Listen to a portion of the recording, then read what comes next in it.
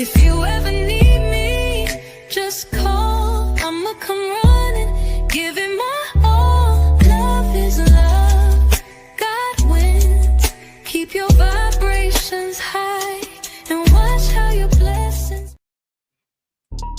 Do that shit. Do that shit. Do that shit. Do that shit. No benefit. Fucking with a real one, yeah, you should quit. If a nigga run his mouth, I'm on my Duke and the shit. Run up in the nigga house, I'm on my Duke and the shit. Better choose a different route, I'm on my Duke and the shit. Duke and the shit. If a nigga run his mouth, I'm on my Duke and the shit. Run up in the nigga house, I'm on my Duke and the shit. Better choose a different route, I'm on my Duke and the shit. Duke and the shit. Better know I'm pulling up, I'm on my Duke, then the shit. Sledging up and fueling up, I'm on my Duke, then the shit. Nigga can't square it up, I'm on my Duke, then the shit. The whole crew gon' tear it up, I'm on my Duke, then the shit. Nigga don't.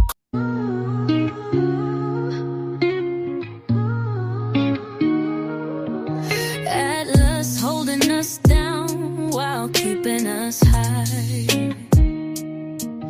With the law of one, we reach for the sky.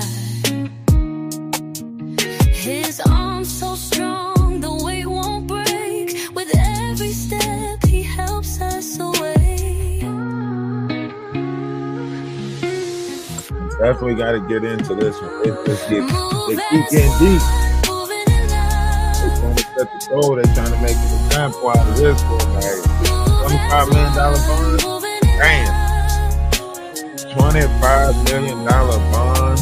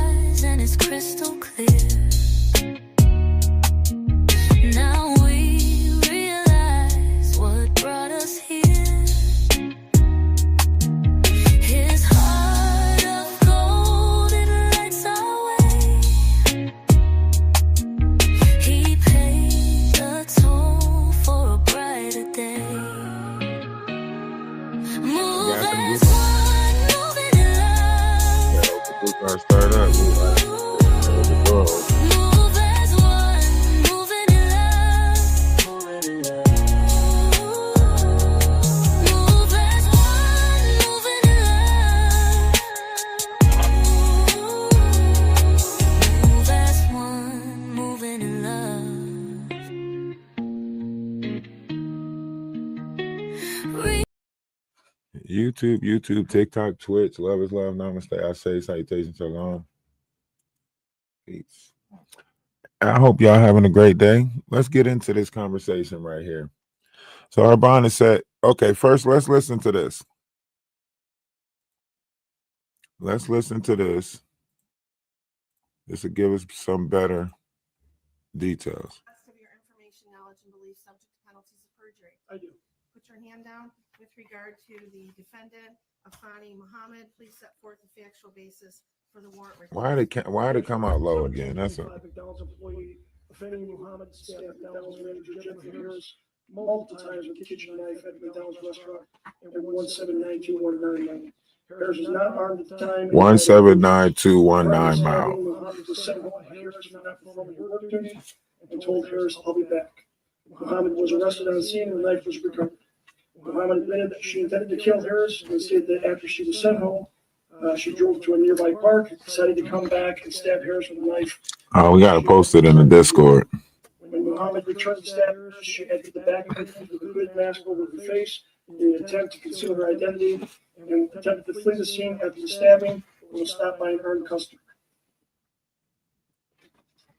And the requested charges are murder in the first degree, count 2, dangerous weapon carrying with unlawful intent, and there's a habitual second notice offense. Is that correct? That is correct, Your Honor. The warrant is being signed and we can proceed to arraignment. Thank you. A second notice. So she got 25354, People versus Afeni Muhammad. Counsel appearances for the record. she's got other cases now. I don't know if that 2002 case is done. Somebody need to check on Wayne. Wayne need to be charged. Your name, please, ma'am? Afeni Muhammad.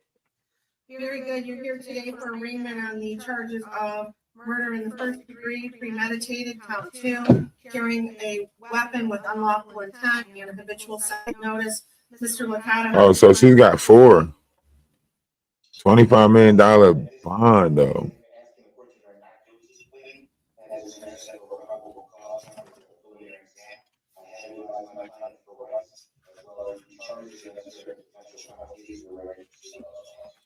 Very good, ma'am. Do you understand the nature of the charges against you to your satisfaction after talking to your attorney?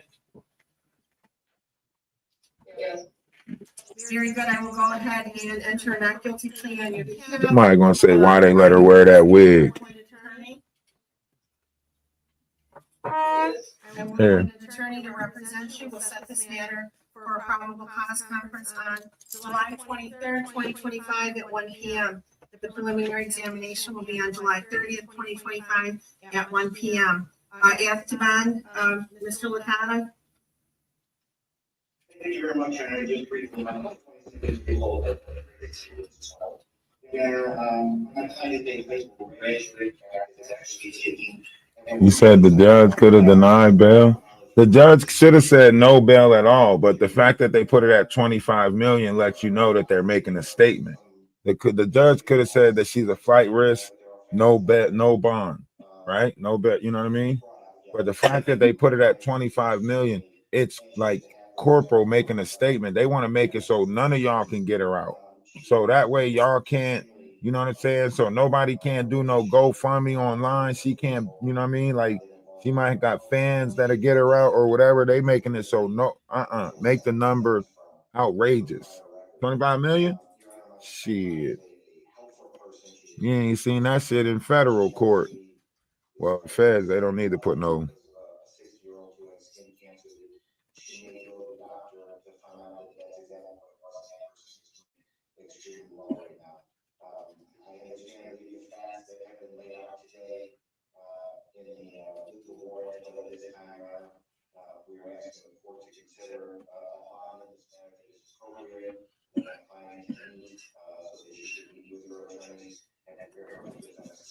A bond that she could meet.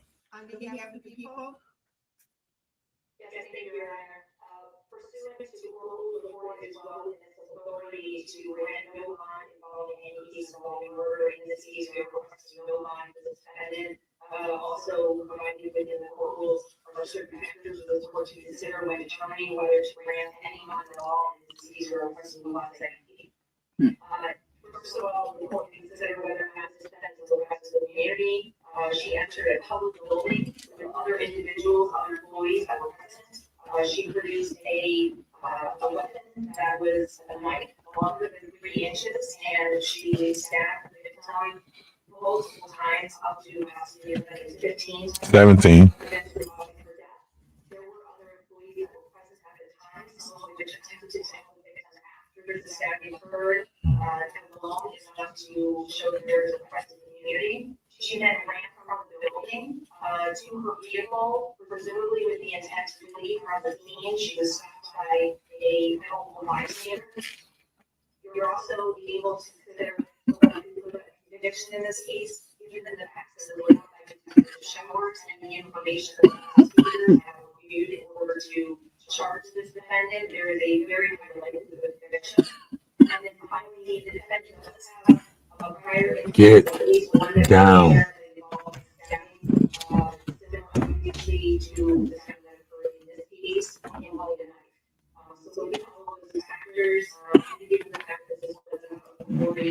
Y'all tap the screen, share the live, tap the screen, share the live. Let's build the room and talk about this.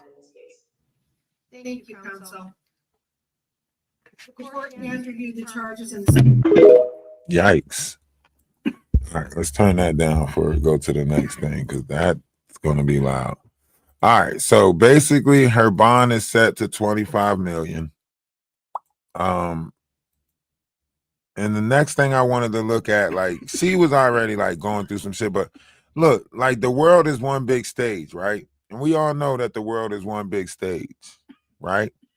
But could it be possibly that this shit is all orchestrated? Like y'all see the video that she got on YouTube? Y'all know she got a YouTube. She got y'all see the video on YouTube? Like, come on, somebody. Who this? Who's the camera person? If she don't got no friends, if she was such a loner, right? Who's the camera person filming this? Who made this video for her? Who was she?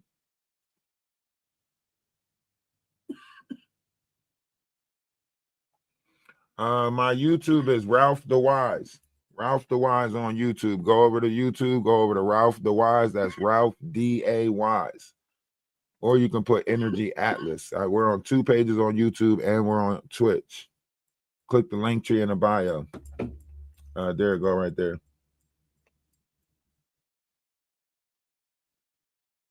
No. Nah, this ain't a phone holder. This somebody walking around, you know what I mean? Like literally walking around at a store, so on and so forth. I know they got holders. I know they got what you call them, drones and stuff like that. We know they got that stuff. But go over to Ralph DaWise on YouTube and look at this video. She's got a video. She's just got a page that started February. It's called Risen Phoenix. Somebody was helping her build these accounts. Somebody was trying to, you know, because this ain't making no sense. Official music video, accept me for who I am. Come on. Mm-hmm. That's what I said. And then her old account, when you look at it on Instagram, was her name. It was Risen Phoenix. Now it's the official with a blue check mark. Right. Already at 9,000 something followers. Right. With a blue check mark. I don't understand the blue check mark, but yeah. The blue check mark means she's verified. Verification means she's somebody, you know what I mean? Mm-hmm. Like when you get verified, that means you already got like your social media is all linked up, so on and so forth. Like, how did she get official with a blue check mark? You know what I mean? Like, did she got a fan base somewhere? Is there like an OnlyFans page somewhere or something? Because I don't see how she's getting a blue check mark. If you look at her Instagram photos early on, I would not be surprised if you can pay for verification on some of these applications. And she don't have like a link tree. Look at this. She got a whole video. Yeah, this song is for pretty sure it's dedicated to all of you. Anyone trying to stop you from being who you want to be, I'm letting you know, straight up, be yourself. Oh, let me. Damn, I gotta. When nobody think. We all are unique in our own way, so be yourself and don't care about what anyone else think. Period. Sing along. Accept me for who I am. Accept me for who I am. Accept me for who I am. I don't even gotta pretend. Accept me for who I am. Accept me for who I am. Accept me for who I am. I know you can't see. You got to go over to Ralph DaWise on YouTube in order to see it. We're live on multiple platforms right now. You can go over to my Twitch. You can go over to Ralph DaWise. You know what I mean? But TikTok's not going to let me play it anyway because they're going to, you know. I don't even gotta pretend. I'm done playing these damn games. I'm done playing these damn games. I'm done playing these damn games. You ought to be ashamed. I'm done playing these damn games. I'm done playing these damn games. I'm done playing these damn games. You ought to be ashamed. Life is what you make it. You got the opportunity of adventures. Take it. I'm not gonna sit here waiting when the time is currently pacing. I got stuff to do in my life. Benefits for you that spread the light. If I'm supposed to be free, don't I deliberately got the right? Why do I gotta go to hell? How am I polytheistic? I got endless answered questions that are so realistic. I'm only enjoying the good things in this world. Ain't that what the book said? If you don't understand what I'm saying, put your hand on your heart and nod your head. Right now I'm in so much rage to the point when I'm reading and turning the page. I feel like I'm the only one that can bring myself up out of this cage. Nah. Fuck that. Nah. I feel like if we listen to that, like we're invoking some type of energy or some type of darkness, because I mean I'm not saying it like that, but like, you know what I'm saying? Like She made that video back in February. You know what I mean? That means she's been either getting chased by darkness or something. Because you gotta think, like, and even in her video with the purple wig on, she's like, you know what I mean? She's like, I'm a good person. Like, you could tell, like, how she's leaning into the camera, how she's looking into the camera. It's like she was fighting a demon before any of this shit took place at McDonald's. She was already fighting something dark inside of her. If you get in touch with her family will probably tell y'all, like, yeah, we dropped her off at the mental hospital. She don't want help. She don't want to admit that they'll probably tell you. Well, you know what I she mean? is. She's a Because young there's a adult. lot of people, there's a lot of young adults who chose the streets because they can't abide by the rules and regulations of society. Right. Because they don't feel like you should be governed by any of that. Right. And they're trying to find different methods and, you know, ideologies that fit their fuck the world type attitude. Because even listening to that, like, this is somebody, like, that's why I say the world is one big stage. She's pretending to be spiritual so she can be chaotic. Mm-hmm. And that's why I say you got to watch out for imposter spirits, because this girl is pretending to be spiritual so she can cause chaos. Now, what do that look like for the real spiritual people? Right. It makes us look. It makes us look like we're causing chaos. And you know what I mean? So that's why I say the world is one big stage, because the way she says in this, you know, video, I got shit to do with my life, right? And then that's the same thing that she said when she was talking about this lady, you know, however many months later.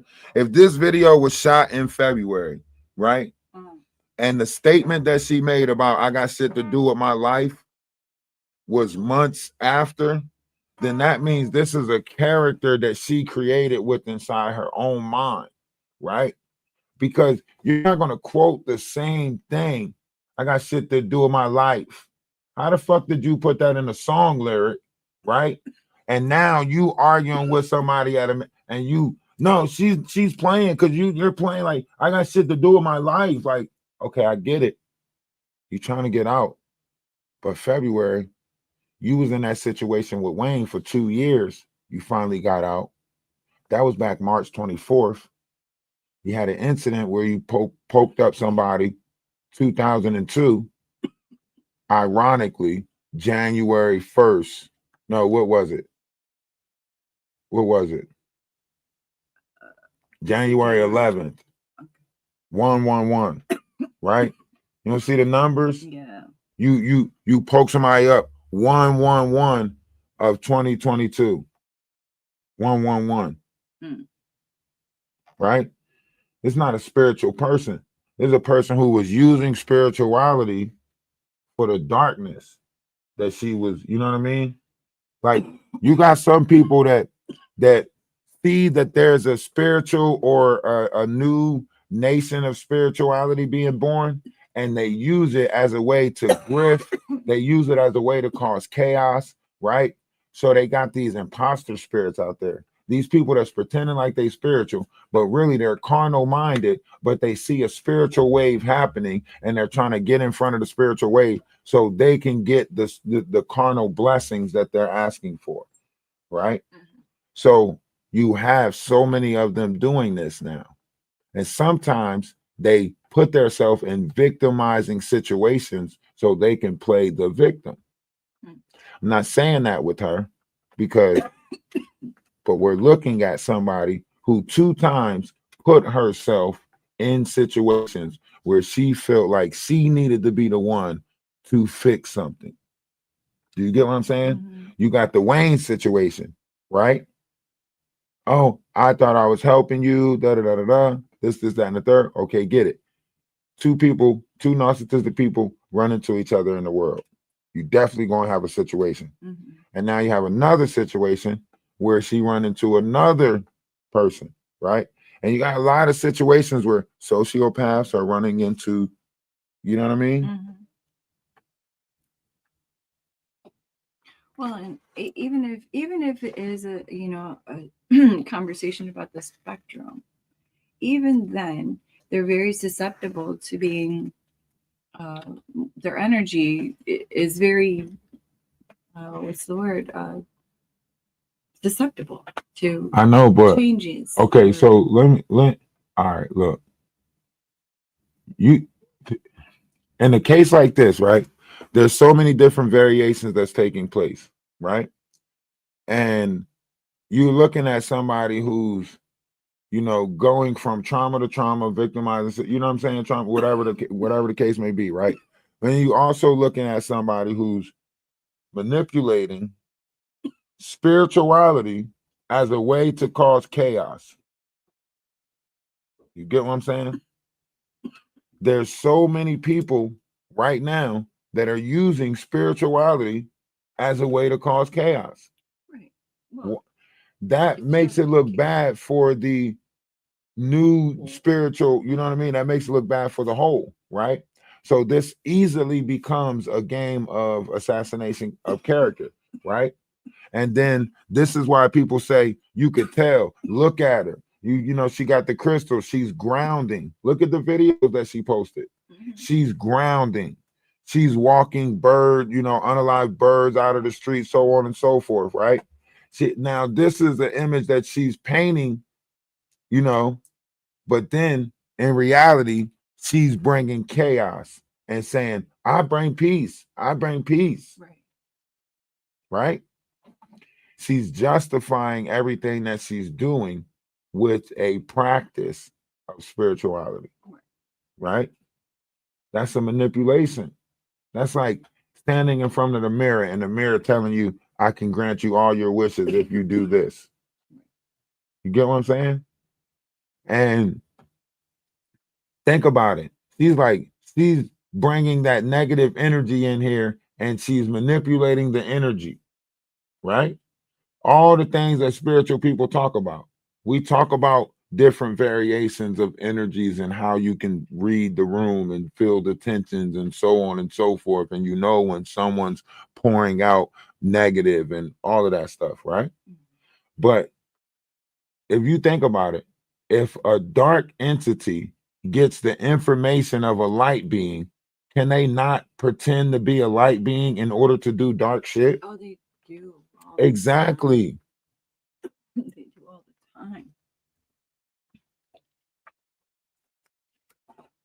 Some of the most famous spiritual people are just now getting pointed out as being fraudulent. In 2022, there was an incident resulting in injury.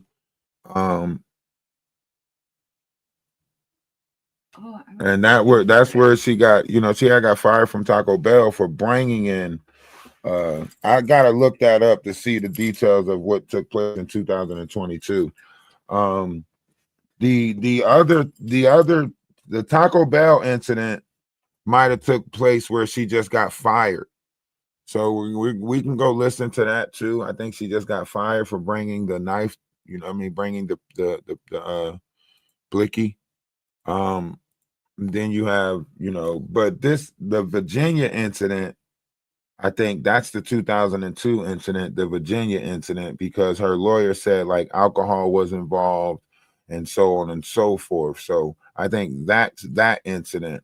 And then she got fired from Taco Bell because she brought in the thing, right? Now, granted, she was getting picked on. They say there's a lot of people that was there that know people that was there. They said the workers used to say how she stank and how she was homeless, so on and so forth. So you know how people are, like we disregard like anybody who's not keeping up with proper hygiene, especially in this new age with like, everybody getting sick and germs being at an all, we're fighting germs, unseeable, whatever. So her coming in dirty, smelling, stuff like that, I could see how it might put a lot of people off, not understanding her situation or whatever. So, and these young kids, man, listen, these young kids that's working at these fast food places, listen, they picking on aunts and uncles and, you know what I'm saying? They don't give a fuck. They don't have no They don't have no chill. So I can imagine her coming in, you know, with the crazy wigs and all of that stuff and so on and so forth. I can imagine like shit, they probably that's like a good joke to them, you know what I mean? Or good some entertainment, because that's what people try to use other people for their entertainment.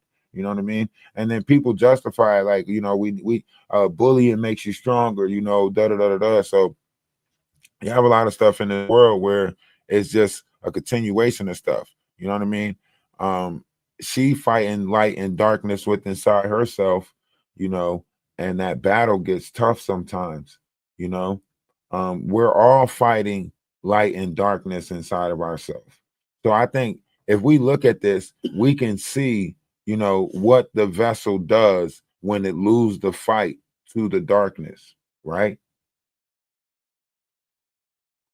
Because this is what this is. This is somebody fighting those, you know, lower vibrational entities inside their vessel and fucking losing around every corner.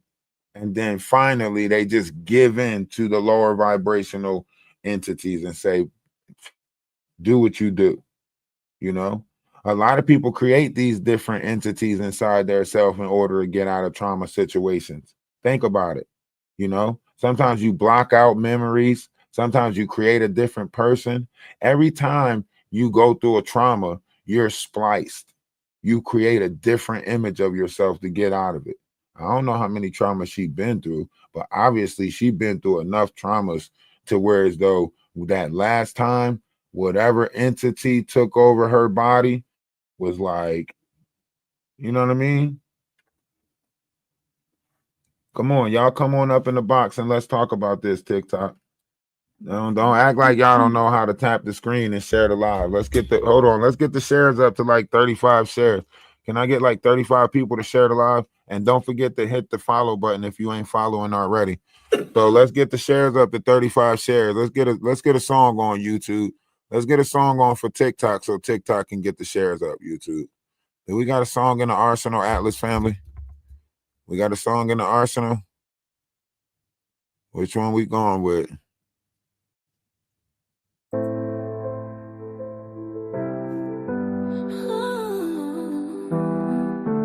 Why do you deny Let's me? get these shares up. Let's get these Chose the shares light up. created for you just to hide Get it. these Why shares and obsessed likes about up. I know. surviving? Fighting over creation made for all the Let's get to thriving. 35. Let's open When up love that box. speaks, you say you're listening. I wonder if you hear me. Love is love, love is love. Always is, always was. Fighting demons. Always be Man, this just one was love. fighting demons Always for sure. complete, always enough. Love is Yeah, I'm glad you said that.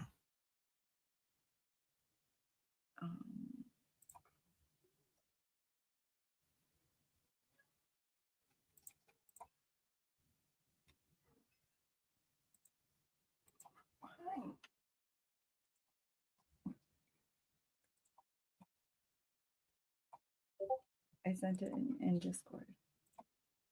That nigga been fighting a whole lot of demons.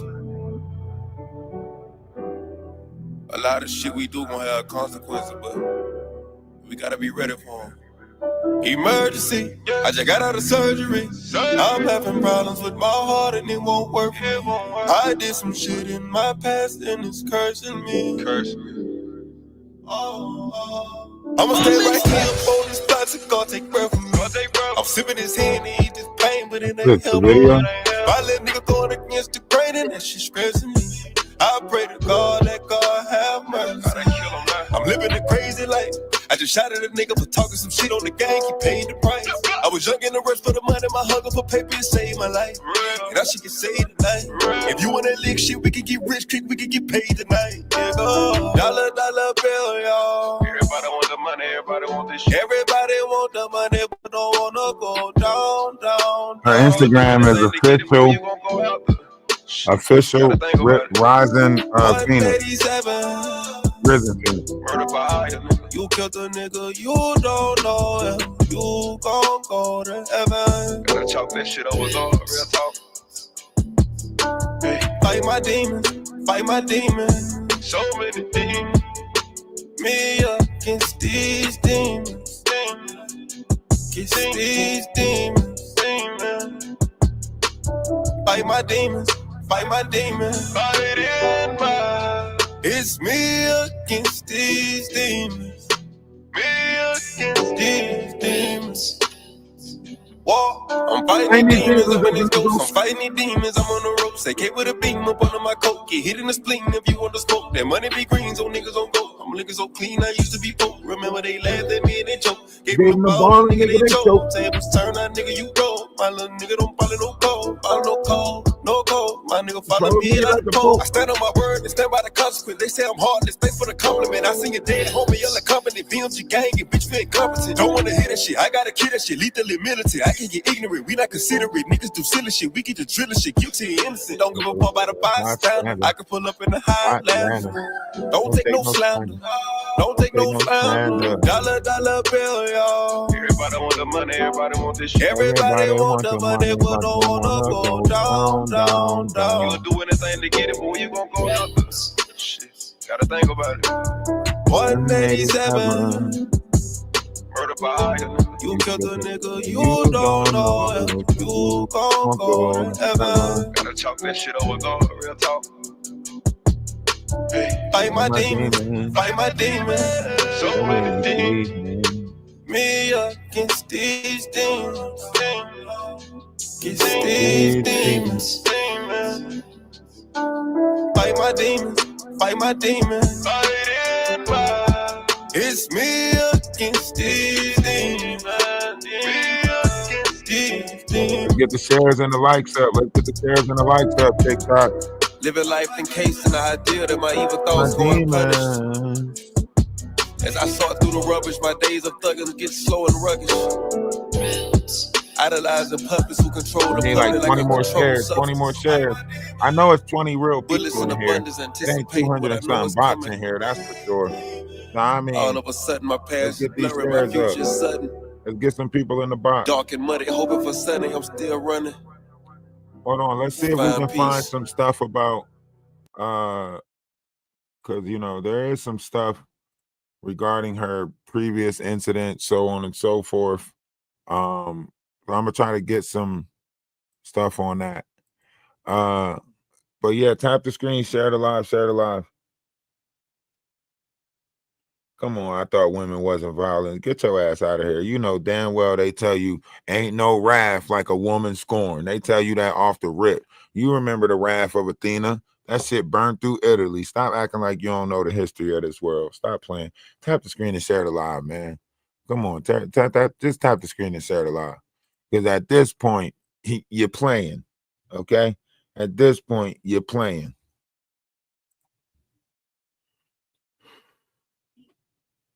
Oh, shit.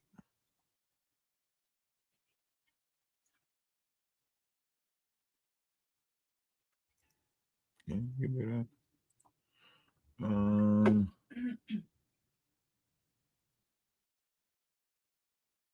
That for the woman accused of fatally stabbing her manager at the East Point McDonald's. Good evening, everyone. I'm Taryn Asher. And I'm Brandon Hudson. The 26-year-old made her first court appearance today, and we learned this isn't the first time investigators say that she stabbed someone. Fox News' Camila Miri has the latest. 26-year-old Afeni Muhammad in court Friday afternoon, charged with first-degree murder. East Point police say Muhammad fatally stabbed her manager, 39-year-old Jennifer Harris, inside the McDonald's where they both worked on 9 Mile Thursday morning. Prior to the stabbing, Muhammad was sent home by Harris for not performing her work duties and told Harris, "I'll be back." 2 days before the stabbing, Muhammad posted a video on her Instagram, which is public. This is a small portion. Hold on. So this official page got to be somebody else's page because her Instagram page says Afeni. That's what I was saying. What's going on? You know you're in the box? Yeah, I know I'm in the box. Okay, what's going on with you? I think, bro, this is insane. People defending this woman, I feel like are insane as hell. No, we're not. Who's defending her? You found somebody that's defending her? Yeah, there are tons of people on here defending her. What? What type of stuff? How type? How? What you mean? What do you mean like defense? They said it's the manager's fault for hiring her and putting up with her for so long. What? And the manager should have seen it coming. I said, the fact that this woman gave this woman an opportunity to work, to make money, She wasn't doing what she was supposed to do. She got sent home. She didn't get fired. She got sent home, and she came back and brutally. Okay. All right. So let me ask you this. Are you aware of the details of this situation fully? Not fully, but I've listened to several news stories on it. All right. And what is your take on this? I don't think so. I don't think the manager should have hired her in the first place because, as what you just said, the news story saying that this isn't the first time that he had poked somebody, and on whenever you're hiring somebody, they have to do a background check on you. If that popped up in her background check, and she even said she had a mental illness, I feel like the manager should have taken that into account and done that to protect herself and her employees. Yeah, I think a lot of people dropped the ball on this one as far as the whole, thing goes. I don't think we could discriminate. Come on in with because it. a person has mental illness or things like that. That's not that. It's not that. That would be discrimination. Absolutely, that would be discrimination. Poked somebody before. Okay, hold on. The manager didn't know that because it was, it wasn't to like basically when it was checked out, it didn't happen in Michigan. I'm not sure. It didn't happen in that database, so they couldn't see what took place. You get what I'm saying? Now she did get fired from a Taco Bell for bringing in, a blicky, but that was these are different situations that took place, right? The lawyer stated that the other situation was alcohol involved and so on and so forth, right? So that was a different situation. Everybody's getting these situations mixed up as if the manager had that information. The manager didn't. Okay. I don't think the manager known all of that about her background. Do you really think she went in there and said, "Hey, I stabbed somebody before"? I don't think so. I don't think she had that poke. Just say poke. I'm sorry, poke. Yeah. Sorry. Like I say, like everybody, y'all done looked at the Instagram already, right? Y'all see all the clips that's coming up, showing, how, disturbed or how, different this person was, right? I had people come up yesterday and that, they talked to people that was close to it. I had some people who kids worked at that McDonald's and said that, the manager, treated a bunch of people like this, and they also, according to what they say, they're going to investigate it. And McDonald's have, cameras back there, so they should be able to hear whatever was going on during her shifts or during whatever times that she came in. You get what I'm saying? And I don't know what the hell happened, but they say the manager swung on her first. Yeah. And I'm not defending her. Well, I heard the manager was a little, I don't know, violent or aggressive, as you would say.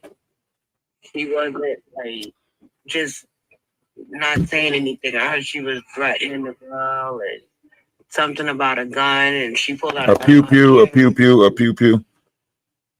She was talking to them like they was her kids. Did she say she would take off her belt? Something to that effect. It was just a lot going on that. Yeah, but how many Gen Xers be like, y'all acting like my kids. I have to take off my, belt like I do my kids. It's a lot of Gen Xers that speak like that. So that's a miscommunication. That's like I question the fact too. This is another question that I have. She only had problems with that particular manager. She didn't have problems with everybody. Not really. They said they was making fun of her. They was making her being homeless, making fun of her, for smelling, so on and so forth. But Thomas, come on in with it. What you got? Come on. Thomas.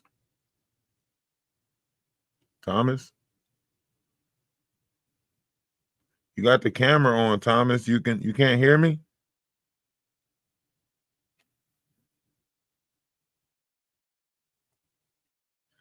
All right, EB, what's up with you, EB?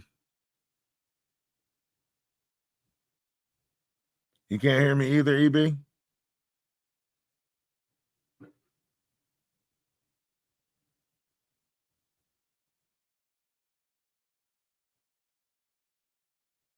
Can y'all not hear me? Can y'all hear me?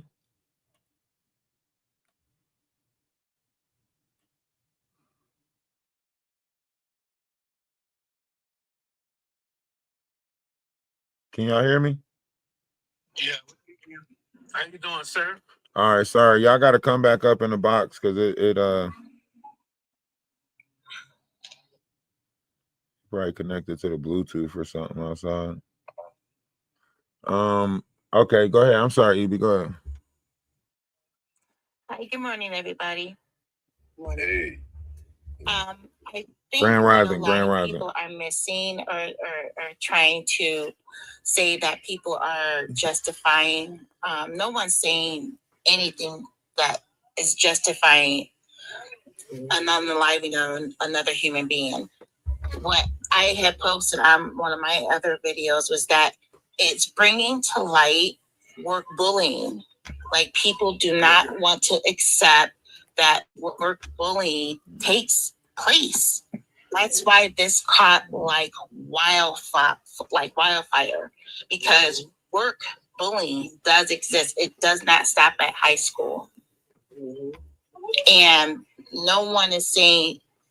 I've not seen more videos saying, "Oh yeah, she should have." Yeah, like I've not come across it. If somebody has come across it, that is horrible, because that's not an excuse to do what you did.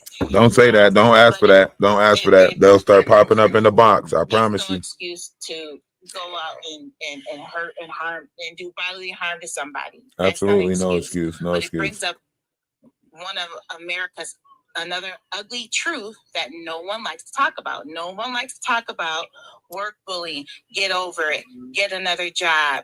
You could have just left. First of all, I'm in Chicago, so for a big city like me, it's still hard for people to get a job. It's still hard for people to get a job.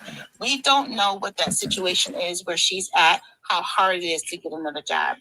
But it brought up work bullying does happen.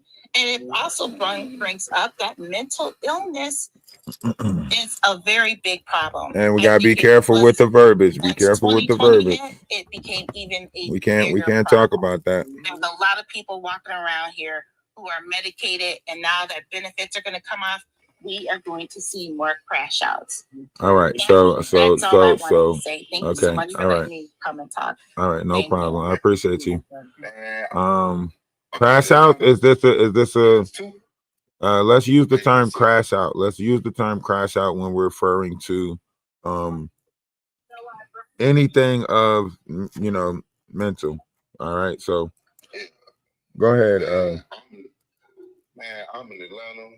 I done worked at like the Popeyes Chicken and other places. Like, it's two things they do. When it comes to managers, they either gonna get a guy that's sassy, if you know what I mean, with the community, or they gonna get one of the women when it come to our group of people. And I'm talking about diabolical. I'm talking about the meanest sisters.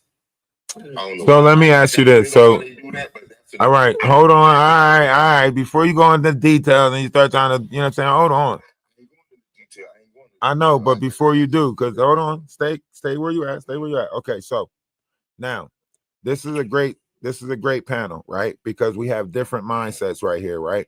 And when you look at the different mindsets, let me get this correct, right? So if you look at the depths of what you're saying, right? Could it be that they are implementing these type of people in the workforce in order to cause chaos in certain areas? Could that be possible? Cause chaos in certain areas? Yes, because if you put a certain manager in the area that's being nasty and you got all these managers in the same area being nasty, so on and so forth, right? And then you got other places where you go where it could possibly be, the foreigners that's treating black people. Because if you look at the citizens, never mind, we're not going to get into that. But there's different variations of things that could say that somewhere down the line, this is some type of social experiment this is some type of project, we are all triggering each other, right? I like to think that it's people, right? We have to have a choice to want to treat each other better no matter what position we're in life, right? That's my outtake. Yeah, but then you have some people, because I look at her name. She has a foreign name. Who? You know what I'm saying? Like, hey, I can handle that. Yeah, her last name Muhammad and all this and that. So she ain't from here. Because, you know what I'm saying? You might have family members who like that. You can take that type of, you know what I'm saying, trash talking or whatever.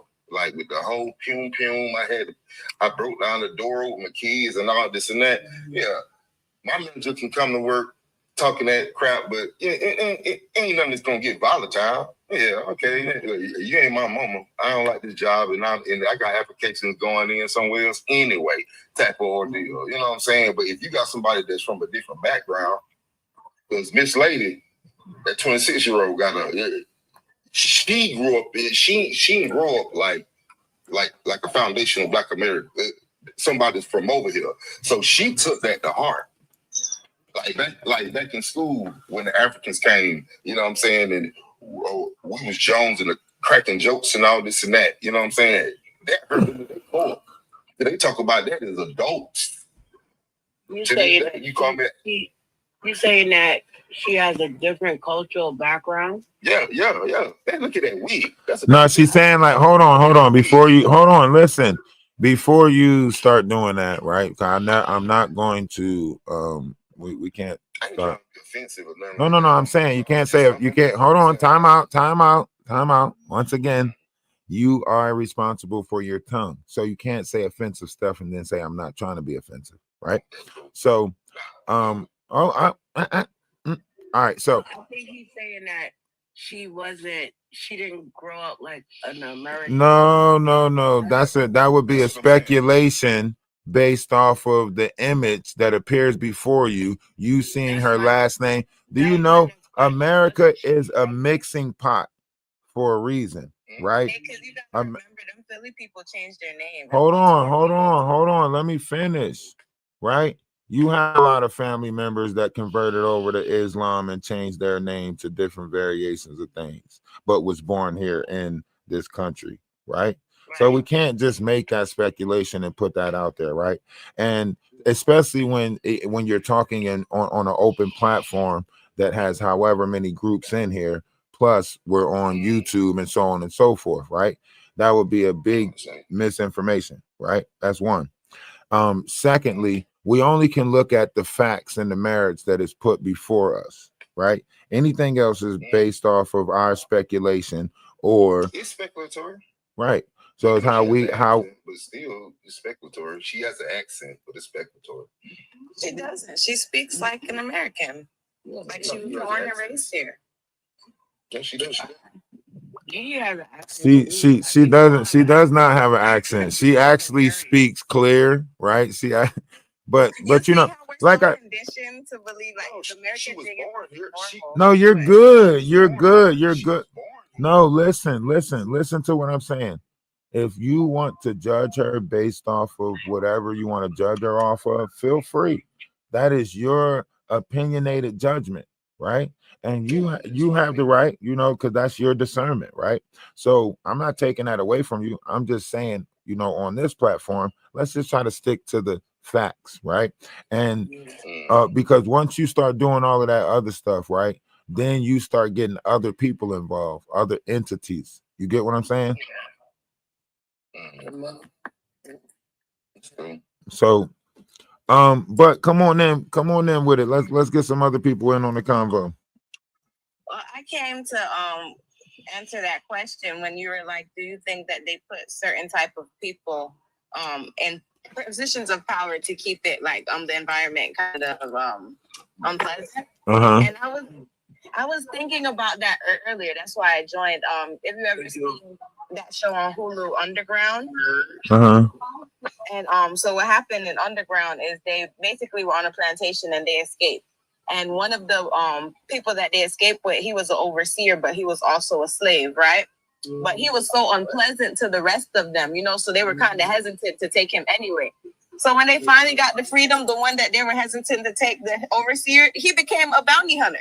I was like, I was pissed. I was like, I can't believe this. You know what I mean? Crazy Like, work. it goes to show like they should have trusted their intuition, because you did all of this hooting and hollering how master treating you, this and that, to turn around, get free, and go sell slaves. All right, so let's See what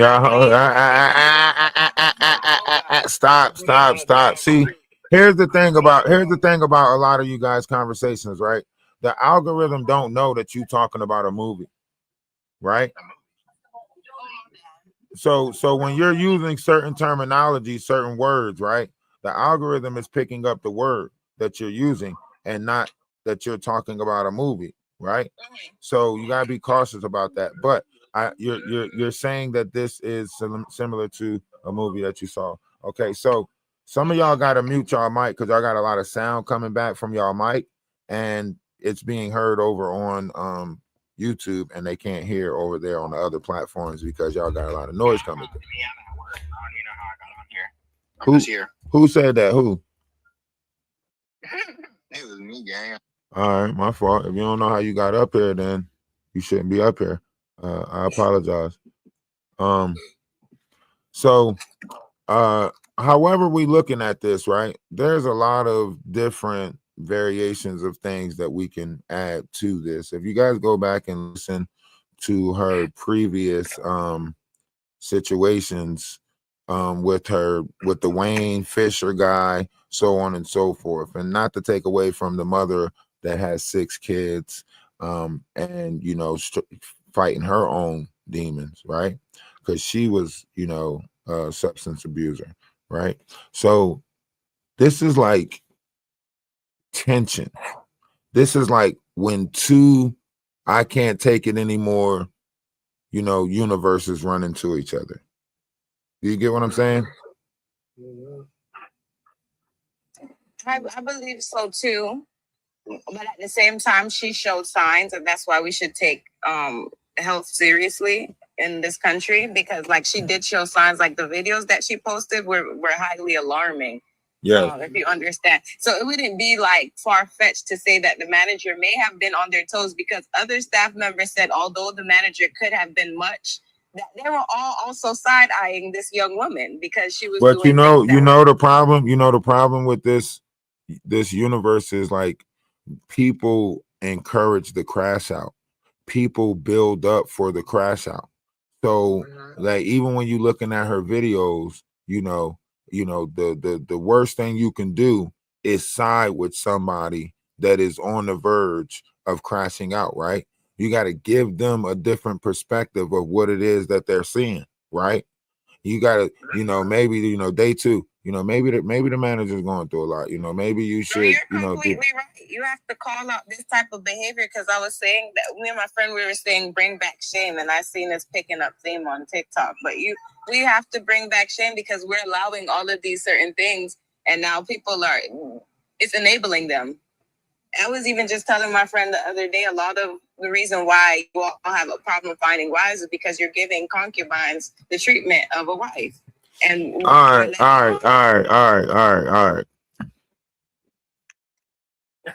Wow. Good morning. Good morning. Hi. I want to say is it's come from the home first, I believe. Like, where's her parents? Where's her support? Where's her parents? Because it always starts at the home, where she probably been abused at home, or she had a lot going on. I've seen the videos and everything. So I'm trying to figure out, where is the parents at this time? Just a support, period. Right. I don't think we can look at the parents, right? Because 1, she's 26, right? 2, a lot of us already have trouble with our youth because we're working to take care of the household, and they're actually getting raised by their peers, school, and whatever it is that they're watching on social media platforms. We got a lot on our plate as parents, right? We send them to school with the idea that school is teaching them, how to get along, teaching them how to, structured herself in a mannerism that is fitting for society, right? And we are looking at outside of school situations. These are adults now, right? So now we have adults who wasn't properly taught in school that ended up getting in positions of power and also ended up being assholes in the workplace. And let's just be honest, people don't treat people good in this world. Everybody's got an attitude, everybody's talking with sass, right? Think about it. Riz right now is considered putting people down. Like if you look at the dating world right now, it's like they sitting there like jonesing on each other, and that's considered flirting. Like sitting, you know what I'm saying? Like, bro, look at your shoes. Girl, look at this. And that's considered flirting right now. That's why I say Like, I understand. society is upside down. Society is literally upside down. But they'll tell you that iron sharpens iron. Only the strong survive, right? They planted this shit in our minds that this is how we gotta be towards each other to build ego. Nobody's teaching nobody how to be humble. Nobody's teaching nobody how to have integrity. Nobody's teaching nobody how to be chill. Everybody's teaching everybody that if that's how you feel, then do it. If you feel that way, then do it. Let your feelings be, you know what I'm saying? Right. So we in a world where everybody's doing what is to their prerogative. A lot of people walk around treating people however they want to be treated. But then in their mind, it's I'll be damned if you treat me that way. A lot of people say, that could, you see somebody talking to somebody's mama bad, and they like, you wouldn't talk to my mama like that. But then they'll be the same ones out there talking to somebody else's mama like that.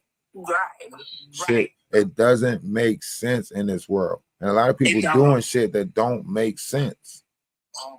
And also, I got something to say about that. Her record shows itself. She have a previous record of domestic violence from, I guess, whoever she dated or whatever, but she do have a background. I mean, let's not go there, man. Let's think about this. A lot of y'all women find yourself with narcissistic men. We're fucked up. We'll pay for something and then hold that against you because we know y'all like, the finer things in life or whatever the case may be. We'll put you in the house and think that we're entitled to control you or take over your body or say when it is that you can give us stuff. And she wasn't even in that relationship, if we're being honest. She was in a rent-to-own situation with a stranger because he was renting out a room of his house, and she was like, okay, and rented out that room. And then he started using the things that he did for her in order to try to get sex with her and made her take off her clothes and stuff like that. And she was feeling uncomfortable. And then that same person ended up getting in trouble at work for touching a minor. So the same person that you're talking about is the monster in her life that she was trying to get away from. It's the reason why she tried to spend all her hours at work so she wouldn't have to be home with him. But they kept sending her back home to that monster. And I'm not making no excuses for her actions, but I think she had a fucking lot on her plate. She does. I agree. So her going to work was like getting away from him. Getting away from him. That was her going to work was her way of getting away from him and getting the money to get by a net, you know what I'm saying? So that was her outlet. So imagine, you getting a job, right? And you thinking, I'm about to get the money to get away from this monster, right? I don't know. My dad was right. I should have never put myself in this situation, whatever the case may be, right? Now you're getting these jobs and stuff like that. And now, your money is slowing down. Now, this like, you like, what the fuck? Like, I'm already homeless. I'm already, I'm already trying my best. I'm already, and yes, she might have stunk. She might have stunk. She might have been different. How many people, man, people got different ways of using it. They don't want to use this chemical-based stuff. So they trying to find alternatives that's more natural and so on and so forth. Like, I listen, I know the mindset because I promise you, when I went to Africa one time, I got off the plane. I'm thinking I'm smelling fresh. I'm smelling good. Cologne. I'm in Senegal, Africa. You know what I'm saying? The dude standing next to me, he keep looking like he smells something that stink. And I know I smell something that stink. I'm smelling onions, body odor, and some more shit. So I'm like, what the fuck? But he looking like he smells something that stink. So he talking about something. He gonna look at me and tell me I stink. What the fuck you mean I stink? You know what I smell like? Burberry. You know what type of cologne I got on? I'm clean. Right. You know what I'm saying? I'm gonna say I stink. You ain't try to say, yeah, your cologne stink. It's like they don't wear all of that cologne. Right. But that's what I'm saying. Like, so now think about this. In my mind, I gotta adjust to say that okay, other people live a certain type of way, and I'm okay with that, right? And I gotta be okay with that, right? A lot of people ain't okay with the way other people live. A lot of people ain't okay, you know. And if COVID ain't, you know, I mean, if the things that took place in the past ain't tell us nothing, you know, a lot of people are scared of germs right now. You know, they See, that's what secretly. I'm saying. Like, If a motherfucker sneeze too many times, you like, hold up, you got that shit, hold up. You know what I'm saying? For real, if a motherfucker get around you and they like, achoo. Yo, listen, hold up. You got MRSA, what you spitting everywhere? Hold on, you got some shit, you coming down with that COVID? What's going on? You know that shit done mutated to, you know, COVID motherfucking 1929. Like that shit on, they done turned that bitch into a Omicron. What's going on with you? Come on, let's get some more people on into the conversation. What's up? Let's go. What you bringing? this is Silent Angel. I'm just making a comment on we all have some type of illness, rather it's diagnosed or not diagnosed. Mine's is diagnosed and I take my medication because if I didn't, I know I could probably get to that point where somebody could just say something to me and it'll set me off the wrong way. But number one is we know for sure that a woman is unalived and left 6 children. We know for sure that this is not this woman's first time in trouble with a pokey.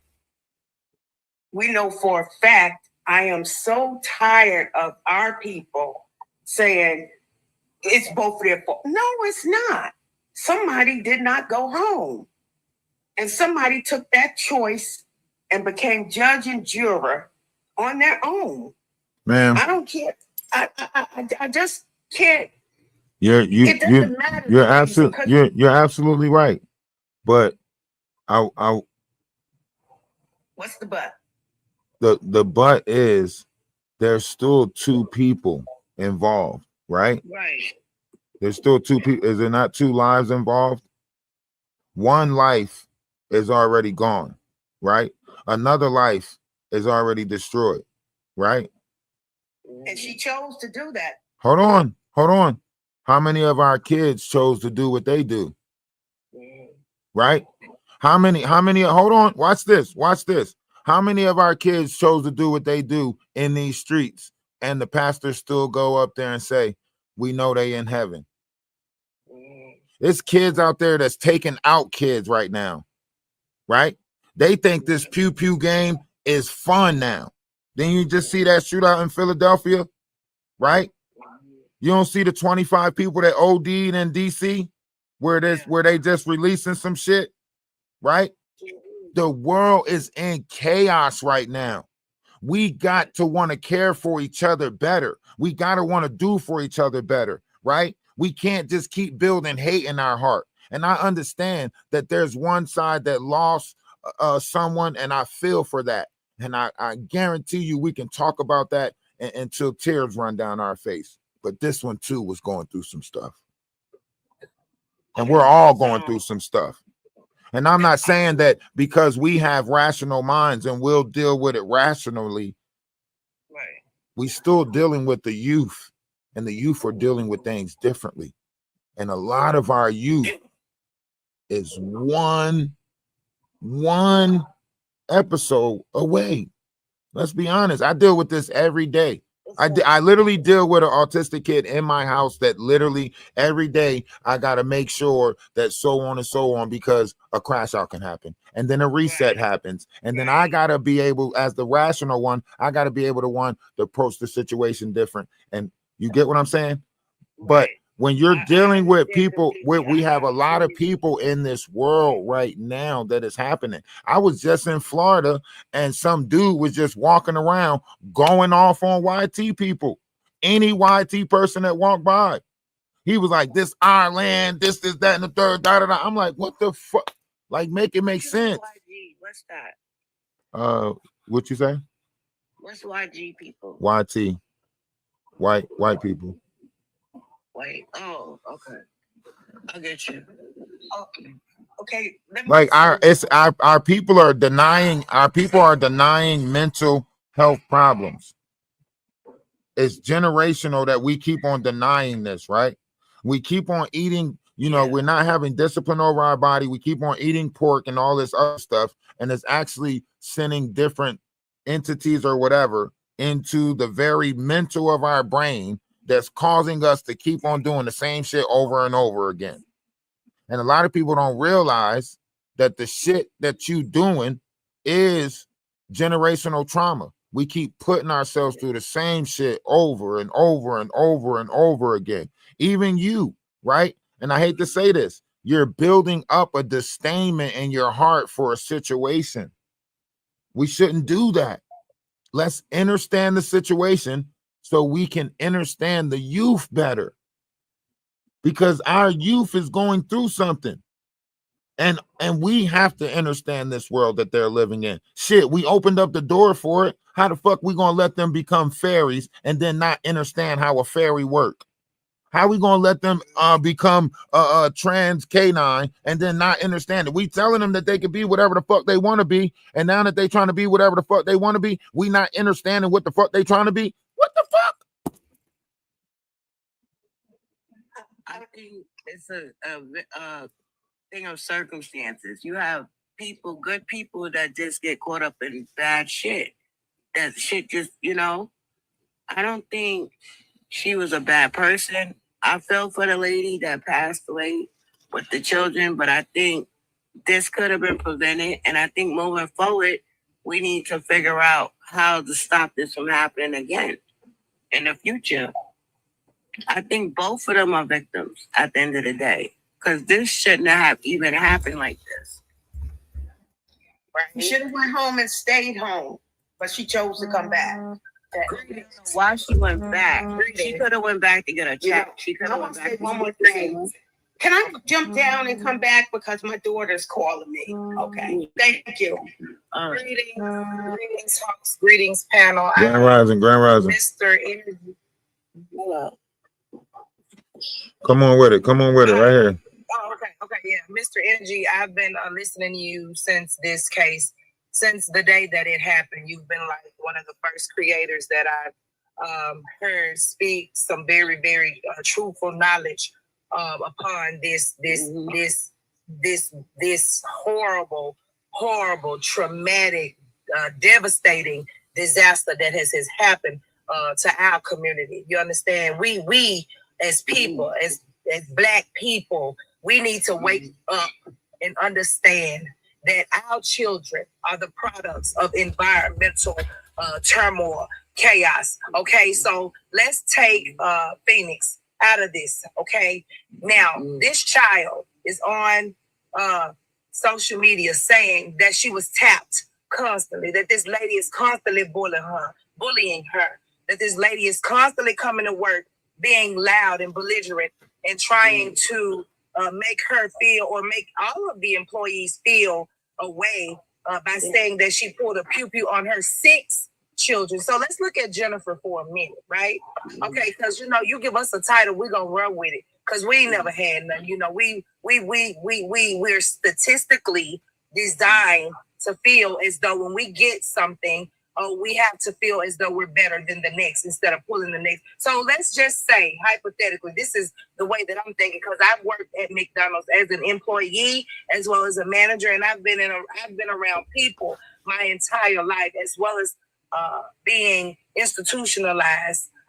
However, I feel as though Jennifer's children's father, I don't know if all 6 of her children has the same father, not my business, is incarcerated. Who's to say she didn't wake up on the wrong side of the bed every day? This baby is telling us this lady is coming in here with negative energy. She's throwing all of these negative ciphers around for people to catch. This child my son is 25. He is such an introvert. He don't talk to nobody. And when he do talk to people, I listen because he has a lot to say. That baby right there, she had a lot to say from her videos. She took a picture of the sky.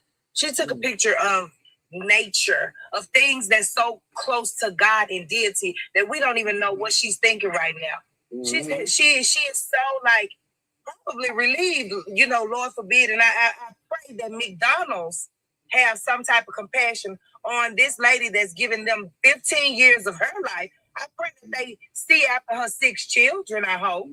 That's what I hope happens.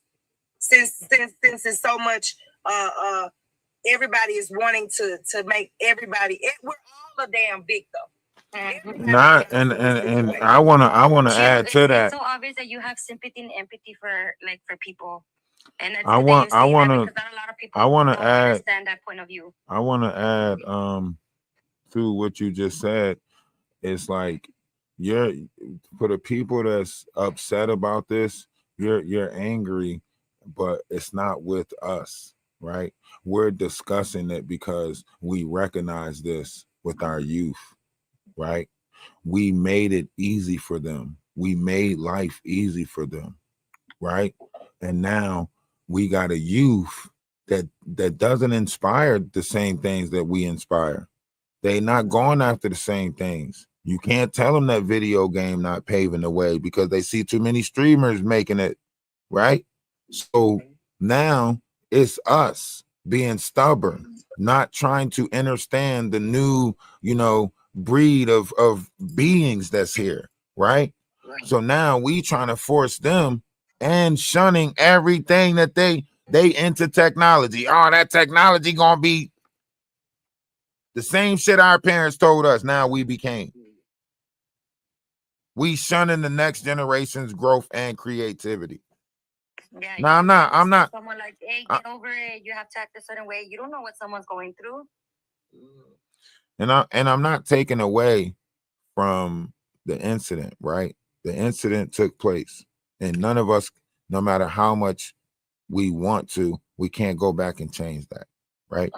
But how do we start creating a method where we actually treat each other better so this won't happen? It doesn't matter if you're in corporate America. It doesn't matter where you at. Look around.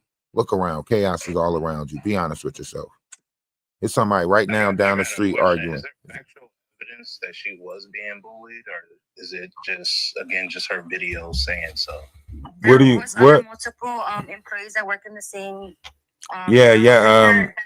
that spoke and have videos of proof of the lady screaming at her while she's sitting down in the lobby area and she's screaming at her. So there is multiple And then listen. And there's been other complaints about this particular manager. Hold on. See, that's why I say, hold on, stop. That's why I say, you got to be very cautious of how you respond to people when they're asking you questions, right? Over here on this platform, we like to come with facts, merits, right? So you can go look it up yourself, the amount of complaints that was put in about this particular manager, right? And you can go look in at previous employees who have complained about this particular manager, right? And you should be probably asking yourself, how did she end up on this shift manager's duty all the time, right? I mean, somebody else was playing a fucking dirty game by putting them on the same shift repeatedly, right? And it was the third time that this shift manager sent her home. The third time. Can you imagine getting a job thinking that you about to fucking make some money and they just hire you to send you home 3 times in the same week? Thank you, Energy, for saying that, because not a lot of people understand that point of view, and we need to have a point of view of all negative and bad. Just the way there is literally attorneys that are not only for victims. Aren't there attorneys also for the villains? Don't they? There's 2 sides. They have to evaluate. All right. Well, we're gonna stay away from that one. Let's stay clear of that one. Please don't attach me to that. I don't even know. played a part, and it could have been prevented. And it could have been prevented, but because we use each other for entertainment, they kept on putting them two in front of each other for entertainment. And people probably had their phones out and ready for some shit. I'm trying to tell you, man, we're fucked up by nature. We fuck each other over, and we keep setting each other up for events just like this. Nah. When you're seeing someone bully someone, what is that called? A bystander, right? Yeah. There was multiple bystanders that were, there's like, literally it's all over Twitter. There's videos in Twitter. There's screenshots of everything. It wasn't just bystanders. It was people adding to it, because how did she keep ending up on the ship? All right, let's get some other people. Sweet, what you got? What you got? Anybody else? Come on. Okay. Peace and blessings and love to you all. Thank you for having me host. I'm headed into work right now.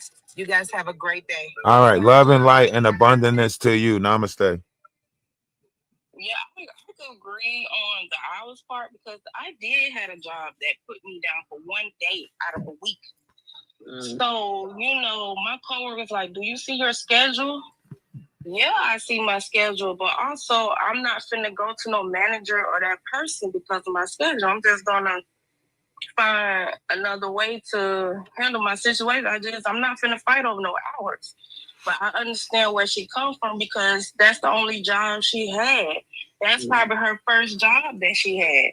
So I understand. I mean, it wasn't her first job, but she was trying to get out of a situation, and she was trying to get on her feet. She was homeless, all she had was pretty much going to the park, you know what I mean? So outside of working, Sometimes even the HR don't do anything about it, because listen, I'm not going to keep on giving y'all high levels of respect by not cutting y'all off when y'all talking. And then every time I try to talk, y'all do this back and forth thing where one or the other of y'all try to cut me off. Right. So if we're all going to be respectful up here, let's, give respect to get respect. And that's how this is going to work, because I've been sitting here for 5 minutes, and every time I started talking, one or the other one of them people kept cutting me off. And I don't know why. I'm trying to be patient, like always. You know how we do, Atlas family. But y'all was here yesterday. Well, some of the people was here yesterday. But, let's all have the same level of respect for each other as entities. Okay? But let's go. Come on in with it. Me? Yeah. Okay, what I'm saying is, devil's advocate, I'm gonna play that. Maybe they were putting her on that same schedule because other managers did not want to work with her. Have we thought about that? Maybe her video and being, doing, what is it called? Them IG things in McDonald's when you're supposed to be working drives everybody bananas. You know what I'm saying? How about the other employees who follow the rules and she's not following the rules? It's always two sides, and one we're not gonna know. And let's go ahead. We doing the devil's advocate thing, right? Yeah. Okay. All right. So is there not proper protocols that you're supposed to go through when you are finding a disturbance at work, such as grievances process, or is there not something called a warning process where you give a verbal warning and then a written warning, and then you can suspend that person for excess amount of days for the behavior of that person in the workplace if they are not doing what it is that you are asking them to do? Isn't there a proper protocol that you are supposed to go through when you are having a discrepancy? And isn't it up to you as a manager to do it as discreetly as possible? Is it up to a manager to walk around and talk about the employees of that establishment? Or do a manager take proper protocol, put the proper paperwork in, right? In order to carry it out the right way, because you have to give them a verbal warning, a written warning, and then you can fire or suspend them. Because you got to have a paper trail that you are having discrepancy with this person's work ethic. Most McDonald's are owned independently. It's not like it's. Hold on. See the justification behind the miss. You see how you just justified that part, but you won't give this one no level of justification behind her rational acts. You see how you just did that? No, I'm just speaking. Okay, go ahead. I'm sorry to cut you off. I'm just speaking that most McDonald's and Wendy's and things is not a corporate. It's a corporation, but each one is owned by different people individually. So, but I didn't ask you that. I asked you, is there a proper protocol for a grievance process when you are having a discrepancy with someone in the workplace? Isn't there an HR that you have to contact, so on and so forth? Even as a manager, isn't a manager supposed to contact HR or other resources in order to rectify a situation for the? Okay. But what I'm saying is, it was independently owned. So who was human resources? The owner. You know what I'm saying? There is no outside person. They just got to follow the guidelines of the McDonald's with what they sell. That's not true. As a franchise, they still have proper protocols. They sign contracts for this, right? That's why they have orientation. That's why they have training. That's why you have to go back to that computer every so often and update it, right? This is why they have those, processes in the workplace in order to keep enforcing certain variations of measures, right? Because you can't just because it's a privately owned place, you can't just walk around touching people, right? Because that goes against certain workplace guidelines, right? So there's still certain rules and regulations that is put in place. Whether it was privately owned, they are still buying into the franchise that is McDonald's, right? I agree with that. Okay. I agree with that. You're telling the truth. I don't disagree with that, but we got to understand, where was that McDonald's? And I hate to say it, you know what I'm saying? Why was she still there for 15 years? The lady who, got unalived. Evidently, they liked her work ethic. And until I hear we need to hear from other employees that was there to know how that one worked or whatever. But all I know for sure is somebody is not here. And I don't think nobody has the right to decide when they should be here or when they shouldn't be here. Well, I want to add on to that real quick. So you got two people here, and you putting two people here that's going to butt heads, people that know both sides of her working at Taco Bell previously, and the employees coming out saying that we are not surprised that she did that because she acted like that over here. She goes to work at another place, and now she's encountering a manager that is also being complained about. You have two people with everybody complaining about her and her. When those two energies bump heads, ain't nothing good gonna come out of it at all. And you have a manager that's 39. She's a single mother with 6 kids. Being at that location for 15 years, I don't know the relationship with the father, if they got the same father. She don't got a lot to, she can't move around like that. You know what I mean? So, and then the manager that's been there for 15 years, you got to understand that sometimes those managers start to treat employees a little bit differently now. So this like when two crash outs collide. Can we say this? Because I have a 27-year-old son and a 42-year-old. Because the manager did swing at her first. So the manager still engaged in the confrontation, even as she knew that look. I ain't gonna lie. I've been in management positions before, right? And let's think about this. As a manager, once you tell somebody to leave the premises, right? Is if they return, you are supposed to go into the office and call the police, right or wrong? I agree. Okay. Right. Okay.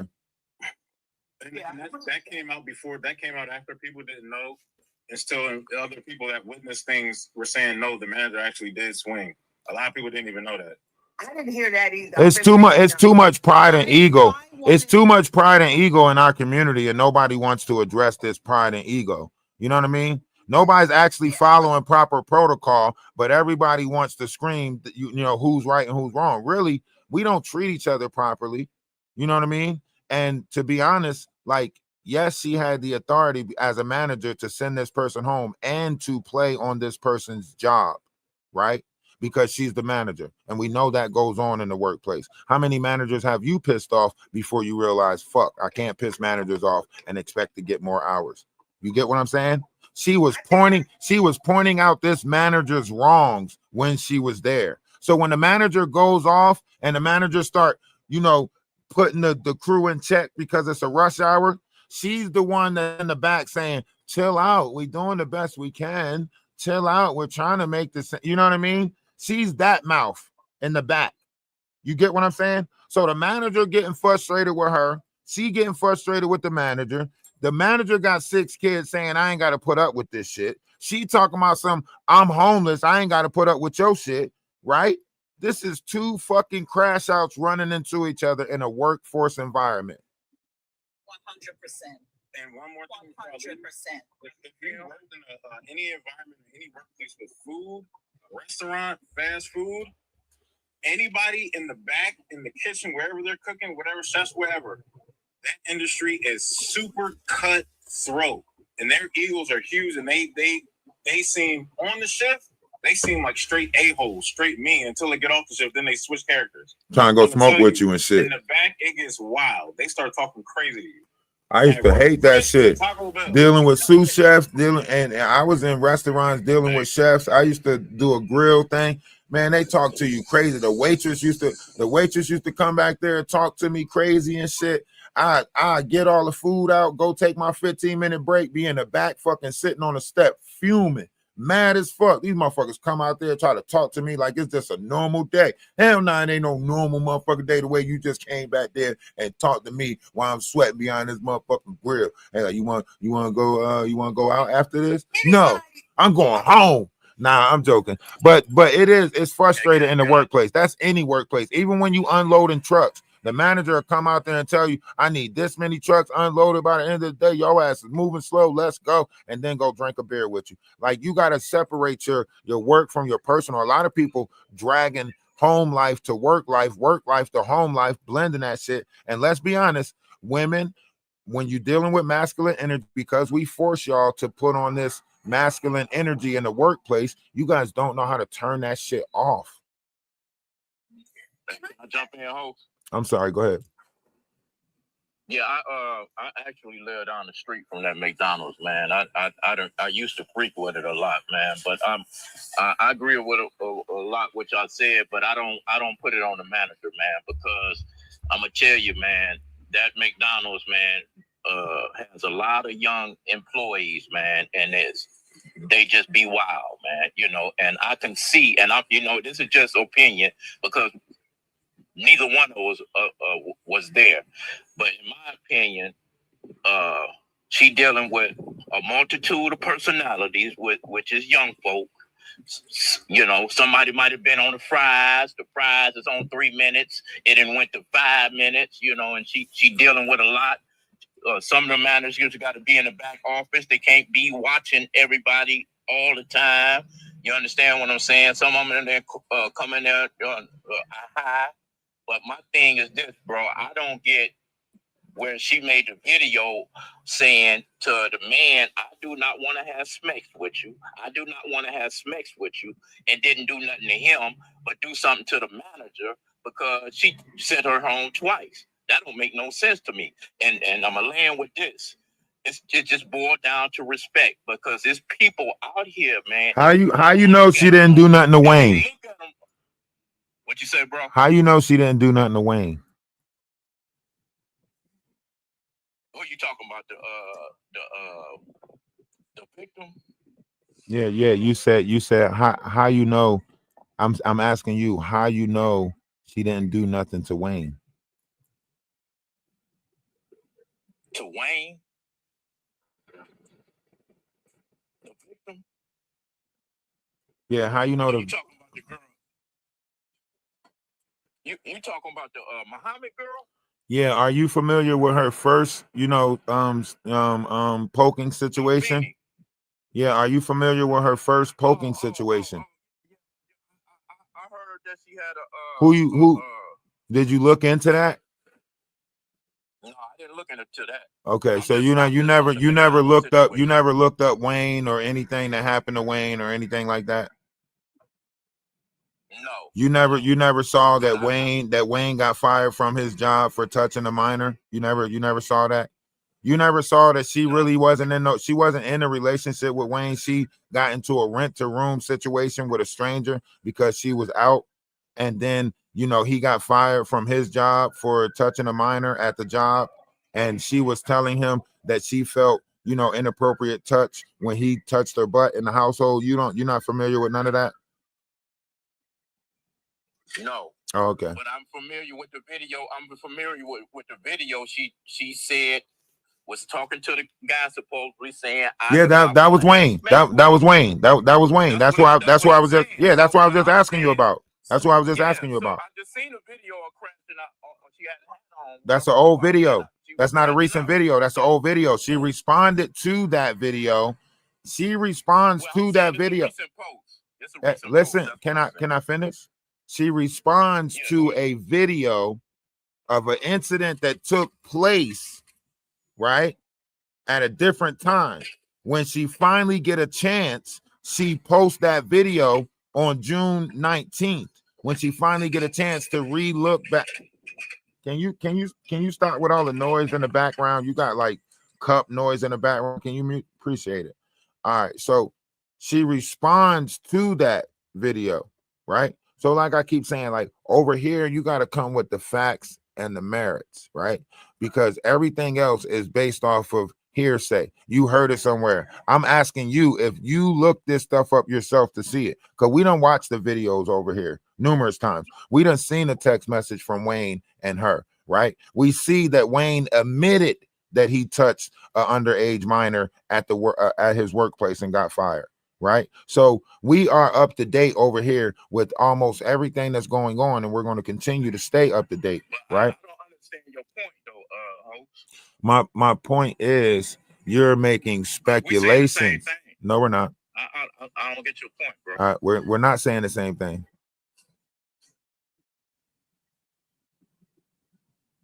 I don't get your point. That's what I'm saying. What are you refuting what I'm saying? That's what I'm trying to figure out. You're trying to say that she was in a relationship with Wayne.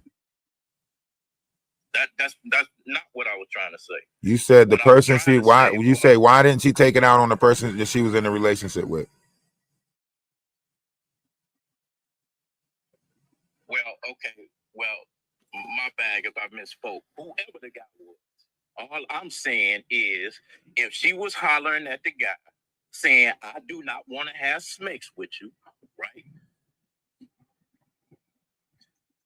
Why didn't she do nothing to him? And then go do something to this manager when the manager, all she did was say, go home. It's the same thing, The guy was trying to make her do something that she didn't want to do. It seemed like okay. Because this is starting to frustrate me. Okay. Go look at the police report. Go look at what a prosecutor is saying, right? Obviously, she did do something to him because that's the first poking situation in 2022, right? She then moved to Detroit trying to start all over, and then this incident happens, okay? That's why I keep on asking you if you can get your facts up to date, so that way you can know that is the first incident that took place. The incident that took place at Taco Bell is the incident that took place where she got fired because she brought in the knife, right? So this motherfucker been doing shit, right? It's been going down. She been chasing shit. That's what I keep on asking you. Are your facts up to date? You keep on saying, why didn't she do something to him? Why didn't she do something to him? That's why I keep on asking you, are you aware of the first poking situation? Are you aware of the facts? That's why I mentioned Wayne Fisher. That's why I mentioned the names. That's why I'm giving you. I don't disagree with that, bro. Okay, so you got to stop saying, why didn't she do something to him if you don't know if she did something to him? I'm talking about unaliving. That's what I'm talking about, bro. Okay. I get what you're saying. I get what you're saying. These kids nowadays think they are entitled. My son is 27. I taught him, and my mother, we taught him you have to get things on your own, and sometimes you have to do it the way they want it done. But don't you, when somebody come at you, because I know that's why I had so many jobs, is because if you come at me a way that disrespect, I'm going to call you to the side and say, let me tell you, da-da-da-da-da-da, don't do that again. And you know what I'm saying? And that's it. I made my boundary right there. You ain't going to talk to me or treat me any kind of way because I'm below you. It ain't happening. And if you do, I just don't come in and just find another job because I'm not going to do something to somebody and have to pay the consequences and be sorry after. No, that's not me. But these kids are lazy. They don't do the dress code. They are entitled. That's why the only people want to work there is young kids because the old people who would work there don't want to work there because they scared of these young people. You know you about to set off a whole raft for young people. But okay, hold on. Stop for a second. Cooking with come on in. Actually, I agree with you. I'm 21, and I agree with you. So, and I've worked at McDonald's, plenty of fast food places. And this was just to touch on what you said, Atlas, about it being procedures and things in place to do if you feel like the employee not performing to their standards. It's those same procedures in place the opposite way for the employees. When you get hired, they tell you, you feel like you're being treated unfairly, they give you numbers to go to. They give you people to talk to. My personal opinion, I feel like once you do that and nothing changes, you leave the job. I've left multiple jobs because of it. But now we're talking about a rational mind versus irrational mind. Yep. Now you got to determine the between the sane and you say what? How are we supposed to know who has the irrational mind when they come in? Hey, listen, in this new world, you better have discernment. You better make sure everybody got it.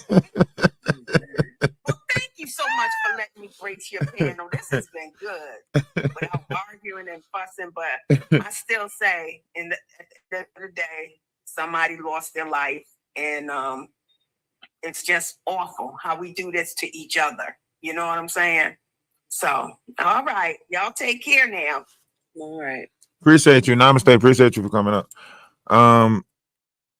In all of these situations is always tragedy. A lot of people is not alerted to certain variations of degrees to there's tragedy, right? Look at the street sign, right? Sometimes you don't even put a stop sign up on a corner until a certain amount of people done. Young Grim, what's going on with you? You got some feedback coming from your mic, so come on in with it. Nah, definitely my fault. I'm gonna throw the headphones in. Y'all, I just wanted to say, like, that shit was crazy, bro, because I was reading up on it and everything this morning. Soon I woke up and I'm just like, if this is the shit we supposed to be having. Like, we supposed to be having, like, understanding of people that has mental issues. You understand what I'm saying? So we, as the people, know if we're gonna hire this person for the job or not. Like, I think a lot of people lost how to read each other. Like we don't read people no more. Face always in the phone. We more so entitled to read a text as opposed to reading. At one point we, before this age of technology, we understood how to read each other. We knew when somebody mood changed because we knew how to read each other. We knew body languages. We knew the 200 different ways that someone's face can, so we had a different way. And a lot of people don't know how to read the room, let alone read a person. I agree with you 100%, bro. 100%. A lot of people do not know how to read the room and understand what's the environment of what's going on around them. You're correct, because it's very simple. If she would have when she came back up there, that should have been a red flag. So I agree with you. Listen, I know if I send you home, if you come back up there, you ain't coming back up there for no motherfucking speculation talk over. You know what I'm saying? Lock all doors, red alert. You know what I'm saying? I'm code red. The chains off the door. The chains off the door. Shit. I'm Mr. Clark in that motherfucker. You hear me? Soon as you see her walk across, is that her car in the parking lot? Code red. The chains off the door. Shit. So you managing everybody else that's inside there. Right. My job is to keep everybody in here safe. Shit, call me what you want. Lock that motherfucking door. Call the police. That's a fact. Oh, she came in the back door. Why is the back door unlocked? The back door is never supposed to be unlocked at a McDonald's. You know what I'm saying?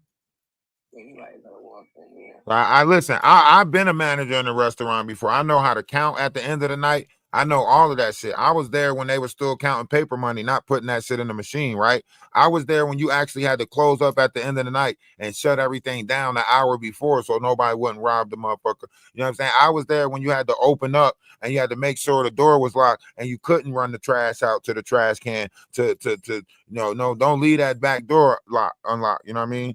So you piled up shit at the end of the night to only take the trash out one time because you knew you wasn't trying to get right. You're like, there were certain protocols. You know what I'm saying? So if she came in the back door, who the fuck opened it? But then too, you got employees, brother. So it's like an employee would see that other employee and be like, oh, that's Sheree. Let me open the door for Sheree. Once again. So that means other people played a part in putting them two in front of each other for a fucking explosive outcome so they can have something to talk about. How many of our own friends walked us or, took us to situations so they can have something to talk about? Yeah, you go to your friend right now and you mad as hell talking about, girl, give me a drive. You ride me over there. I'm about to bust his tires, slash his car, do all of this shit. They're gonna be like, I'm getting the keys right now, girl. So don't make it seem like we didn't create a fucked up society that's driving into motherfucking danger. I mean, y'all motherfuckers created a pull-up culture. Stop playing. This is a collective problem. I knew it. 3 years ago when my son said, Dad, can you buy us some pellet things? Cause me and the kids in the neighborhood, we running around, we having gun. Nah, we ain't doing that. Y'all motherfuckers is making shootouts. No, we ain't doing that. But I'm telling you, as soon as I seen how chaotic cities get, what I do, I'm from Camden, New Jersey. You hear what I'm saying? As soon as I seen the curve, I was like, you know what? I'm about to learn how to fish. I'm going to the mountains somewhere. I seen it. I seen that shit was about to get chaotic in cities. People don't know how to act. Y'all started normalizing fucked up behavior. Y'all started grooming that shit into the youth. And now our youth is more rebellious than ever.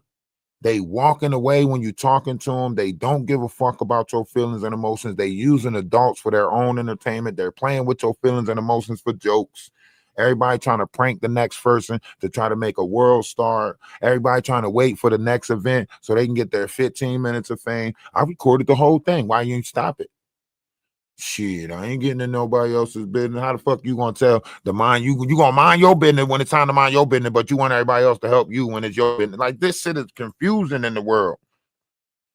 I watched the Mario Brothers and I heard the most enlightening shit ever. It was a little blue flame on Mario Brothers. You know what that blue flame said? That blue flame said, in an insane world, it'll be the sane who is deemed crazy. I said, shut the fuck up. Do you hear me? In an insane world, it'll be the sane who is deemed crazy. And we looking at an insane world. Because That's a subliminal message. That's what I'm saying. Right now, we are crazy to think that everybody is operating normally.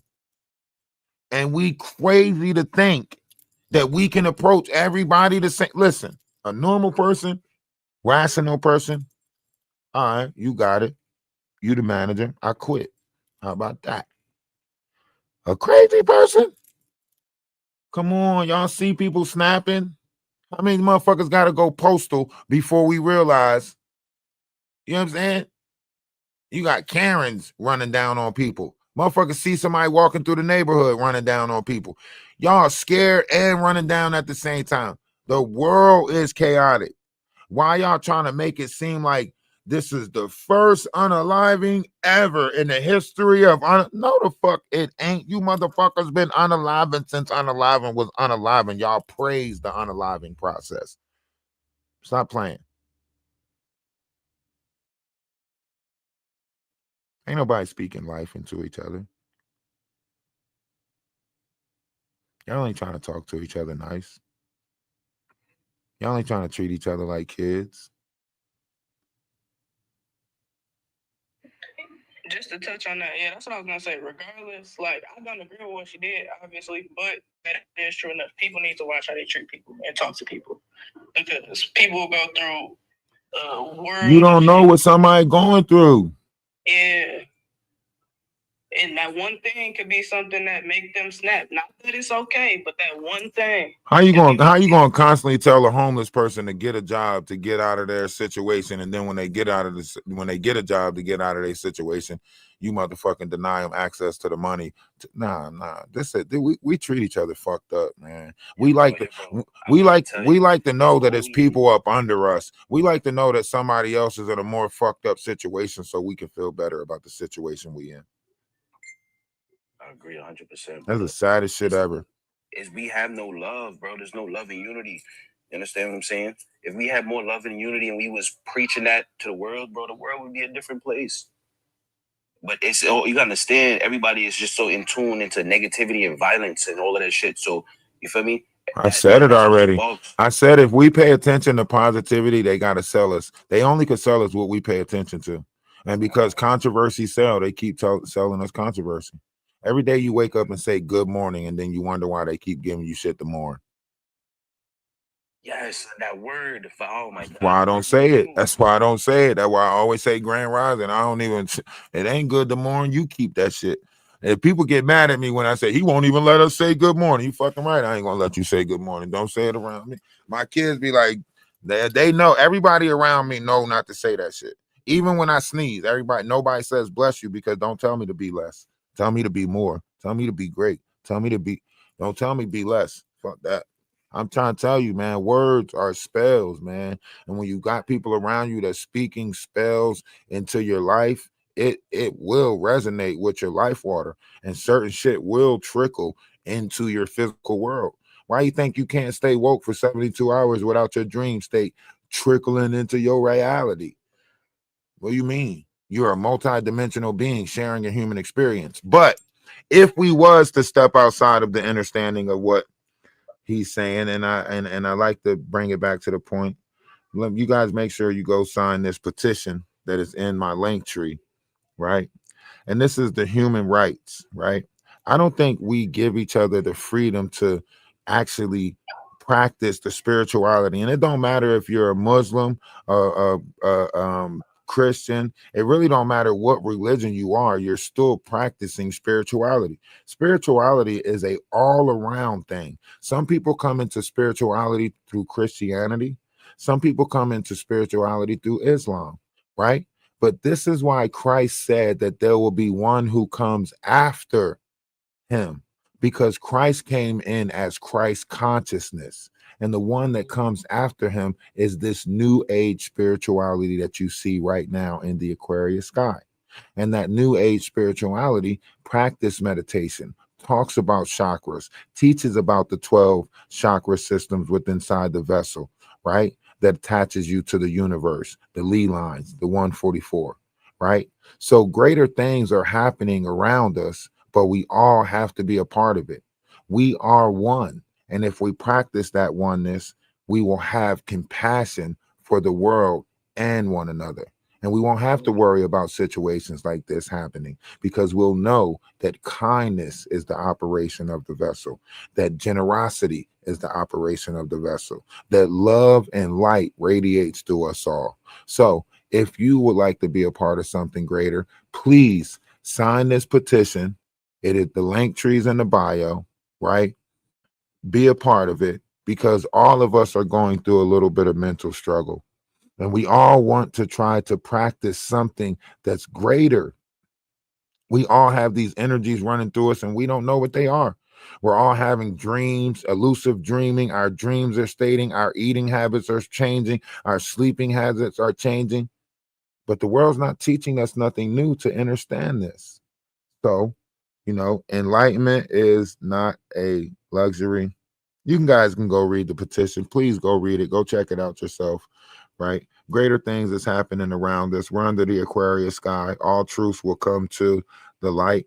That's what the biblical text says. You can go read it in Ecclesiastes 11:7 or Ecclesiastes 12. It tells you that whether good or bad, all things will come to the light. And it says that, the study of books is frivolous due to the fact that it worries the body. It says a lot of stuff. It actually starts with know your creator. Funny. And if anybody would like to have a biblical conversation, we can definitely have a biblical conversation. I'm still stuck on when someone sneezes and you say bless you, that's telling them to be less. Yes. And now you got to say it slowly. Okay, so everything comes from Latin. Latin is a spell that is in the word. This is why they made witches. They couldn't say certain things, and this is why they created that curse word, right? So English is a breakdown of a translation of Latin, which is the spell that's in the word. That's why it's called a spelling word. When you were younger, they gave you a spelling word. If you read the Willie Lynch serum, it tells you that you strip away what they know and you give them what you want them to know, right? So if someone told you yes was yes and no was no, you was taught that, right? So when you are casting a spell, you want that spell to always come back, right? That's where you come up with break fast, right? You spell it break fast, but pronounce it breakfast. So when you're looking at the spell that's in the word, what fast is it breaking? It is breaking the fast vibrational frequency of your life water that runs through your kidneys, right? So that's why it's called break fast, because you're breaking your fast vibrational frequency of your life water. So when you eat 3 times a day, you are actually putting your digestive system in overwork, right? Which is altering your sleep state. So you're not going to a heavenly sleep realm. You're actually going to the void. This is why a lot of you guys don't dream anymore, because you're going to sleep with a heavy stomach. If you go to sleep with an empty stomach, your digestive system goes into reverse. And then when you wake up in the morning, you have to spit out mucus or defecate because it pushed out all of the toxins. Brother, do you mind if I enlighten some? So another thing too, this world is about energy. I'm fully about energy. So if you understand energy, you would understand vibration. You would understand your tongue holds energy from what you talk. So I'm not gonna lie to you. I'm an artist. I just got signed by Mr. Chicken. He's from Jersey. He's from all over. But what I'm trying to say is that I've been using positive words in my talks and staying away from negativity and praying. Are you on Spotify? I'm on all platforms. My name is Rockstar Grim. All right, I gotta check your music out on Spotify. Check us out on Spotify too. We run a production company, Atlas Family Music Production. We're on Spotify. It'd be easier if you just type in Duke Dennis on Spotify or any other platforms. Our song will come up. But we also just type in Duke Dennis, and you'll see Atlas Family Music Productions. But never to say, like, you're right, like vibrational frequency. And this is why, XXXTentacion, he said some very powerful stuff, man. He said he sold his soul to the devil so he can find out the vibrational pattern of the brain. So, and it was deep, man. And I realized that in this world, they're taking out enlightened ones. Anyone that's enlightened, anyone who holds the knowledge of the universe, they're taking us out.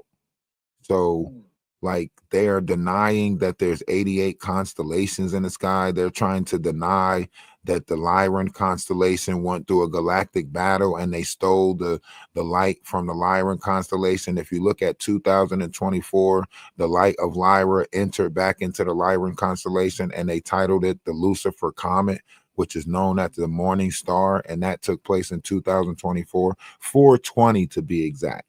4/20 of 2024, the Lucifer comet entered back into our soul system.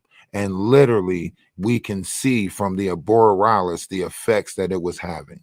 And if you look at the connection that the universe have with the brain, that means if we seen the effects of what took place in the northern constellation, that means something in the northern part of our brain has changed. And in the northern part of your brain, it is the operation of what you visualize. So now we are all visualizing something different in this world. And nobody wants to believe that we are all seeing this world differently.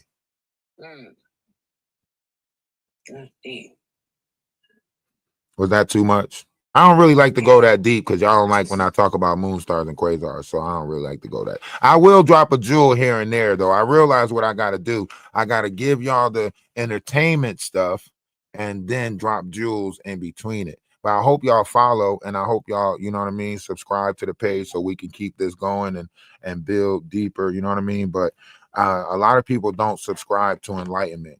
Y'all afraid of it, you know what I mean? Because some of y'all gonna be like, oh, he think he better than us. That's why I don't never open my vault. I close that. I'm gonna play, you know what I mean? We're gonna sit here and you ain't gonna insult my intelligence though. That's why you see me chewing motherfuckers up when they you know what I mean? But Hey, bro, let me ask you a question. I like that T stuff, but you know what boggles me? I've got a question about like, so how the heck did stuff come out of nothing? You before it was anything, there was nothing. So who created nothing? You understand what I'm saying? okay, now here's the thing about something coming from nothing, right? Let me ask you this, right? Before there's anything that you can create, you have to have a thought, right?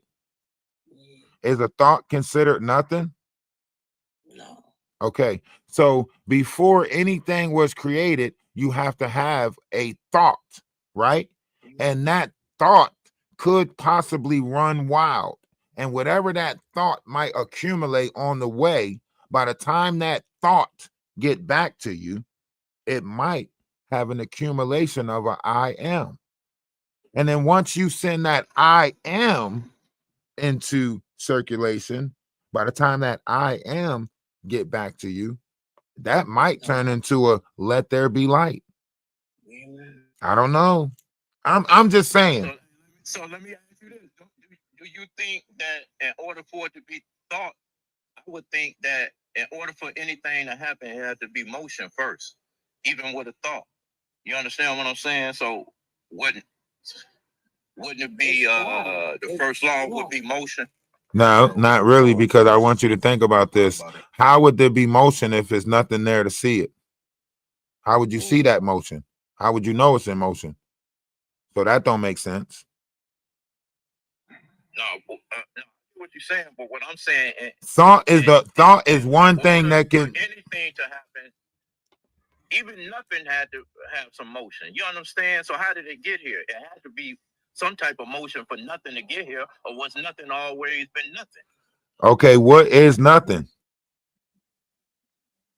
Or something from nothing. What is nothing? Like just dark matter. Hold on. Nah. What is nothing? Wait, who you asking? I'm asking Glass. What is nothing? I'm speculating. All right, so hold on. Now watch this. Watch this. Let me tell you why you put this. Go ahead. Let me answer. So Go ahead. this is my take on it. I'm talking about take away all the physical, take away the earth, the moon, the sun, the stars, everything, and just straight darkness. That's what I perceive as nothing. Okay. Now watch this. How did you get to the possibility of nothing being possible? Because in order for nothing to be possible, you had to have something to take it away from. Otherwise, nothing is not even possible. So the absence of something is what you define as nothing. But in order for you to have nothing, something had to be there. So your concept of it does not make sense. I got you. Yeah. I'm just asking, man. You know, No, I get what you're saying, but you can't have nothing without something. So you're asking, like, what you're trying to do is ask one of them impossible questions, right? Which is like you're using the absence of proof as proof when I can use the absence of proof as proof too. So it's a word with friends game. And because in my acoustic records, I have the ability to create words because I created books in previous selves. I can't get caught up in the words with friends game. You get what I'm saying? So try as you might, but I know my acoustic records. I'm attached to my Kundalini. So we can play this game, but you're going to lose every time. And then you're going to get in your feelings. And then I got to go through that. And then the next thing you know, you're going to be like, well, play me in a video game. I'll beat you in that. And then the next thing you know, you're going to be like, well, play me in basketball. And then I'll beat you in that. And then the next thing you know, I bet you can't beat me in a physical fight. That's all you carnal minded people do. But I like the game, though. We can keep playing. What's your next question? I was going to say, does it boil down to perception and concept? Like, it's all in how we perceive things. Yeah, because people perceive things through their feelings and emotions. People feel what they see is through feelings and emotions, and then what they focus on is what they get.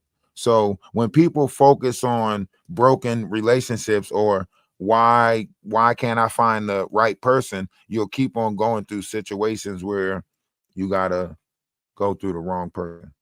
Does that make sense? Because you're focusing on it, like you're feeling it, like think about it like this. My intentions is in my brain, right? But those intentions build up somewhere in the brain, and then that buildup of intent becomes a fluid and runs down my spinal cord, which brings it into this world, into this 3D world, right? So whatever it is my intentions are in my brain, right, based off of the buildup of that intent, it is manifesting into my physical reality. Which would be the emotions. Based off of your feelings and emotions, based off of how you pull your feelings and or how well you control your feelings and emotions, because they always there. Anger always sits inside of you. All these things sits inside of you. You just have to tame the 72 demons of the soul of man. So you have to be able to act on your thought, not your emotions. No, because your first thought is your emotions. Your first thought is an emotional thought. Your first thought is like, grab something and hit it with it. Like your first thought is always an emotional thought. So you got to have an emotional intelligence to know when it's good to give somebody your emotions, because people play with your emotions all the time. And then when it's good to respond with emotions. So you don't want to give everybody your emotions, because emotions are keys to the lower half of yourself. Knowledge and wisdom is keys to the higher half of yourself, but emotions are keys to the lower half of yourself. Wow. You can make the wrong decision based off your emotions. Yeah, because if you give somebody your emotions, then they know how to get you to that emotion. You know? Now you're giving somebody a key. I wasn't trying to say that as a battle, because I asked my mother the same question. You know what I'm saying? Oh, now you good. You good. The same question, not as a battle. Oh, okay, now you good. You good. Because you were saying like, never mind. You good. You good. But how do you perceive life though? Oh. Glass. In what aspect? What you talking about? Spiritually? Yeah, like and your idea of life, like how do you perceive this world to be?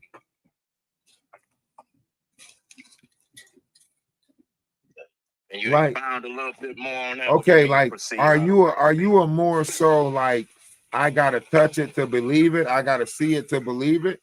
Are you a more so No, like I believe in God, but now if you ask me, do I follow the religion I believe? No, you know. But I believe, I believe there's a God, no. I believe there's something out there higher than religion. Just the flesh. Yeah. Religion was taken over so many times. Even everything, I'm gonna tell you right now, everything that we know about is wrong. Everything. So it's like the religion was already compromised. It's not about the religion, spirituality. You understand what I'm saying? It's about you having that connection with the higher power, the person, the creator. You understand what I'm saying? So it's like, I don't want you to think the religion is gonna like Catholic. Right now, Catholic is We're not doing that. yes, brother. We're not Sorry, doing I it. remembered about We that. can't Yes, do yes. it. We can't do it. We can't speak You of can't do that. you. What you're doing is, see, this is why it's so hard for us to create unity, right? You have to put yourself in the universal tongue, right? You have to remember that everyone has life water, right? And you know what you know already. So when you speak about it gently, right? So therefore you have to change up your vocabulary so they won't feel singled out, separated, or any of that, right? We made a lot of mistakes. We have the ability to correct it. That's really it, and that's all. If you start saying stuff like religion this, religion that, guess what? The people who fell for that feels like you're talking about them. Yes, you're right, brother. Even though you're not talking about them because it was here way before they got here, it still feels like you're talking about them. Yes, I was just staying on a news article. What's been going on? No, I get what you're saying. Hey, your mama, you gotta come off a teacup. You gotta come off a teacup. You got a phone call or something? All right, let me get you down because I'm gonna let you have your phone call. You're 100% right. But it's all about just connection, no matter what it is. That's all it's really about, man. It's all about just finding that common ground and being okay with that. Your mic got a lot of purely. Can you mute your mic? You got a lot of feedback coming from your mic. Thank you. Somebody else got static. Beverly? Grand Rising Kings and Queens. Thank Grand you for Rising. allowing me to do. I hope all is well with everyone today. Grand Rising. Yeah, I see that y'all still on this touchy topic, and I still it's just all over the place mentally with thinking about, you know what I'm saying, on both sides for both women, you know what I'm saying, what they may have been experiencing before all of this took place. But I heard you guys speak on religion, and I know you don't want us to make it about us, and we always want to make sure we saying we as a collective. But I believe we as a collective, religion has been something that has predicted a lot that we do on a day-to-day basis from different religions. I think it's really crowd control, but at the same time, spirituality is just knowing right from wrong and trying to make sure that you treat people the way that you desire to be treated. You know, you don't really need no rule books with trying to make sure that you try to be a good person, a stand-up person, and be a righteous. That's not the conversation. I mean, do you want to go down this rabbit hole? Are you ready for this? I'm always ready. I stay ready so I don't got Say it. Say you say you ready. Okay, stay. I like the way you talk. I like the way you do business. You know what? I want the next motherfucker that you know what? Let's get into this. I got something for you. Let's get into this. No. Get in it. I'm so ATL. I'm so AT. Get in it. All right, hold on.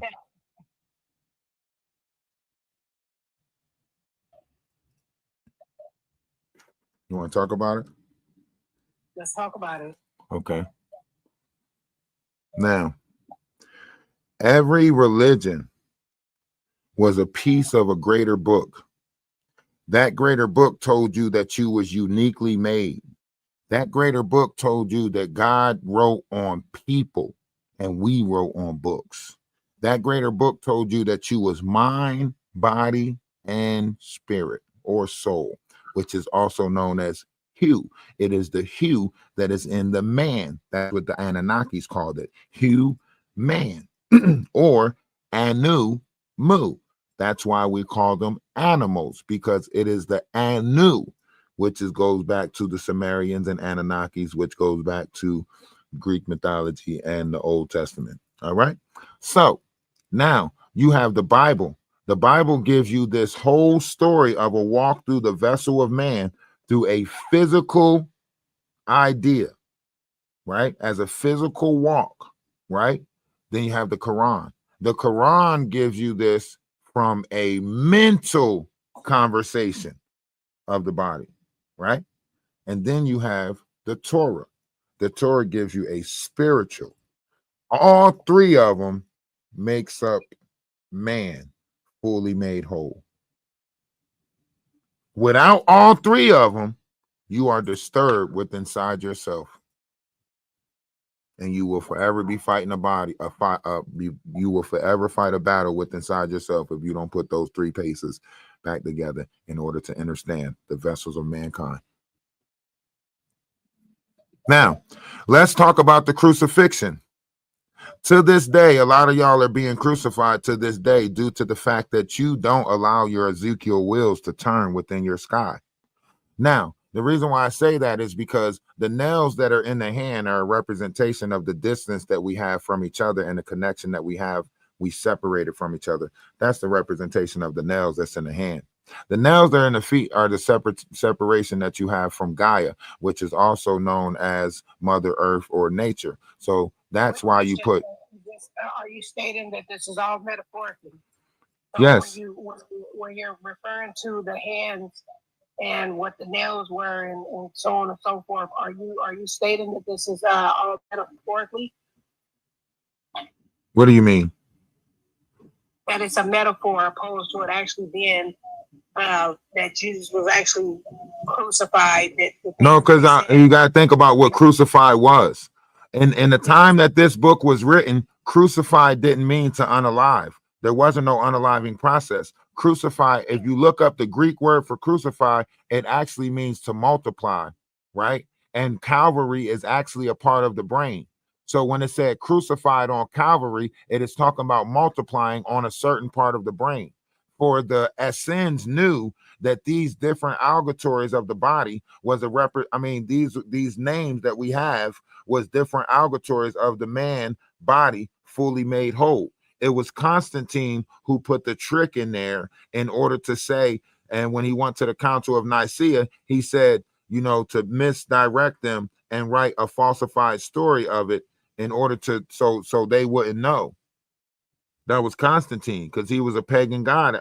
He was tired of the war at the time, and he was a pagan worshiper. So he told the Council of Nicaea, why do you think they put together a second Council of Nicaea in 1782? That nobody. Council of Nicaea and Constantine and all of the scholars that he had basically removed certain scripture and certain books of the Bible to keep up an agenda. Am I correct? Yes, because they didn't want you to know that the names of the Bible they was related to constellations or zodiacs, right?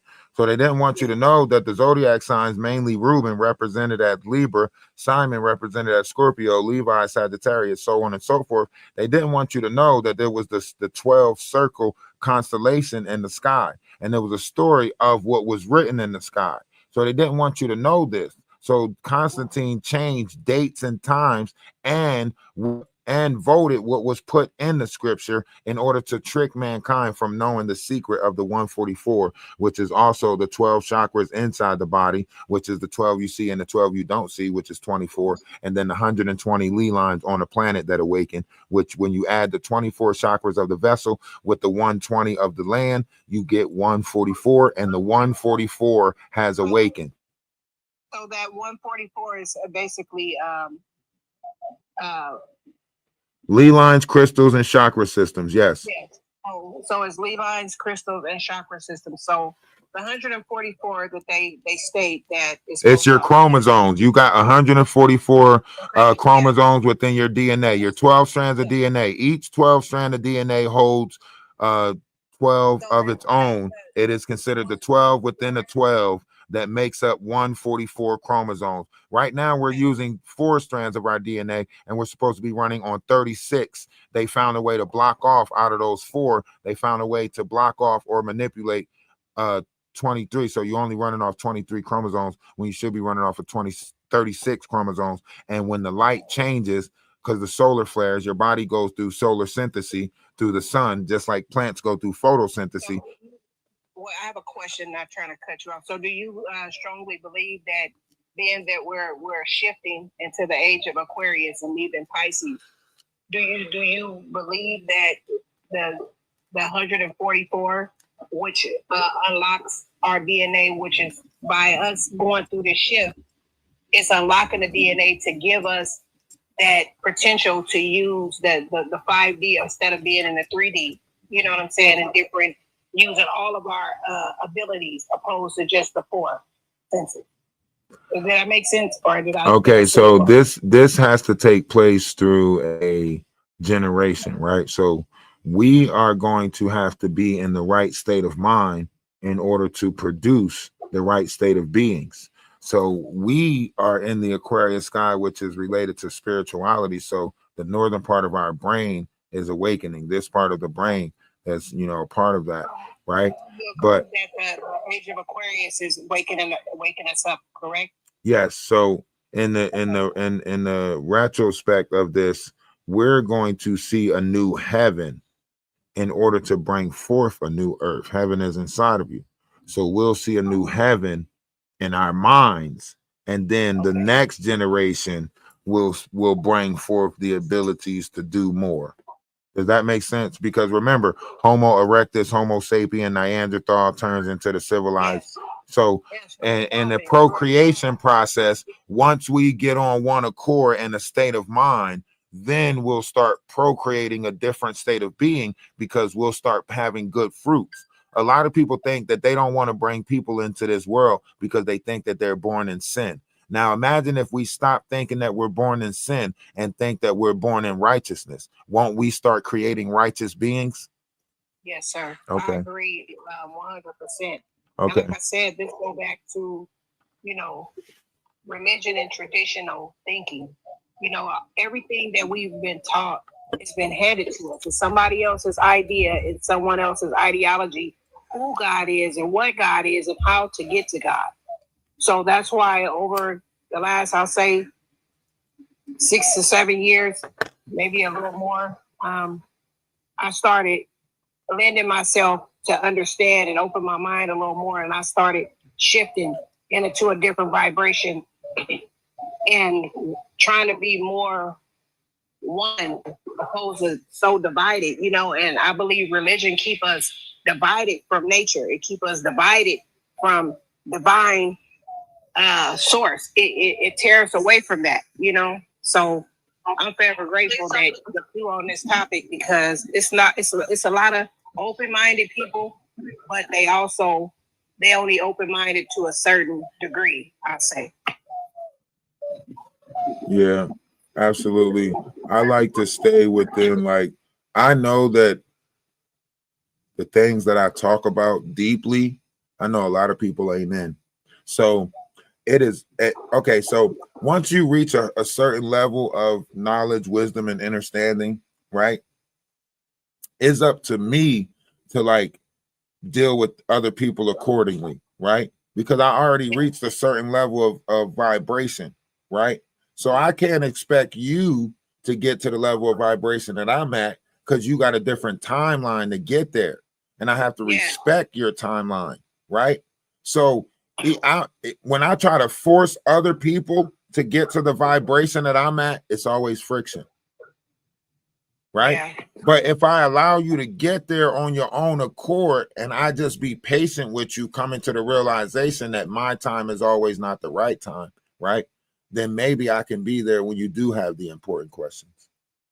You know what I mean? And I totally agree, because you can't force your knowledge or what you have learned to understand, overstand, and understand.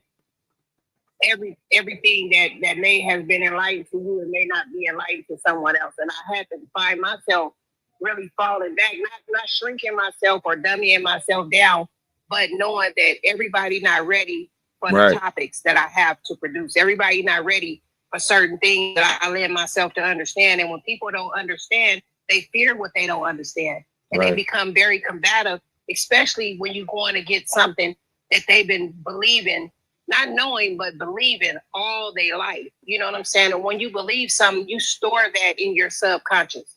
You know what I'm saying? And it's nobody that can remove that but you when you unlock your mind to expand to It's like learn saying, much more opposed to what's been handed to you, you know?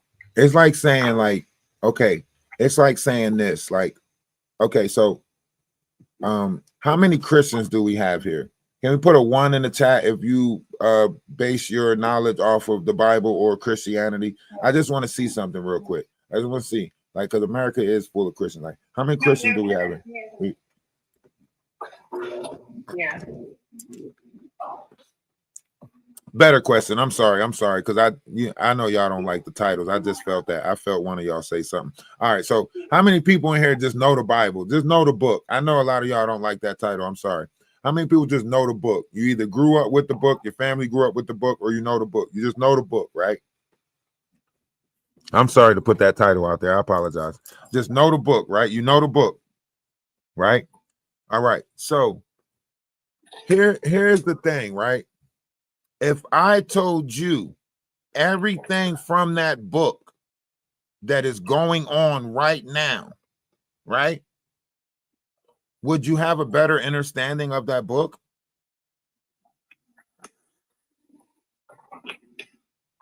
Okay. All right. Let's go to the book of Revelations. Revelation 17, 1-7. It tells you about Mystery Babylon, right?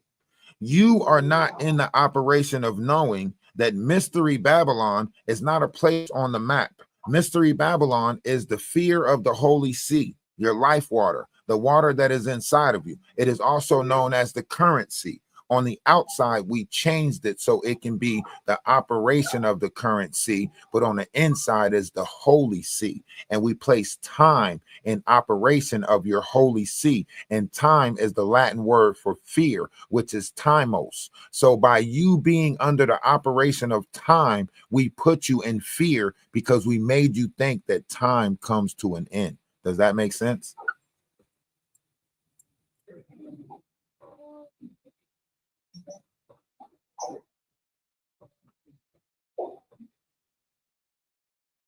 So Babylonian mystery magic is the operation of your Holy See. Now, I know what you're thinking. Where is it say that at? Let's keep reading. Roughly around Revelation 17, verse 13, it tells you what the waters are. It tells you that the water is the people, the multitude, the nations, and the languages, right? So now let's take what it tells you the waters are, and let's take that back to the beginning of the book. In the beginning, God gathered the water. Wait a minute. So God gathered the people, the multitude, the language, the nations. Hold on. What did he do? Right? So if the book of Revelations tell you that the people, the multitude, the nations, and all of that stuff, that means when Moses separated the water, Moses separated what? The people, the multitude, the nations, the what? Okay. Now, how deep y'all want to go? Now, I know somebody should hit the follow button for that shit. Some of y'all should probably hit my CA. I told you some shit the pastor ain't even telling you, and you've been sitting there giving tithes and offerings for how long now? So go ahead, let me get my 10%. You feel me? Link in the bio. You feel me? Huh? YouTube? I'm telling you, you're gonna get some enlightenment over here. But what do you guys think about that? I probably should do Bible study.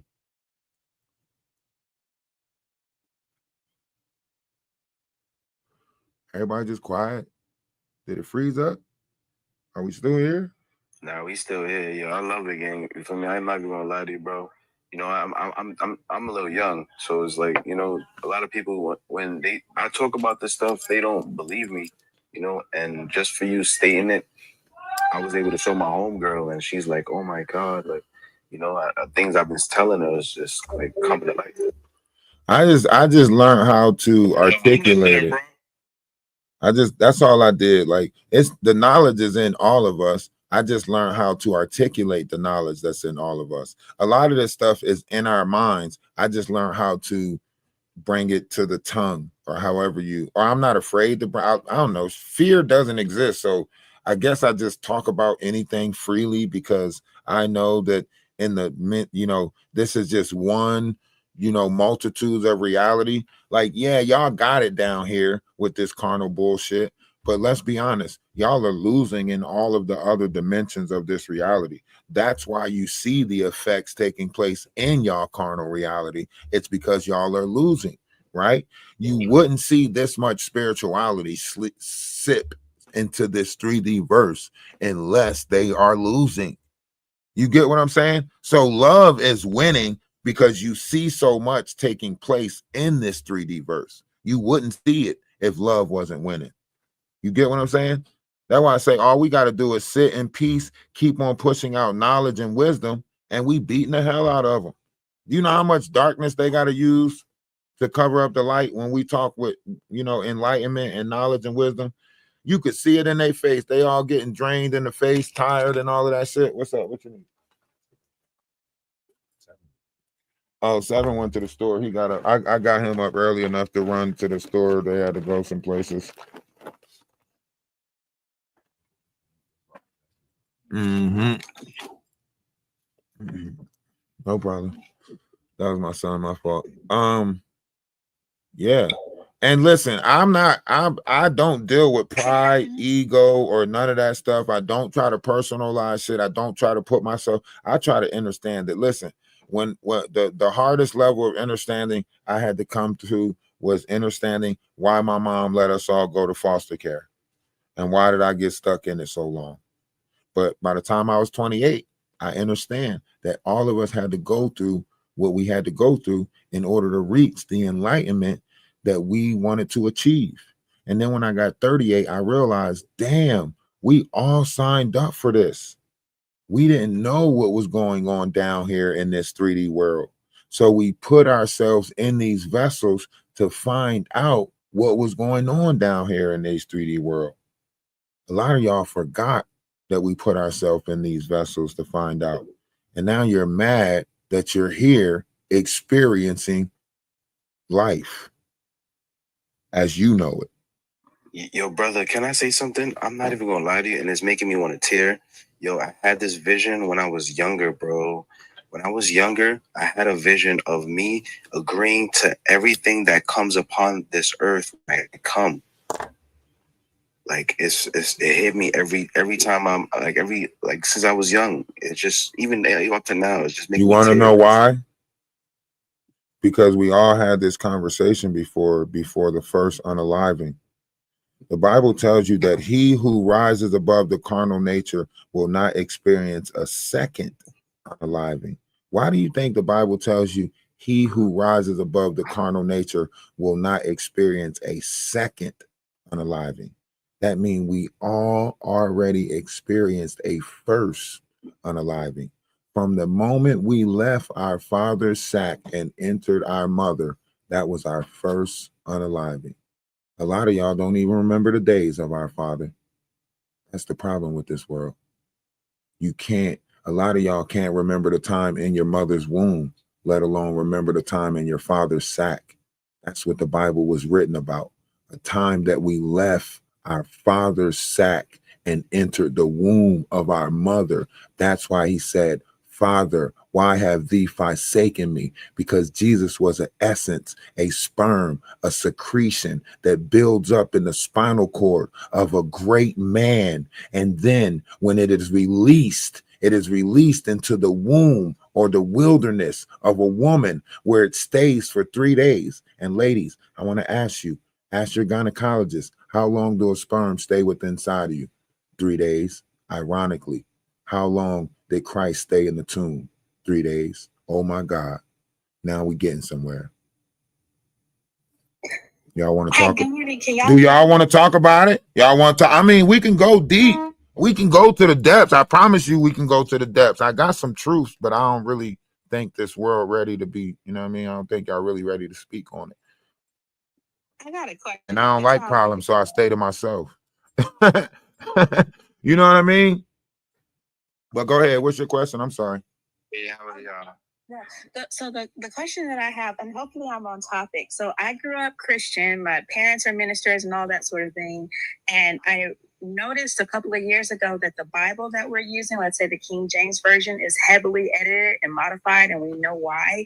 But it's like, okay, so we're working on information and we're guiding every life decision that we take. We base it on this book, knowing that the book is not the complete information. So that's when I went looking for a more complete Bible. And now I'm in the part of, I'm going to say, this journey where I'm trying to see, okay, is there even more information?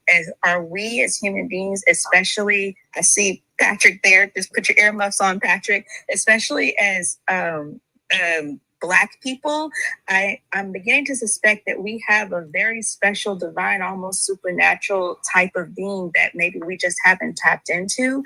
But I don't know where to start to look for that information because, of course, the first thing that my Christian family says is, oh, you're dabbling into the devil and stuff. And if it's not in the Bible, then we don't want to hear about it. But I'm starting to think that maybe we should hear about it. Maybe we should know these things. And earlier you showed this chart. It looks like the mind, but it was kind of like a chronological chart. I don't know if it's a slide that you could go back to where it shows kind of the times of the year and then what parts are being awakened. I've never seen anything like this before. I've never heard anything like this before. Now, I've heard all of the things like Cancer and Aquarius and all that sort of thing, but I don't understand what it means, how it relates to us. I just broke down. It was a breakdown of the universe. So the Mayans calendar, and I'm gonna connect it for you so that way you can have a deeper understanding. Okay. I'm gonna put myself So, on mute so I don't mess it up. all right. So, Because I want to learn. all right. So the Mayans calendar, and let me bring it up so you guys can see what the Mayans calendar look like. Okay. So the Mayans calendar looks like this. This is considered to be the Mayans calendar, right? But what if I told you this was not a calendar? What if I told you this was a map? To what? What do the numbers mean? All right, I'm gonna explain everything to you. Can you mute your mic so that way you not keep doing this active listening where you keep on cutting me off? Okay, so this is the sun, and you see the directions that it's going in, right? And there's a number count that's going back to 13, right? There's a number count that's going back to 13, right? So if you look at it, this is the zodiac 12 right here. This is our zodiac 12 right here, our 12 zodiacs that's around our sun, right? The 13th zodiac, which is Hercules, also known as Christ or Jesus, whatever you want to call it. That's why the gate is at the foot of Hercules, because he's considered the 13 that put together the 12, right? And this is the outside constellations. There's actually 88 constellations in our sky.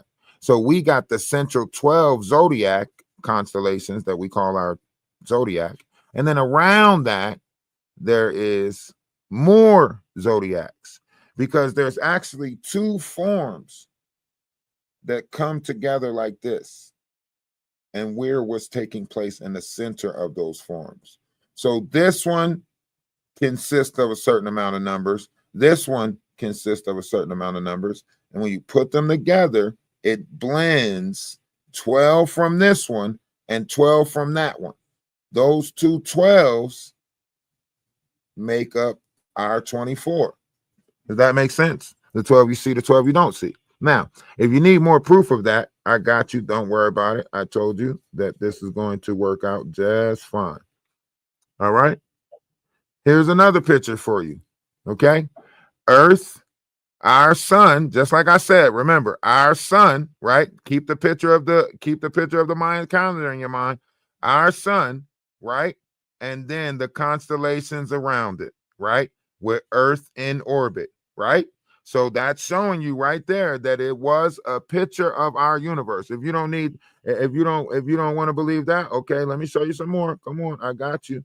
Let me walk you through this. All right, here you go. Okay, the galactic center right here. So this is over here. You'll see our circle, and then this is the Golden Gate, right? In the Bible, it tells you that the silver gate will be severed and you will have to operate through the golden gate. And let's get some more proof. Let's get some more proof that you're connected to this, because this is your brain. Your brain is connected to this map also. And I'll show you how.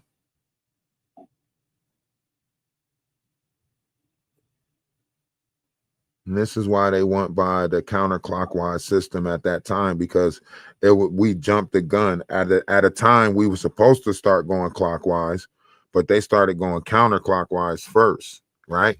So you go from here, right? And that's why Aries is right here, right? So when you hit this one right here, you going this way, right? Aries is the head, Taurus is the throat, Gemini is the arms and legs, Cancer is the breast, Leo is the lungs, the heart, Virgo, you get what I'm saying? So this is the makeup of your body right here, right? So in this time right here, this is what was made up. All of these things. This is your physical, right? This is your physical makeup right here, right? So in this time right here, right? This is your emotional, right? So this was an emotional states, right? Then in this time, this is where we built the mental, right? So before a person can grow in the mind or the spirit, they have to be physically brought into this world first, right? The Bible tells you that that a person has to be physically brought into this world first before they can grow in the mind and the spirit, right? So this is your clock. You're brought into this world physically, right? Your parents teach you how to deal with your emotions, right? And then you grow into your mind and your spirit, right? Now, as this clock goes, boom, we reach the 12. The 12 is lunar, right? Sun, Pluto, right? We reach our lunar. This is our 12th lunar cycle. Pisces is the 12th lunar cycle. They thought time was going to come to the end at the age of Pisces, right? So what they didn't know was this is just like a palindrome. So once it bounced here and we came to the end of Pisces, guess what started? Aquarius. So once we went to the end of Pisces, the only thing that happened was now we're going clockwise. So where before we went counterclockwise, now it just reset, and now we're about to go clockwise, which is the 13th lunar cycle. The Mayans prepared this for us. The Incans prepared this for us. We're the only ones that keep on acting like they didn't prepare us ahead of time for this. But anyway, what do you guys think?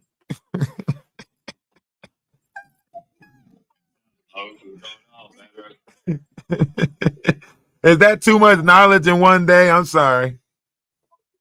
That should be giving you too much to ponder on. You're like, man, hold on. You just opened up my mind. I think I'm getting downloads right now as you talk.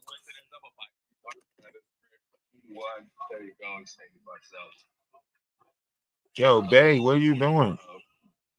I don't know what's going on with that person. All right. I'm not gonna. I love what you said, bro. I loved it. Like it was just an eye awakening because if it fell back to everything I've been studying, and everything just came together. I'm just like, damn. Well, if you guys want a beginning book, go to Zachariah's Teachings. The Bible tell you about the inside of your body. They call it Ezekiel wheels in the sky. So when you're putting knowledge into your brain and you're letting your Ezekiel wheels turn, you're creating a chemical in your brain that turns into a gas. This is why you're omnipresent, omnipotent, and omniscient, because a chemical rise in your spinal cord is called hormones, and then it creates a kinetic energy in the brain when you're allowing to use your hormones the right way. And then that creates a gas that sticks to the roof of your skull, and then it drips down, and it is considered the oil or the ointment that lit the lamp, and that is your pineal. So it hardens up your pineal. Whereas though milk calcifies and softens up your pineal, if this third eye be clean, thy whole body be clean. If this third eye be strong, thy whole body be strong. So when you strengthen up your pineal, right, by using this secretion or ointment in the body, right, you will not only open yourself up to universal knowledge coming in from the universe, but you will become more spiritually inclined. And because we're in a world full of darkness, there's going to be a lot of different knowledge and energy that rushes through your vessel. So if you're not ready to accept your darkness, don't do this, okay? Because I have to accept the fact that we fucked this world up. I had to accept the fact that I played Constantine in a different life. I had to accept a lot of shit. I wanted to say, so if y'all want to go search what he said and for yourselves, it's called the Christ oil, and that's what goes through the spine up to the brain. It is called your testament. It is what goes from your testicles to your mental. That's why the Bible is broke down into testa, which means body, and ment, which means mind. So it is the Old Testament, which is the old body and mind, and the New Testament, which is the new body and mind. And it tells you about the secretion that goes from the body to the mind, which is known as Christ oil, the fish, the seed, the ointment, Moses, Benjamin. Anyway. You were right on the money, bro. Everything you just said, and it all leads into breaking away from the matrix too, and what your true reality is. So yeah, I just want to say, man, hats off to you, spot on. I was just watching a video. It talked about how do we break out of the matrix and stuff too, and that's exactly what it talks about is the pineal gland, and you can clear that out, by doing some sun gazing and stuff. And there's other ways, different foods and stuff that you eat and stuff. Stay away from the blue lighting, that kind of stuff. But I love what you said. It was awesome. All right, thank you. I appreciate it. I don't really engage in those conversations too much due to the fact that I know there's a heavy fight going on with inside the multitudes of all of us. So I let everybody fight be their fight. You know what I mean? Unless you ask me. If you ask me, then I'm entitled to enlighten you. But in this new day and age, I try to stay clear of forcing my opinions on other people.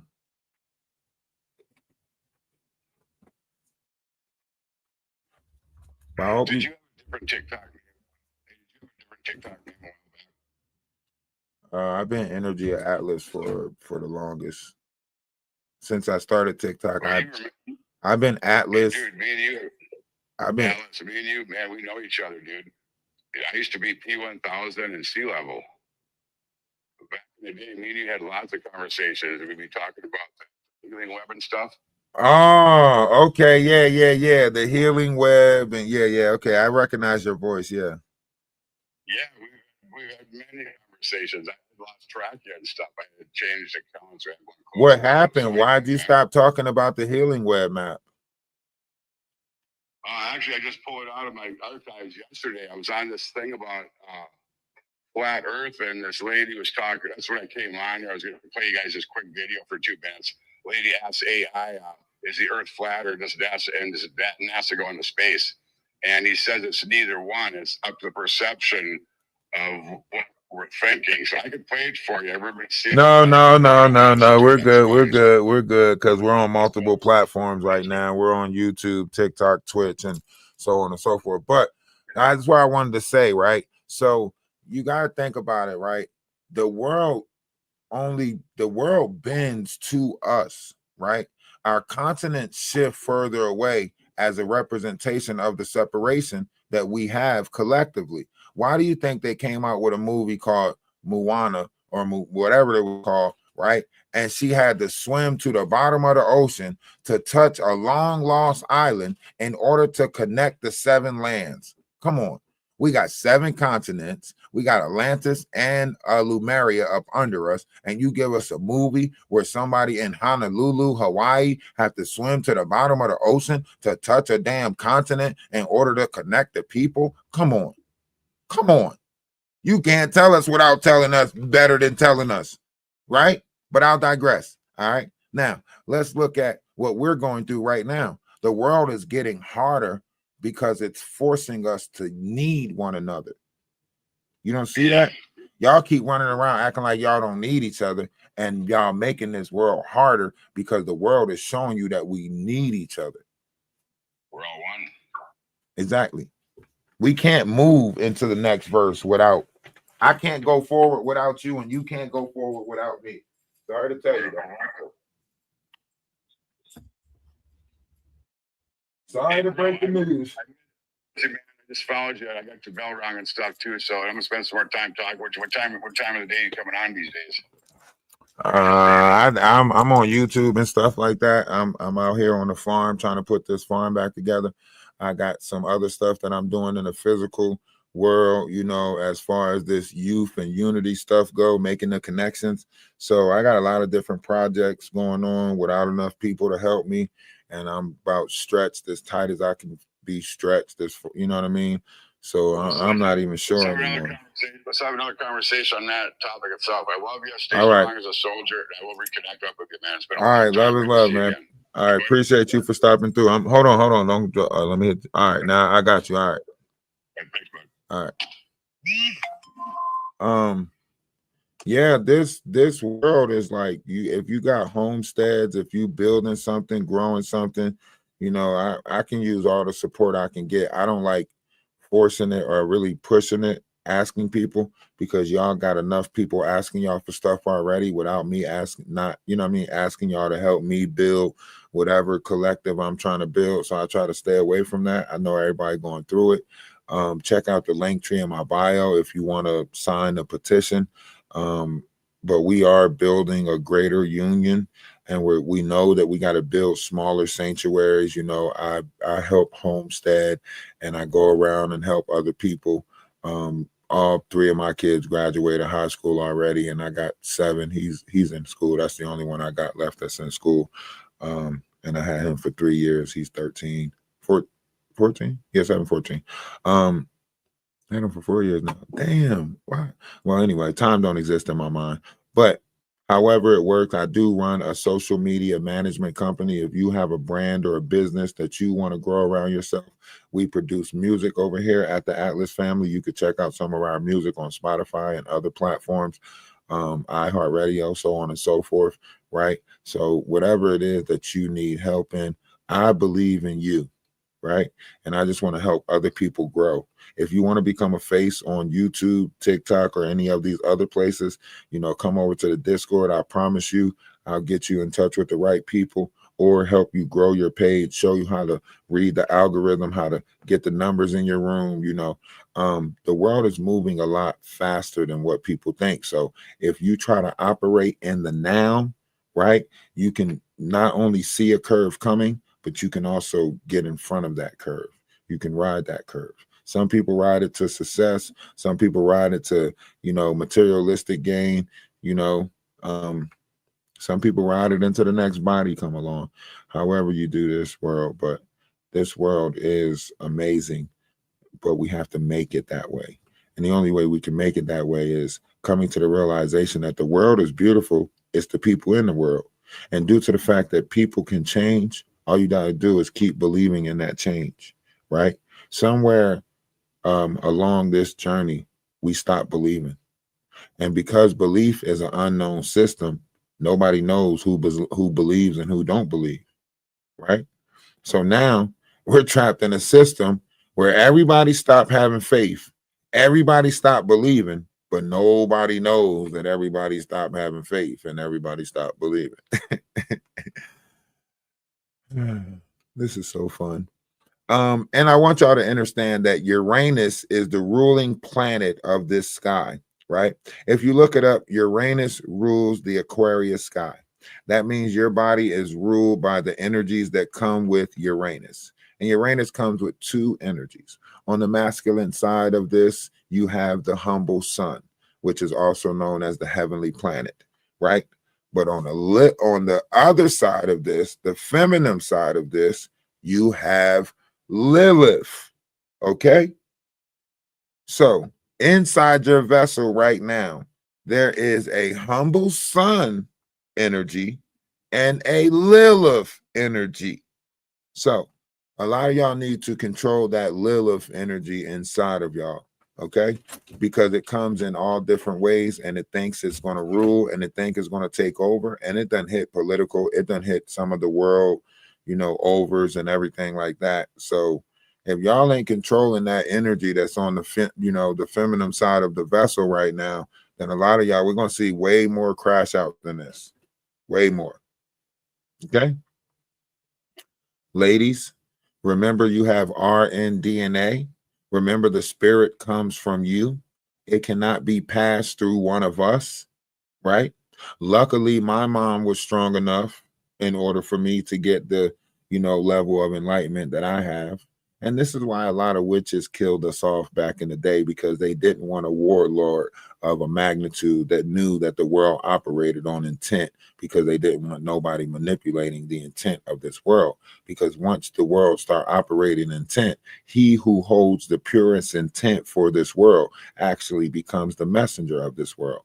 So when you operate on pure intentions, right, you actually have more power in the universe than what people give you credit for. Now, in this verse, the Aquarius sky, age of Aquarius, going back to the golden age, right? Intention rules the sky. So you can do away with Nikola Tesla 369 process, because right now we're under a 963 process, a higher vibrational frequency. Everyone that's in the hip hop industry that use that 808, use that low frequency, dropped you down from a 5 something to a 3 something. Well, they wanted to get you to a 3 something, actually got you on a 4.3, right? They're all getting everything that they deserve. They know that their energy that operates their vessel manipulated frequency and time, and everybody is getting what they deserve. What you see on the world stage is just what you see on the world stage. But on a spiritual stage, right, the universe has returned, whatever means you know it by. And it is cleaning up this verse. Yes, everyone might think someone got away with something. Everyone might think that the laws of this man apply, the laws of man apply to this. It doesn't. Universal laws apply to this. And if you go study the universal law, which is the 12 that's within the 12 that equals the 144, you will know that vibrational frequency is everything right now. And when you practice vibrational frequency, you will know that your tongue is the biggest operator of the frequency of this verse.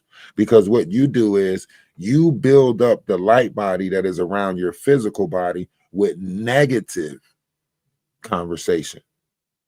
When you build your light body around your physical body up with enlightenment, with knowledge, all you got to do is just be knowledgeable. For 30 days, try it. For 30 days. Just be knowledgeable. Scratch away anything somebody told you about knowledge, and for 30 days, just be knowledgeable. Seek all the knowledge that you can for the kingdom of heaven. And the kingdom of heaven is inside of you. So I want you to go out for 30 days and seek all the knowledge that you can for 30 days and come back and tell me how you feel. Start with Zachariah Stitchens, Earth Chronicles.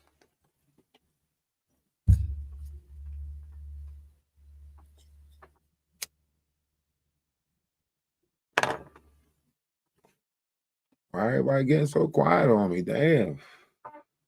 All right, let me play this video then. I got y'all. Can't nobody stop my shine. Everybody got so crazy. Everybody got so of that video. talking about that real shit. They got quiet. Damn. What did I say? Hey, listen. Hey, listen. Hey, listen. I must have said some shit that got y'all looking at me different or something, because all y'all just like, what do I say? Who the fuck did we just talk to? Like, everybody just stop. Come on. Chat log stop on all platforms. Like, I'm looking at YouTube, everybody froze over there. I'm looking at TikTok, everybody froze over here. Like, what the fuck? Everybody on every platform just froze just now.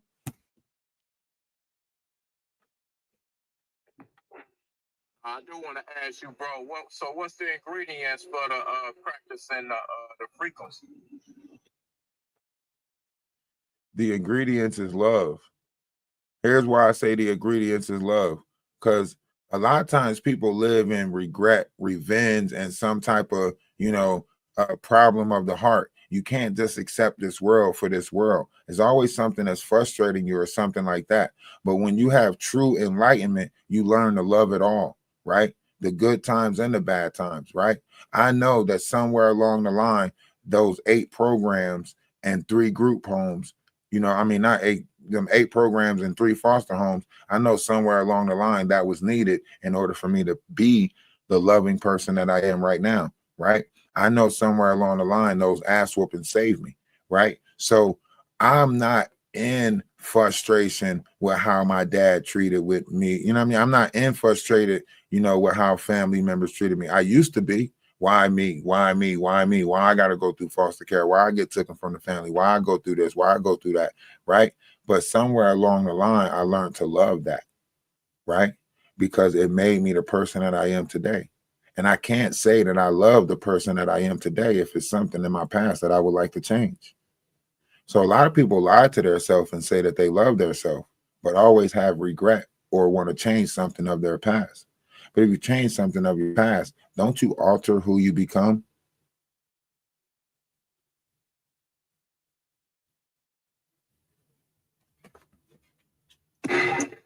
Salute. So one thing you learn is how to get over shit. Some of y'all don't know how to get over shit. Think about it. Y'all fighting a war of a mindset of a time that y'all wasn't even here for. A lot of y'all fighting religious battles. And that religious book that was created for a time in somebody else's perception of what life was supposed to be. And you're still fighting for somebody else's perception of your life. Damn. That is fucked up. I hate to say that to you, but damn, you still fighting the perception of somebody. Okay.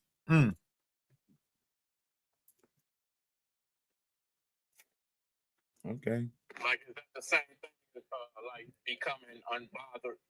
Because, on a lot of aspects. When I came in, you gotta split. You gotta. Be unbothered about that. Nah, I'm still bothered by a lot of stuff. I just, in your mind, you gotta separate what is carnal from what is spiritual. Your mind is that middle point. Your mind connects you to your spirit and to your body, right? So in your mind, you have to be split. You have to learn how to be 2 in 1 inside your mind. So you have your spiritual self. It's always there. That's why it says you serve a jealous God, because your spiritual self inside you always trying to let you know it's there. Like, yo, listen, it's me that's getting you through this shit. You keep on trying to give credit to something outside of you. And it's inside of you like, yo, it's me. I'm going through this shit with you. It's me. Yo, I'm here. I always been here. You keep on giving credit to something outside of you. But okay, I digress. So you have your spiritual self, right? Somehow the carnal self pushed the spiritual self outside the vessel. You remember the story that was told about the one son that tricked the father into giving the riches or giving the, you know what I mean? That's inside the body. So inside the body, the carnal mind pushed the spiritual mind out and denies the spiritual mind its place inside the vessel. And right now, everyone's going through a carnal mind versus spiritual mind fight with inside themselves. Now don't get upset with me, bro. So you say the carnal mind pushes out the spiritual. That wouldn't be reversed, man. No, because here you go. Why would the spiritual mind push the carnal mind out when we know the flesh is weak? The spirit don't give a nothing about the flesh, right? That's why God said, give to Caesar, which is Caesar, and give to God, which is God's, because the spirit belongs to God and what is material belong to the carnal, right? So that's why he said that, right? Because the physical world is scared. The spirit knows that it's going to come back in a cycle, right? But the carnal mind is scared. Right? Why you think the carnal mind don't never let the spiritual mind drive? right? Because the spiritual mind is like, we got to go into danger. We got to, put ourselves in harm's way to stop these people from becoming, demons of themselves, from going into the lower vibration of themselves, right? But the carnal mind keep telling the spiritual mind, hell nah. What if they try to fight me? What if they try to, take me out? The spiritual mind, like, so what? We'll just come back again and start all over. You get what I'm saying? The carnal mind, like, nah, fuck that. What about everything I accumulated? The spiritual mind, like, man, we'll get that shit back. Don't worry about it. The carnal mind, like, nah, fuck that. What about my dog? The spiritual mind, like, your dog, it's always going to be there. Do you get what I'm saying? Yeah, I get what you're saying, but I'm still trying to grasp it because when you say carnal mind, you talking about carnal as being physical. Yeah. You ever move in the spirit? You ever, the Bible say when you move in the spirit, you'll be exactly where you're supposed to be when you're supposed to be there, and you don't even know how you got there.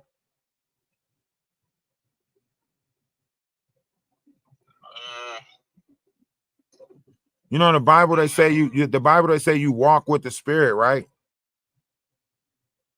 Yeah. Okay, so what if God came to you right now and said, look, my son, whoever God it is that if he came to you right now in the dream and said, look, my son, a bald-headed man is going to come to you and I need you to go wherever that bald-headed man tell you to go. What you gonna say? I mean, if I believe, then I'm gonna do what he say. If I believe, all right. So now, hold on. Watch this. When that bald-headed man come to you, right? You start questioning that bald-headed man. When that bald-headed man say, yo, pack up, we gotta go, right? You start questioning that bald-headed man, right? Absolutely. All right. So you can't say that God is not sending messengers to us. We just don't want to listen to the messenger.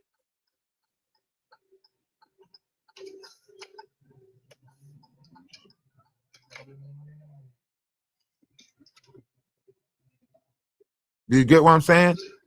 And here's why I say that, because look, watch this. Because I thought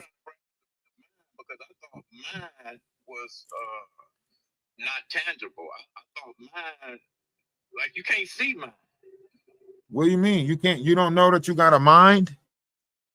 Yeah, but it's not tangible. Okay, so let me ask you this. What is in control of your body? Do your body send a signal up to your mind, or do your mind send a signal down to your body for you to do what it is that you do every day?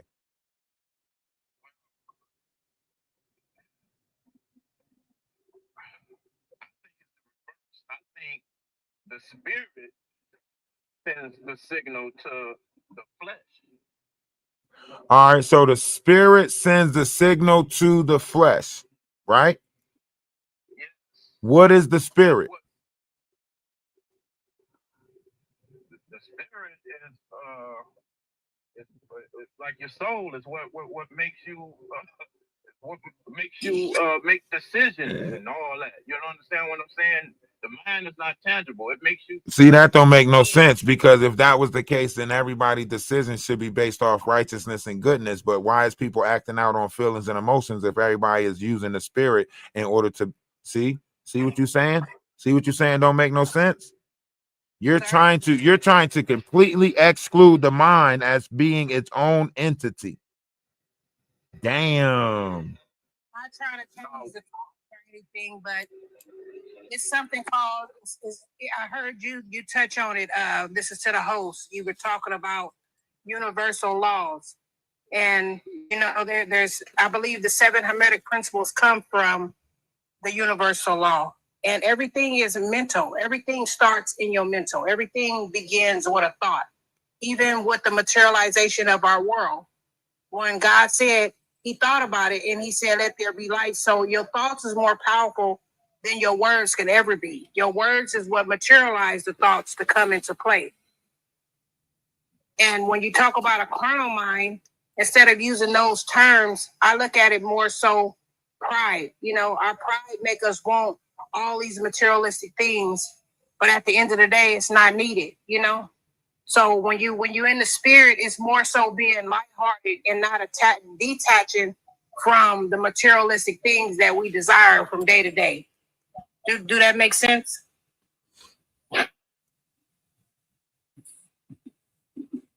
Hello? I'm I was speaking to you and the host as a collective, you know, and no, it makes sense. It makes sense. Yeah. But I'm saying, like, okay, so this right here is the staff of Moses. Right here. You see this staff? Right? This is considered to be the lizard brain, right? The brain stem and cerebrum, right? This is your fight or flight, right? This is your fear, right? This is what they want to keep you in, right? Now, this is your emotional brain, right? So this is where your emotional brain is, right? This chemicals move through this, chemicals move through that, right? And then you have this neurocortex, right? This is the higher functioning part of the brain, right? And we don't use a lot of this, right? So with inside your DNA, there's fire codes. These fire codes with inside the DNA are from your astrological family. There's no bloodline for that down here.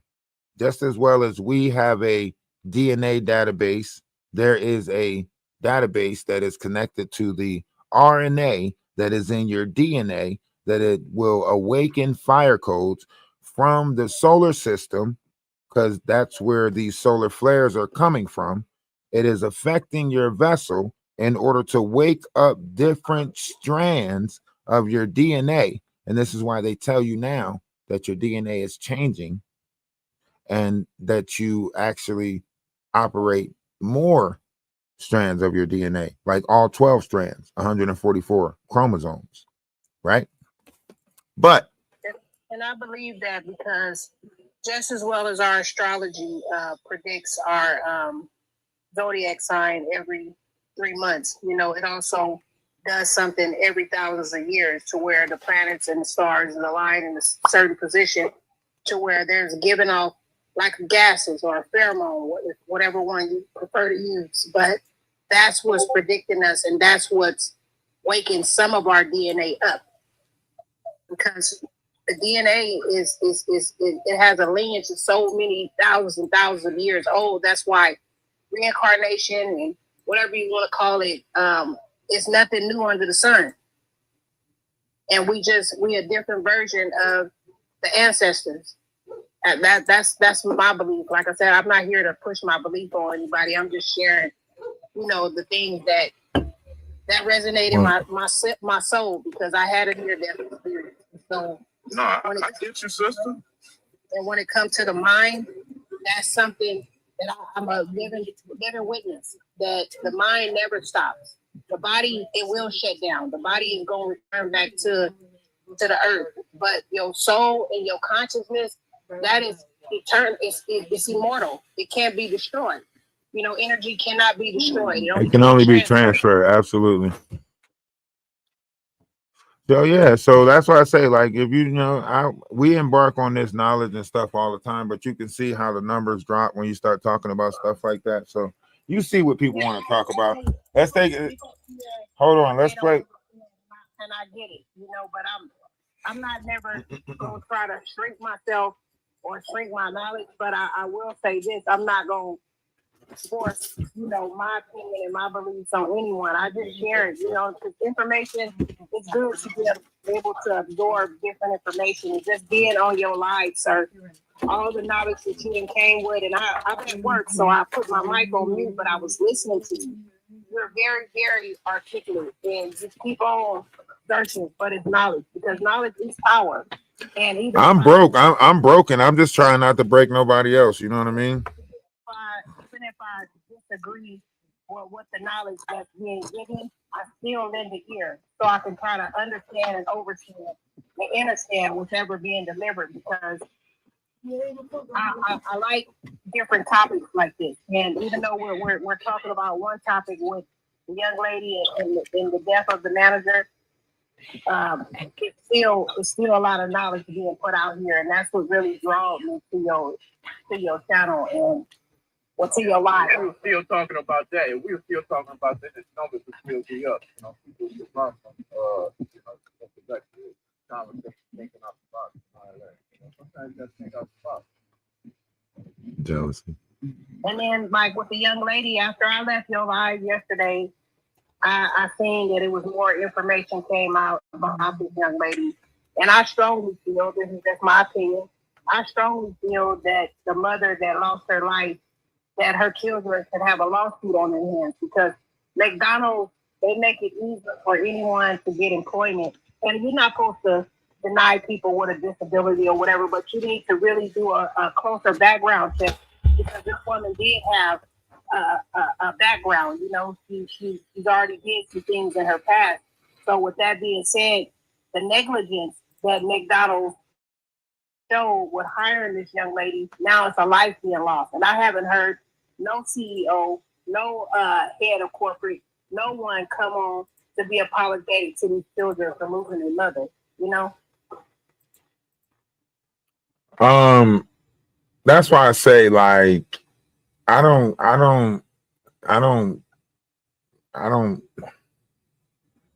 want to keep on like pointing out some of the variety, the things that took place in this person's life in order to, you know, for her to come to this point. But I want you guys to think about it like those school pew situations, right? We always analyze the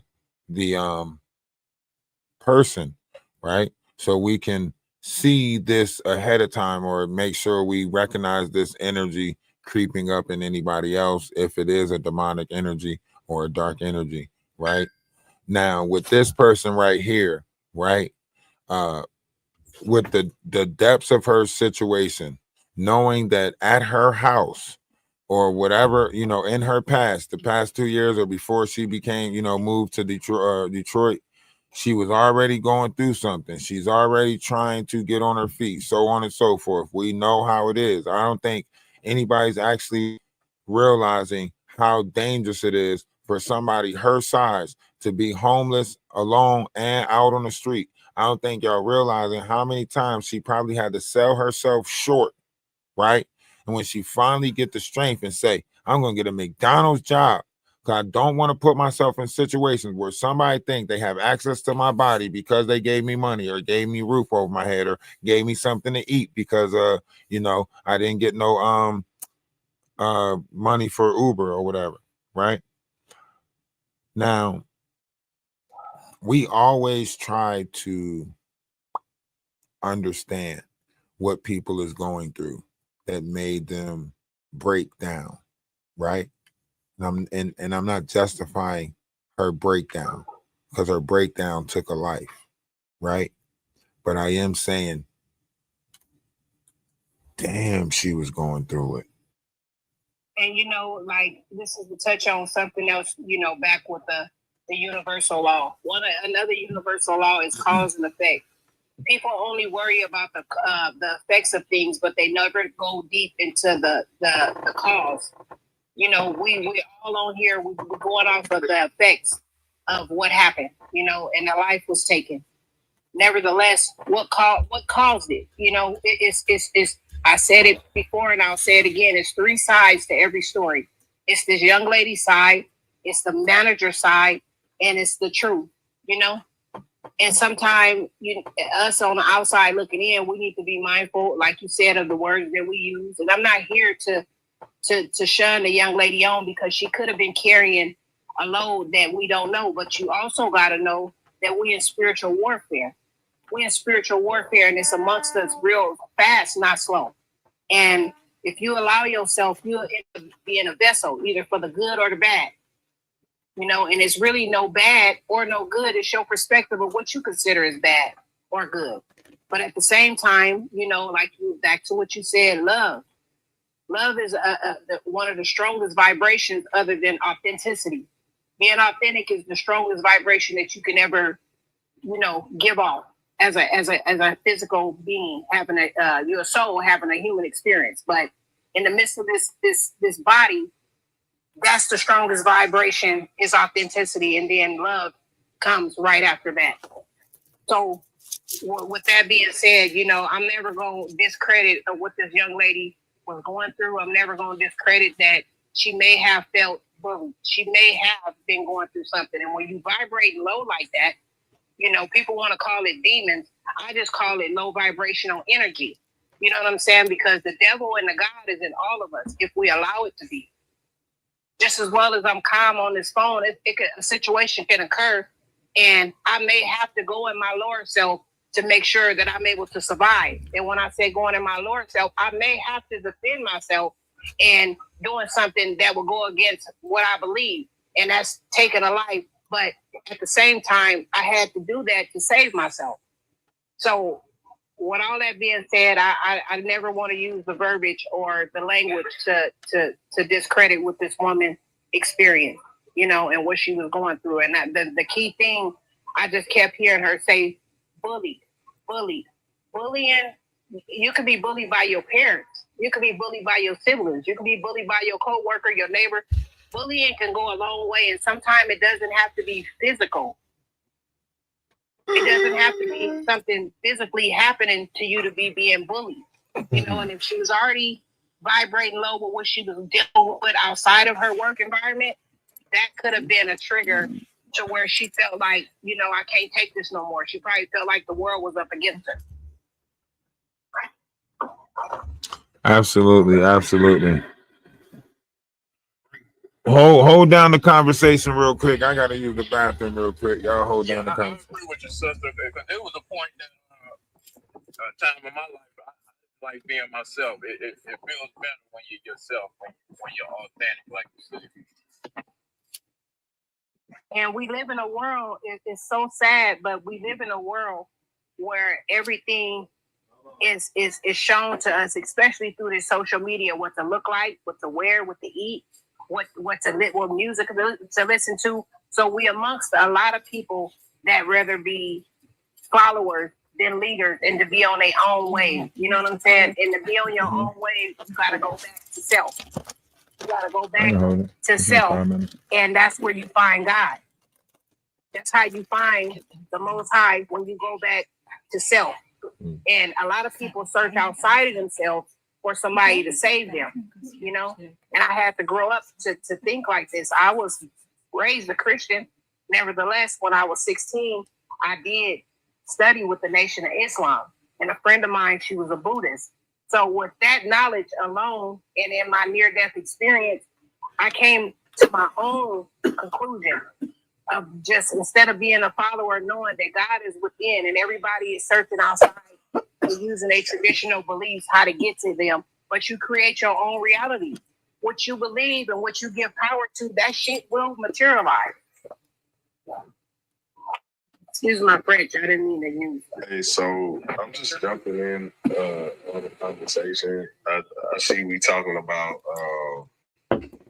the unaliving that happened. Are people like excusing this behavior? I'm trying to understand. You're always gonna have people excusing this behavior. What do you mean? Like, so a lot of what I just joined. So when I came on, I was hearing Beverly talk about like you go to your lower self to do what you have to do. No. That's not what she wasn't even. She was responding to something else. But in retrospect of what we're saying is, I think we all have to admit that we have a side that could go to a darker side. If we're all being honest, right? We have to control that darkness, right? Yeah. So we do have a higher self and a lower self. I think this all the time. I think about that when, you know, I'm not doing things that I know that I'm supposed to do.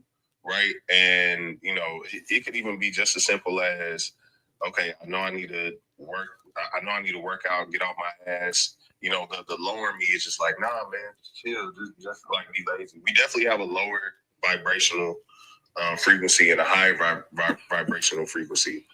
I do think that, especially in our community, that too many times we do appeal to the lower vibrational frequency. And I do also think that a lot of the behavior of the lower vibrational frequency is applauded or What's it's going on, excused Lady in a lot of Leticia? cases.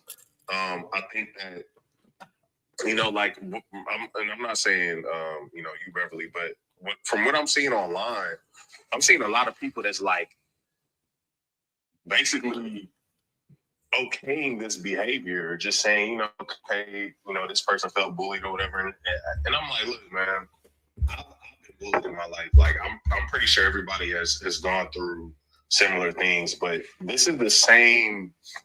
I think you're perceiving it like that. What you mean? I think you're perceiving that they're excusing the behavior.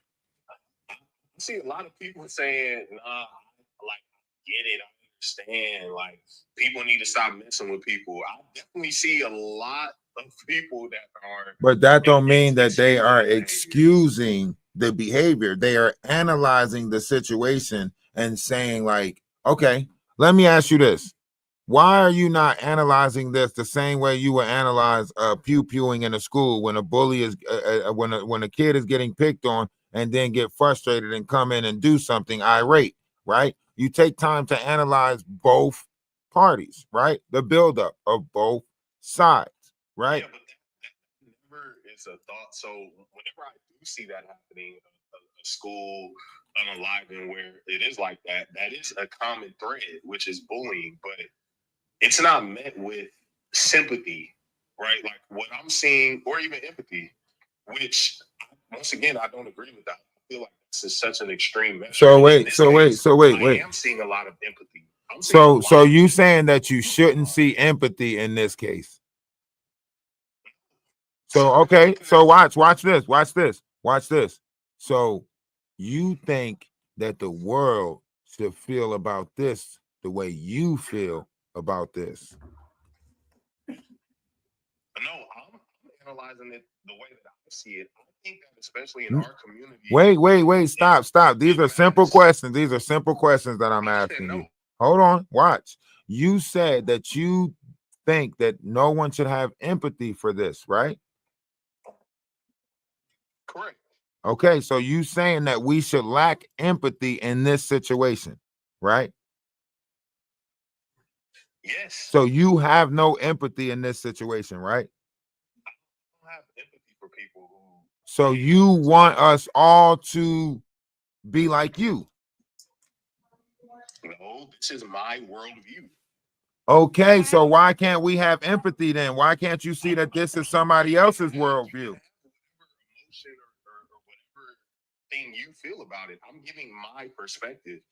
I don't have empathy because you can do that with every single case. And So why did you say I'm seeing a lot of people?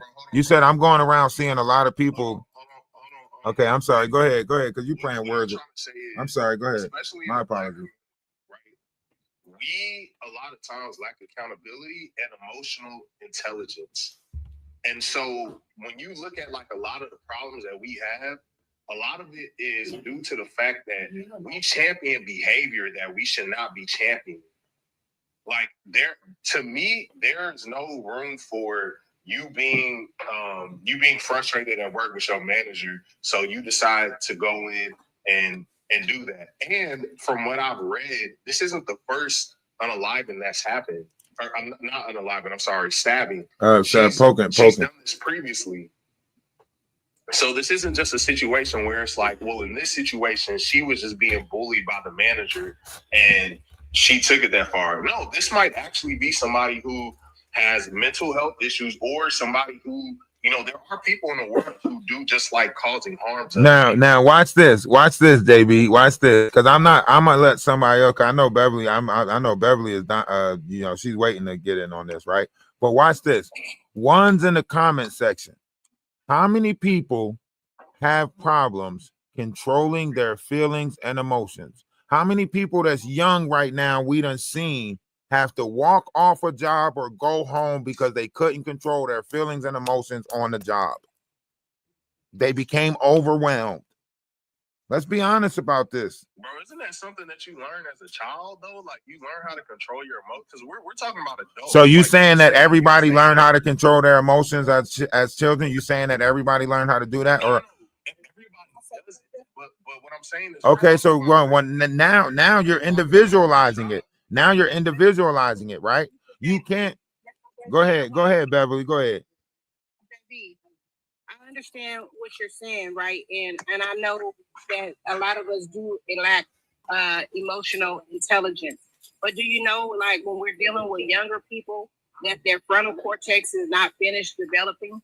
You know that their decision making, the part of your brain that makes your decisions, logic decisions, and making choices throughout life, that part of the brain is not fully developed. Are you aware of that? But I'm also aware that, especially even in this situation, we're talking about somebody in their late 20s. Yes, I understand what you're saying, but I'm not making excuses for her behavior, sir. And I just said prior to you coming on here that I did a little further research and seeing that she has committed crimes of this nature before, but it didn't lead up to a loss of life. But what I'm seeing and what I analyze, because I'm a mother, so that's the first thing that I've been looking for. I've been waiting to hear from this young lady's mother or her family or somebody close to her, and maybe I just haven't ran across it. I haven't just been looking for it, but I'm a YouTuber. I'm a social media type person. I be on TikTok, so I'm waiting for it to come out, but I don't know where she's from. Like I haven't seen anybody come off with that. But here's the deal. Through her rant, right? Not saying to her, I'm not justifying her behavior. Please don't take it in that light. But what she kept stating, that she felt like she was being bullied by her manager. She could have did it a lot of different ways and went to corporate and, talk to the manager's boss. It's always a chain ladder that you can go up when you're working somewhere, 9 times out of 10, unless you're working for a private owner. But this is a franchise, okay? McDonald's is. She could have went up the ladder and, filed a complaint on this woman. But just like I heard about her past, I also heard that it was other employees prior to her complained about the manager's behavior, if I'm not mistaken. This is just regurgitated information. I didn't read it. I did hear someone. It was. Yeah, we've all had managers that were a-holes, or like this isn't something that is this isn't a situation like that. Doesn't happen just in regular life. Like I don't know about y'all, but I've had a lot of jobs where I do not like. Let me ask you this, JB. Let me ask you this. Hold on. And please share the live. We got to get some more people in here on this conversation. Share the live. But watch this, JB. Why are you normalizing the manager's behavior by saying you've seen plenty of managers that do this, right? But then, on the other hand, you can't we normalize crashing out. You can't say we haven't normalized crashing out. Look at the internet. From Krishan Rock, from Krishan Rock to Erica Kane to what's going on TikTok right now. But that's what I'm speaking to. Even the term crashing out now is used in, like, if you're on social media, it's used as a trigger word or a word to get engagement. So I'm speaking to the culture that we're in now, where it's almost championed, or like crashing out is seen as it's meant as a way for people to connect to. What I'm saying is, at the end of the day, I'm not saying that the manager, like, that behavior is normal, but this is human behavior. Like, human behavior, there are people, whether you're at the same level as them or not, that are a-holes or people that you do not like, right? If we were a society where you just went around unaliving people that you didn't like or got on your nerves, or like we wouldn't be able to we wouldn't be able to function. So that's what I'm saying. At the end of the day, clearly this is somebody who was in distress mentally. Like, this is somebody whose head is not on right? So one, that needs to be acknowledged and fair. But from what I'm seeing online, like, I'm seeing a lot of people who were almost like championing this behavior. And I'm like, hold on, like, what are we doing? Because at the end of the day, a woman lost her life in her job, a mother of 6, and I'm somebody who, you know, I'm just saying from an emotional intelligence standpoint, even if you are working at McDonald's, fast food is, from a requirement standpoint, probably the easiest job to get to where you can walk across the street to Taco Bell or Burger King and get another job versus throwing your whole life away to crash out, quote unquote, or to show the other person that, you know, I finally had enough of this manager. Like, I'm just saying, like, it's just crazy to me, like, what I'm seeing. For me to be any of her family or a mother or a father, those are the 2 people that's most important with your upbringing and helping you build up your emotional intelligence and all that. Am I correct? So the reason why I sympathize, not agreeing, but I sympathize because I don't see no parents picking up for this young lady. So that already give me the notion that everything that she probably was experiencing, it all stems from something. That goes back to cause and effect. You know what I'm saying? Maybe she was evil. Yeah, she could have been a problem child though. One, she was evil, and 2. JB, hold on. Stop.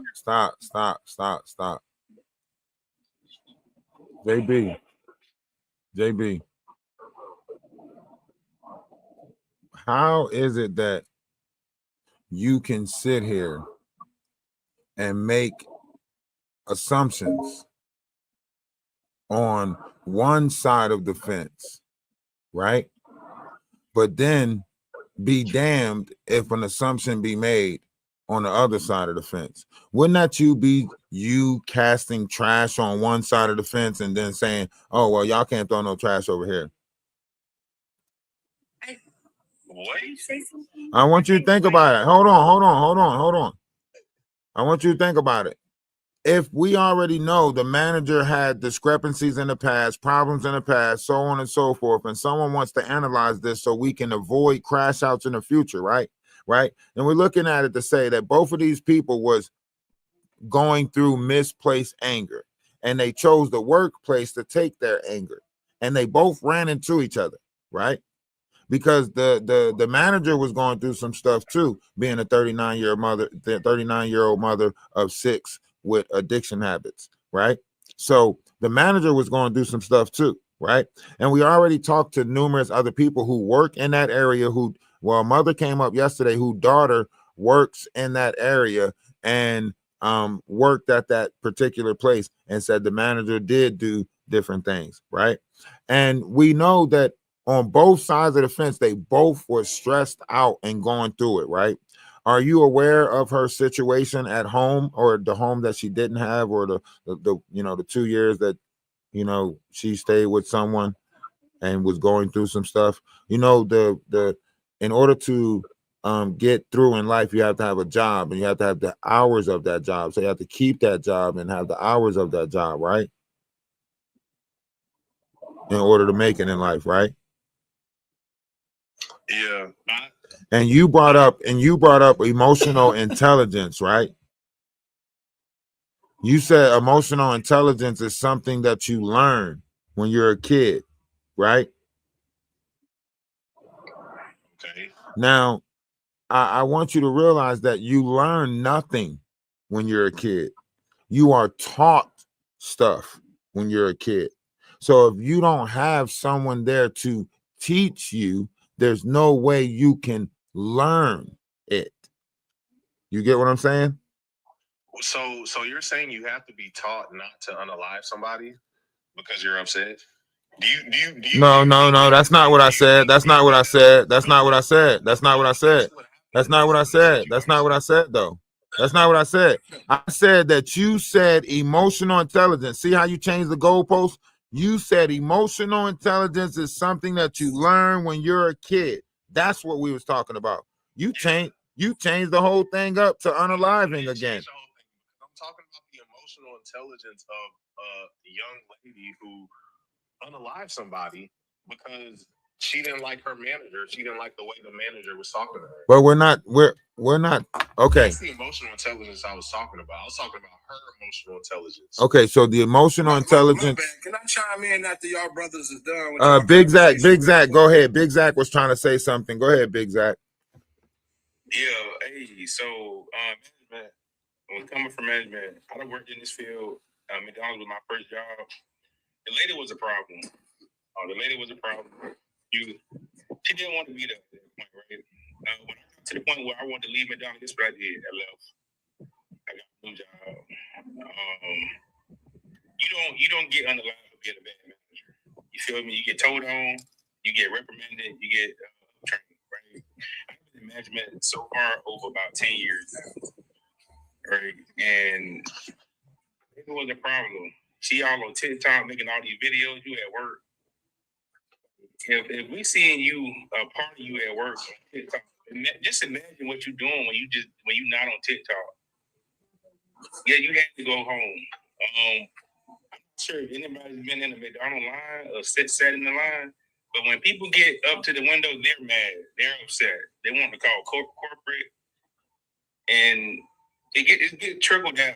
So yeah, you may have to go home if you're not being productive at this job, right? The lady was crazy. It makes me question about hiring crazy people. When you trust people that with backgrounds and stuff, right?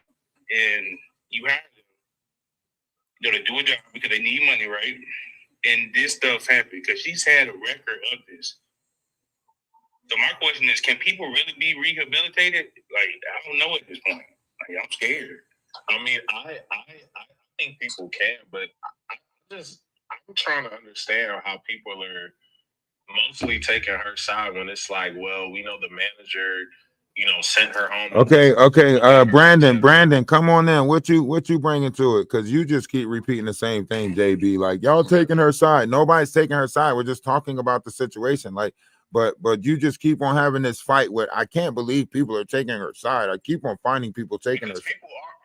No, that's your perception. That I didn't hear nobody take her side in here. We're just all talking about it. But come on with it, Brandon. What you got to bring to the? What you bring? I just simply want to say this at the end of the day. When it comes to us, and I don't want to make this about race or anything, but when it comes to us black folks, when are we gonna learn not part of it or partial of it or some of it? When are we gonna learn the word taking full responsibility for your actions? And that's clearly this whole situation. Look, this girl was a problem. This girl had a history of lashing out. She lived in Virginia or something, I believe. I could be wrong.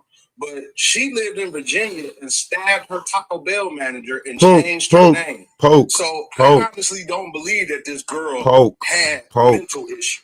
Because you stab your manager at Taco Bell and then go change. You have the knowledge to go change your name because.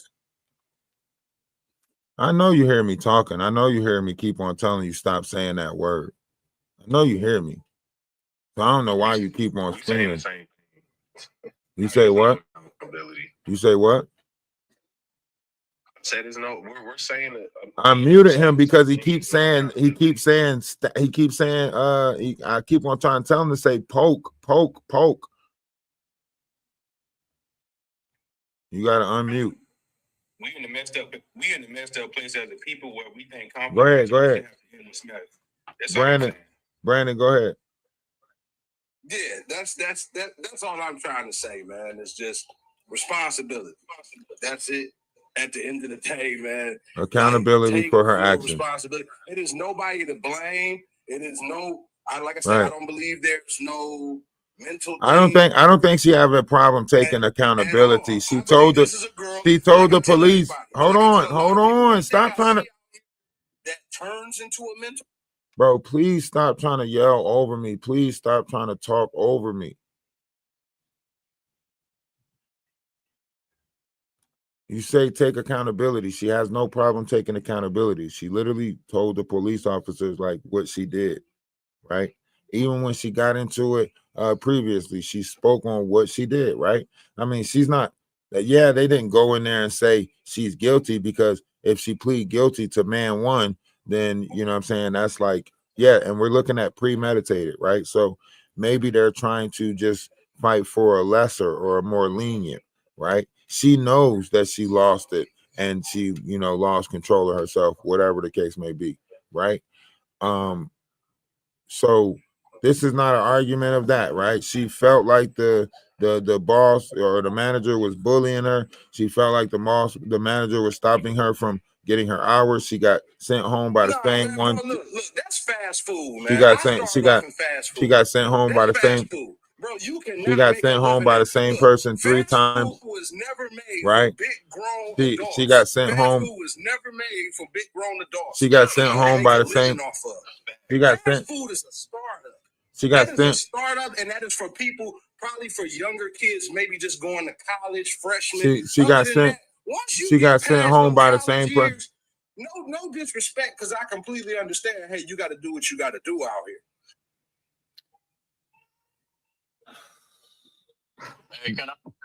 I understand. Like this. Hold on. If what you're saying is true, how is it a 39-year-old manager there, right? That means it should be all young staff, right? Nothing that y'all say really be making sense. I think a lot of y'all just be saying shit just to try to make yourself sound right. Because we're taking facts off the table that y'all don't want to admit is there, right? You know, the fast food restaurant, you got a 39-year-old worker. I done seen way older people, you know, put in for jobs, you know. I done seen people put in for jobs that, so stop putting this age bracket on stuff. Stop trying to make it seem like everything got to stay within a age bracket or whatever, right? And Brandon, if you do come back up, bro, please don't keep cutting me off, man. Respect me as a host. You're not about to yell over top of me. I'm not about to fight for no space with you or any weird shit like that. If I'm talking, please respect the fact that I'm talking. If you got me on teacup, you might as well drop. Oh shit, I ain't mean to drop you. Go ahead. Jazz, come in, Jazz. I don't know if it's my internet. Jazz, what you got? Internet signal or whatever that was acting funny, but I wasn't trying to. No disrespect. I wasn't trying to talk over you or nothing like that. So if we had a miscommunication there, my bad. But go, whoever you had next in line, go ahead. Like I said, at the end of the day, I'm sorry, bro. You should not be 30 going up into a McDonald's expecting, unless you're trying to move up and be a manager. You should not be 30 years old going up into a McDonald's looking to do everyday work to take care of your everyday life. McDonald's is for anybody who need a job. She was 26. Bro, I used to work. She was 26. Cut nobody off. I know we in the line. Bro, I used to work for a campaign called SEIU where we helped people in the fast food industry try to get a better raise. And after doing a lot of studying and a lot of research behind that company and the things that we did, bro, you end up finding out that the biggest downfall is that you have people that come in there and expect to take care of their personal lives. You cannot take care of your personal life living at McDonald's. And I'm about to end this conversation real quick, but we used to have people come in there and say, at the time we was fighting for the 15 minimum wage thing. And you used to get people come in there saying, oh, we need this amount of money because I can't pay my rent. I can't pay my light bill. I got 4 kids. There is no way with McDonald's salary unless you go in to become a manager. If you just a regular dude back there cleaning the bathrooms, flipping the burgers, you will fully believe that you about to go in there and take care of your family. But excuse me, I'm about to cut the conversation short.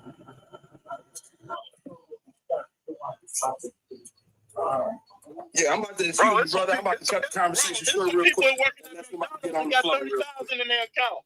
And it's some people that work at the Ford Motor Company that's behind in their rent. I don't know. Get y'all, man. It's people still beyond their means, man. It ain't about what you cop, it's what you keep, man. It's a man just retired. Doing good, man. I'm gonna say that it just you should not be a 30-year-old man going to McDonald's, brother. I'm sorry.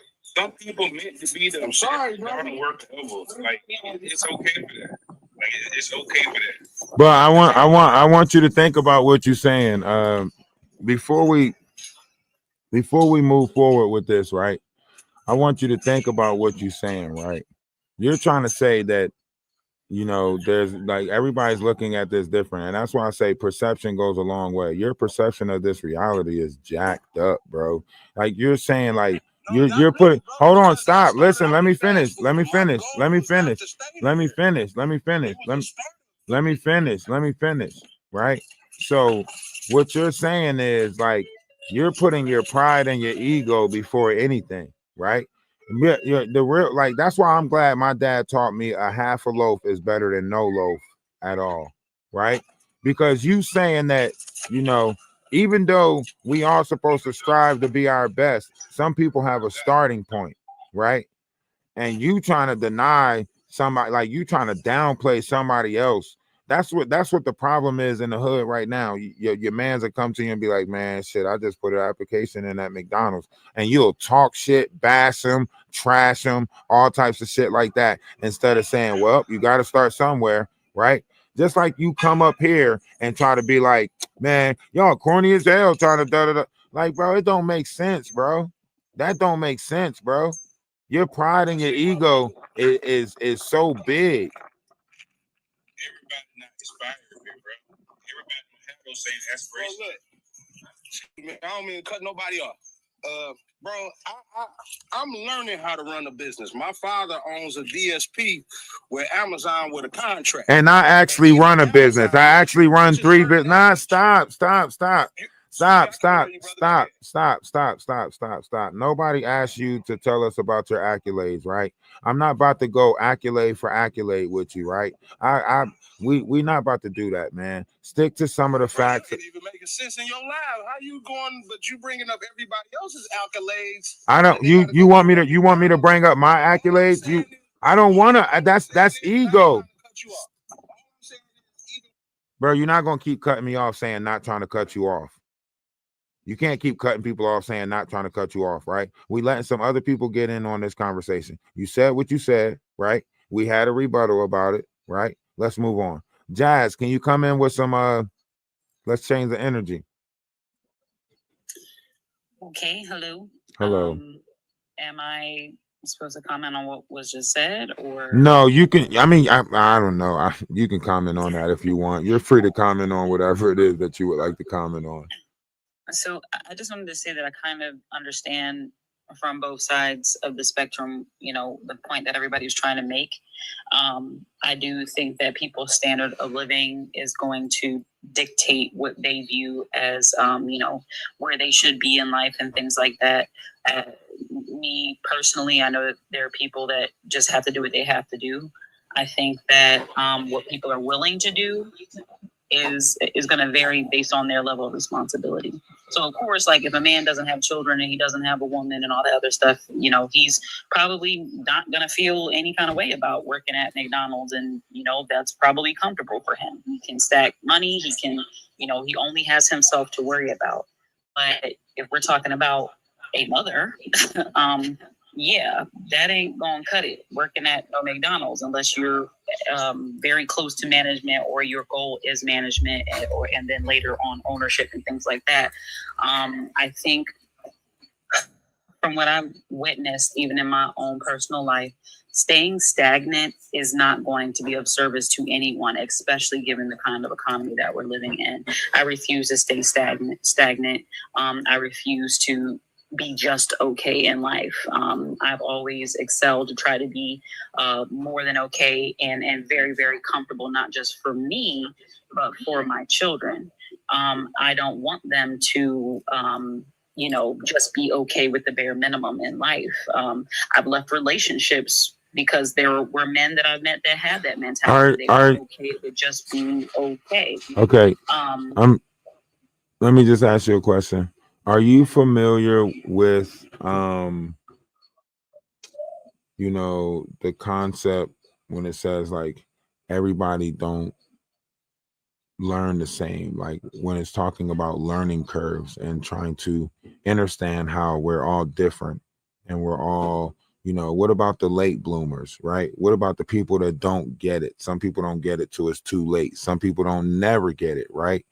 You have a lot of older people right now still sagging their pants, still, you know what I mean, walking around sagging their pants with the yo-yo-yos and this, that, and the third, right? We're creatures of habit. There's a lot of people that set in their ways, right? Okay. Well, yeah, I agree with that.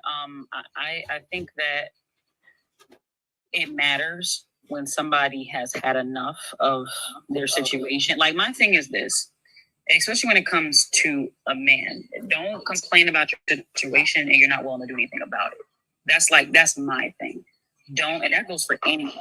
If you don't like your situation, change it. And it's only going to change if you look outward and you're willing to take a risk, or you're willing to try something different, or just to research and see what will work for you. Yes, college is not for everybody. That's why you go and get a license in something, so that you don't have to go to school for years and fork out thousands of dollars to get started with something, or figure out a side hustle, find out a skill, something that people want, that's in high demand, that is lucrative. But you do believe that she would have to start somewhere as a 26-year-old. She would have to start somewhere, right? Yeah, absolutely. And we know that whenever you are in the food handling business, you want experience somewhere with handling food, so that way you can move up the ladder if you are going in the food handling business, right? Right. That's Okay. right. Okay. And if you was to be at any age, you can't just put in for a manager position and start off. You're going to have to start off as a crew member, learn the operation, and then go to a manager position. They might accelerate the process, but you're still going to have to go through the process, correct? It depends on the company. Some companies really want to hire within. They focus on hiring within. So they probably would, Beverly. Yeah, some companies hire from within. So yes, it would be harder for someone from the outside to apply for a manager position and get it. But there are other companies that don't care about that, and they just want somebody who does have manager experience, even if it's from an outside company. So this just goes into people doing research and getting in where you fit in, and see what's going to help you excel in the quickest way. Yes. All right. So Pink Panther, come on in with it. Hey, how you doing, man? How's everything? It's going good. The most I can say, man, I'm a 50-year-old black man. I live in DC, man. I've been here all my life. I never had a father or mother. I can never excuse someone going to a job with a weapon, taking somebody's life, let alone somebody who got kids. And the thing I'm gonna say, I know mental health is real or whatever. Did you run across somebody that was excusing her? No. Nobody excusing her. Oh, What okay. I'm saying is, we all have to be held accountable, because I just had I'm an HVAC tech. I just had an issue where I was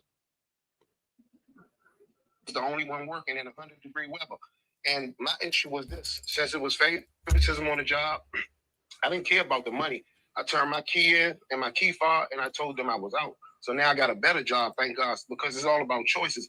You one thing about, you have to have fear of God, man. I grew up in the roughest and toughest neighborhoods in DC all my life, man. I ain't ever ran with no clicks. All I ever walked with is God, man, because you know what? We all got a day when we got to die. So you cannot ever go take nobody's life if they're not trying to take your life. I don't care what the issue is. I don't care what the circumstances is.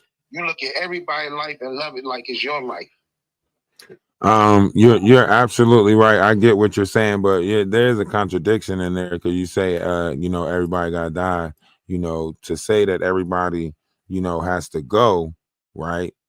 It would imply that no one's situation is in our control, right? And since no one's situation is in our control, right, we got to let go and let God, right? So Let me rephrase that. We don't have to die. transfer energy. We all have to go through this process that you're saying, right? And this process, never mind. I feel you. I understand. You know, I'm 50 years old. I know, man. I know how it go. No, I'm just saying, like, once you harvest feelings for something, right? You can do what it is that you want with your vessel, right? You're a master of your universe, right? And hopefully you're maneuvering your vessel according to, you know, how you're maneuvering your vessel, right? Of greatness, whatever, right? But you can't dictate how somebody else move their vessel, right? So this goes back to the serenity prayer, right? God grant me the, you know, wisdom, courage, and then, you know, wisdom to know the difference, all of that stuff, right? So wouldn't it be wise to say that none of us are entitled to say how someone else move or control their vessel or body? Well, I think God blesses all with common sense. If it's a car coming up the street, you know not to walk across that street. I didn't, that's not what I said. That's not what I said. Yeah.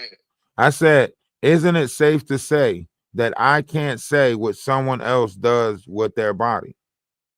Oh yeah, that's true. Okay, so if I can't say it's safe, if I can't say what someone else do with their body, then I have to make peace with how everyone is operating their self, right?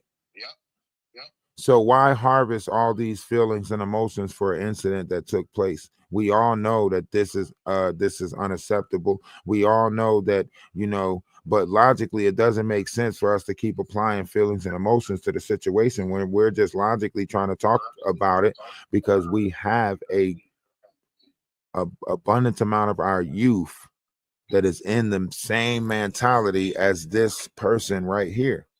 That's one altercation away from losing it. Yeah, that's right. You're right, man. That's what I pray for her. I pray for everybody in the situation. I pray for that woman, kids, and I'm really praying for her kids, man, because kids.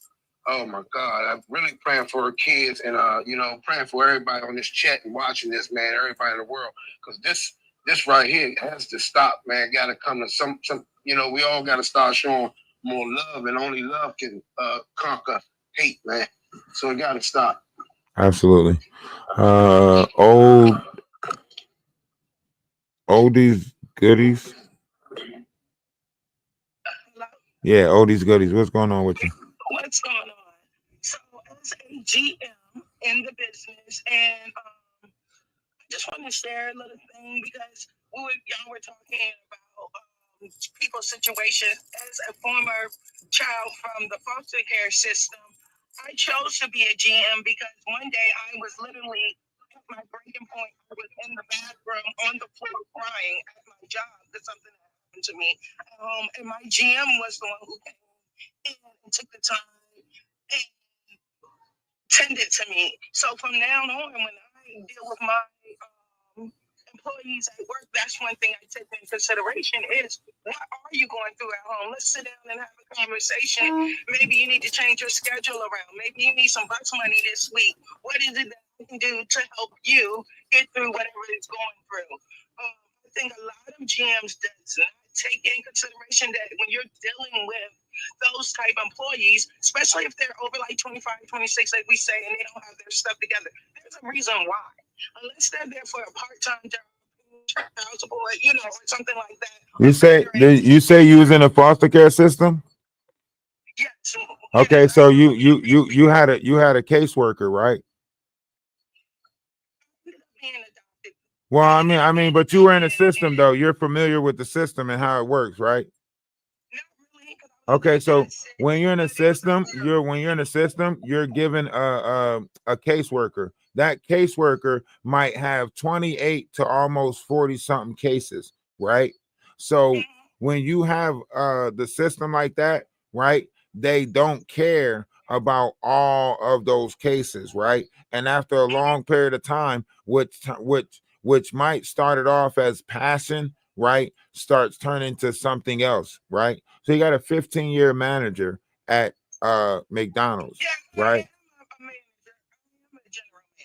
No, I'm not talking about you. I'm not talking about you. I'm talking about the woman that got unalived. I'm talking about the woman who, you know, has the 6 kids, who was, you know, going to work and being the manager of that McDonald's.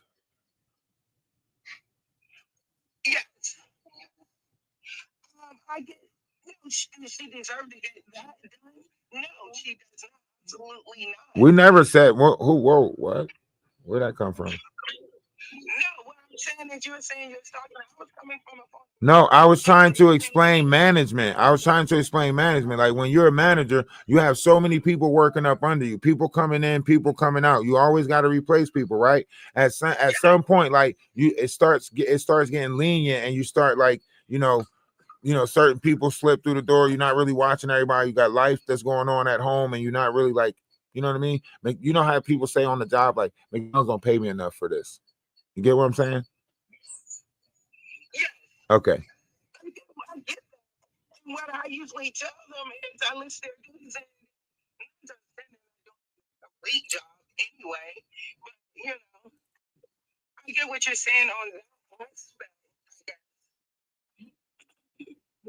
I'm trying to figure out where you were going with it. Going with what?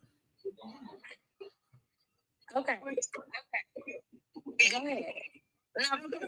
I'm really trying to understand your point of view, because I know that you're saying that you're coming from a place of management, but justifying exactly the actions of a thing, it's not even just the actions of one person, it's the actions of people coming in and not understanding authority. When we go into that's an issue.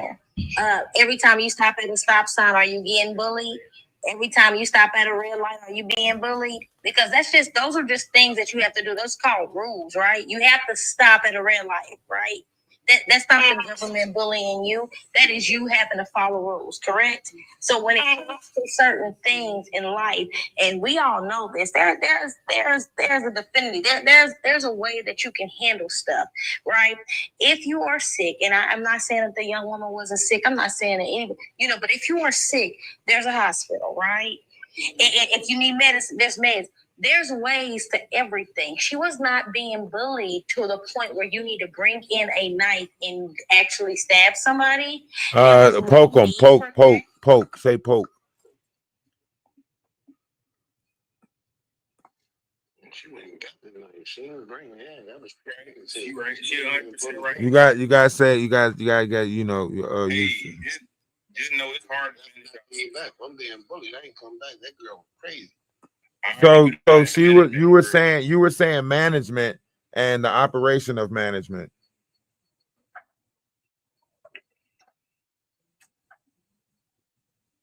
What you said, big bro? No,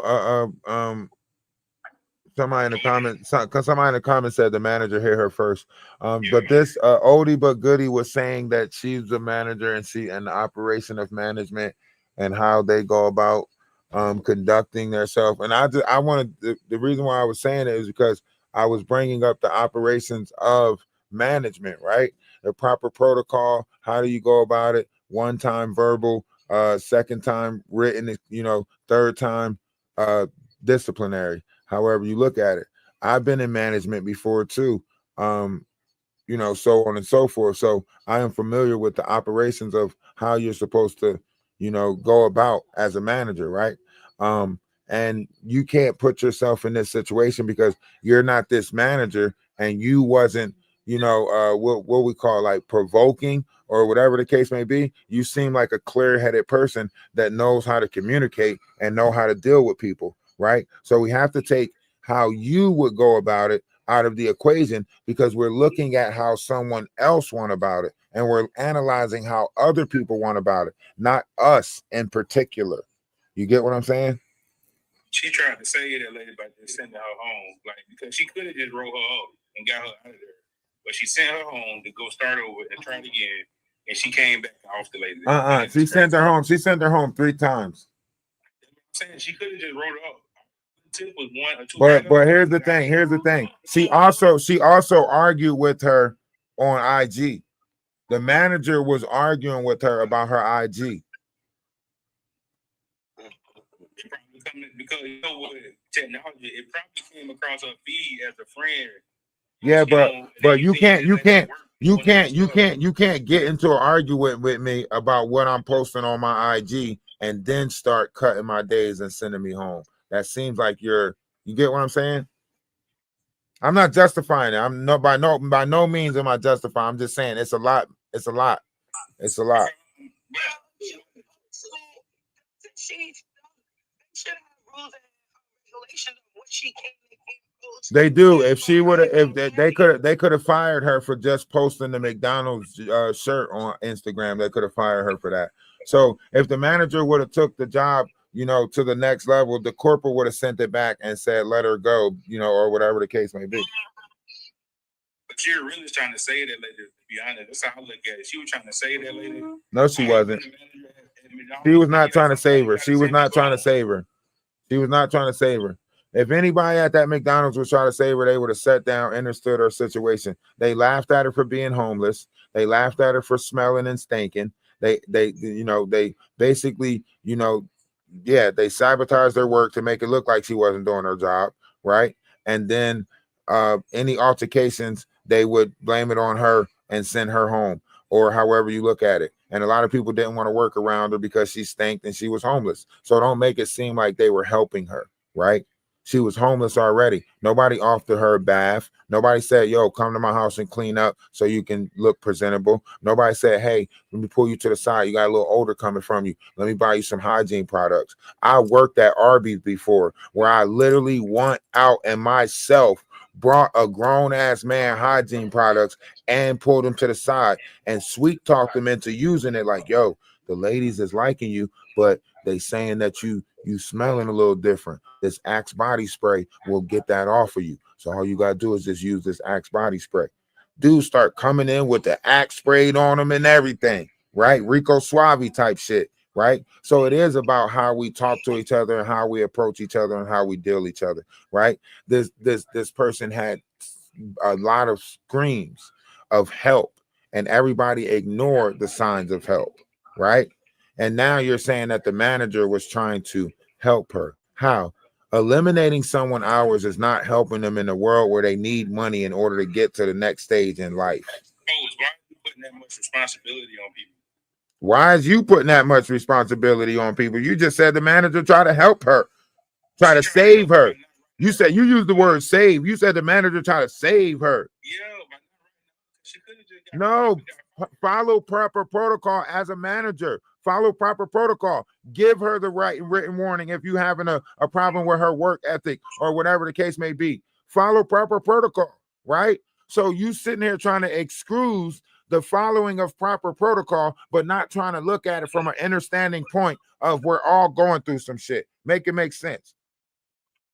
That's what the manager went wrong at. She didn't follow proper protocol. Her proper protocol was when she seen her online, she should have got out of that then. Don't care about her situation. Like, and her being friendly got the lady off. And I'm sorry, and I see the situation. It's hard to manage our people. That's what I keep learning. When you a BLK person, you get into management, people just feel like you just Why you keep putting this on the whole collective? You don't feel like we individuals in a collective? Why you keep saying our people? Because we keep seeing situations like this. So you represent demonic people? Because I don't represent demonic people. So I don't know what people you talking about when you say our people. When I say our people that look like us. Nah, that's skin. You're never supposed to judge a book by its cover. Because the Bible tell you that the devil will always appear to you in the form of a man. Yeah, keep seeing it, bro. So you can't say that it's our people because I'm of the enlightened, right? I'm a Christ-like being, right? I'm not an anti-Christ-like being. I don't want to keep on sinning over and over again, right? So when I analyze situations like this, I like to take heed to the entities that is inside the vessel so I can either avoid the crash out. Situation, right? Like, cause I do data analytics, right? Uh-huh. And when you analyze the situation, you just keep seeing the same thing that happened over and over again in just different cities, in different environments. The same situation that happened, just change the names around, and it's just the same situation that happened over and over again. So it's the same situation. It's not happening in no other environments besides our people's environments.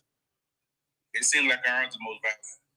I'm not seeing so you're not seeing like other people run cars through crowds. You're not seeing none of that. We seen that, and they are labeled, but these people are not being labeled terrorists. They're not being labeled. Oh, so now what you're trying to say is your perception on titles is what matters the most. We need to label things. Like we need to label. We need to be labeled. Label these situations for real. Like, We need to be labeled. So we need to be labeled. At this point, yeah. What do you want? What do you want? What do you want us to be? You separated. Yeah. Separated from what? What are you trying to be separated from? The violence, man. Like it's too much violence in this community. No, I mean, like, what you want to be separated from the community? Like You don't want to be invited to the cookout? I'm scared to go to the cookout at this point, man, bro. Damn. Most brother take the raise the potato salad, bro. Damn. Hey, quick question to you. Quick question to you, right? That motherfucker. That's this Gordon's fisherman. That motherfucker trying to get fish sticks. Have you ever been around 4 white ski dudes and have to cross the street because you walking and they just looking crazy at you? No. But Who? You haven't been around that before? You never been around that? Yo, listen, I worked in Philippi, West Virginia, at like right next to a coal mine. I was the grill chef for a bar. You know how many of them come in with all types of jokes and stuff like that? And I ignored that shit. You know why? Because that's got how they perceive this world or how they perceive me to be. Ain't got nothing to do with my perception of reality. But check this out. I've been around 4 of our people in some poo shiesty masks, and I had to cross the street. I don't know what the boys had going on. But look, let me ask you this. Why are you so fearful in the world? Because I keep seeing it happen. So you scary. So you scary. So you scary. But guess what? I'm still going. All right, come on. You want me to pray for you right now? Yeah, pray for me, bro. All right, I got you. But you know, it's violence at night. I got you. Lord God, please help Big Zach make it through everything that he making it through in life, in love, in loyalty, right? Wherever he go, allow fear to pass him by. Allow things in this world not to be of him. Remind him that he is in this world, but not of this world. Remind him that he is greater than all things, and he who is in him is greater than he who is in the world. And also, Lord, remind him, though he walk through the valley of the shadow of death, he should fear no evil, for God is with him all the days of his life. Jesus. You're from the end of that? Well, I felt that in my heart. I felt that in my soul. Hey, be great at what you do, man. Be great at what you do. You know, walk in light. Everything that you do is beautiful. You just got to perceive it to be. Yeah, everything that's happening in life, it's gonna come with problems. There's gonna be a lot of mistakes. We're gonna fuck up, you know. But just be great. You know what I mean? Just be great at what you do, and you know, smile about it. Everything that happened in this world, everything that hits us, it's not gonna be good. But if you could find that silver lining, you can see the greatness in everything. Namaste. I see greatness in all of us. We just gotta want to get there. We gotta have the will to get there. We gotta want to Right, man. Hey, I feel that way too. But hey, these situations keep knocking me off. I'm like, hey, when I see this situation, six whole kids just lost their mother, bro. That's not true. 6 kids. The lady, she had 6 kids. That's not true. You want me to tell you the truth? I'm gonna be honest with you. And don't take this the wrong way. Right? Those kids asked the universe for their mom to go down as a hero. They wanted to see their mom as a hero. Yeah, you want to see their mom. You're not listening. You're not listening to what I'm saying. You're not listening to what I'm saying. the projection of how they seen her already as an addict, as somebody that's pulling the pew out, breaking the doors, telling them that they tired of her, so on and so forth. You don't get what I'm saying. You wouldn't understand the depths of the transfer of energy. Their mom was tired, losing a fight to addiction, knowing that one false move of that drug is going to end her life. And she was fighting. And I know because my mom went through that same fight. My mom told me, she didn't tell me because I didn't find the book until after she was gone. But she said in that book, in red letters, she said, I knew that if I go to the darkness, I would lose that fight to the darkness. And that was in red letters in that book. Right? And my mom lost her fight to addiction. But I got to see my mom in a different light when she started doing for her grandkids. She changed her whole life up for her grandkids. She stopped using drugs and everything for her grandkids. For us, took this lady stuff though, like the same. What do you mean? Like, them people running their mama in physical. If I lost my mama right now, bro, I'm gone. I'm credit and I got a bag. You get what I'm saying? Like I lost my mama in the physical. What are you talking about? What do you? Bro, if I lost my mama right now, bro, I'm out of here, bro. Shout out to you. You strong. That's what I'm telling you is my mom energy was meant to be transferred so I can stand here with the level of power that I have today. That's why I love that I'm blessed to be able to have my mama present here. Because if I lost my mama right now, I'd be, bro, done. I don't know what to do. So you can't live without the flesh. You can't see life without the carnal. Mentally, I'm gone, bro. Financially, I'm good, but mentally, I'm bro, I don't know what I'm going. Now, I don't see how you do it, bro. I thought you said all things got to come to an end. I'm right there with you, bro. I take care of everything myself, bro. But mentally, bro, my mama gone, bro. I'm crashing. I don't know what else to do. My mama not gone, bro. Stop saying my mama gone, nigga. My mama not gone. You know what I'm saying? I'm saying like in the physical form. You get what I'm saying? Like in the it's tough. She got my little ones right now, bro. Like, I feel you. In the physical world, a lot of y'all can't do without. I get it.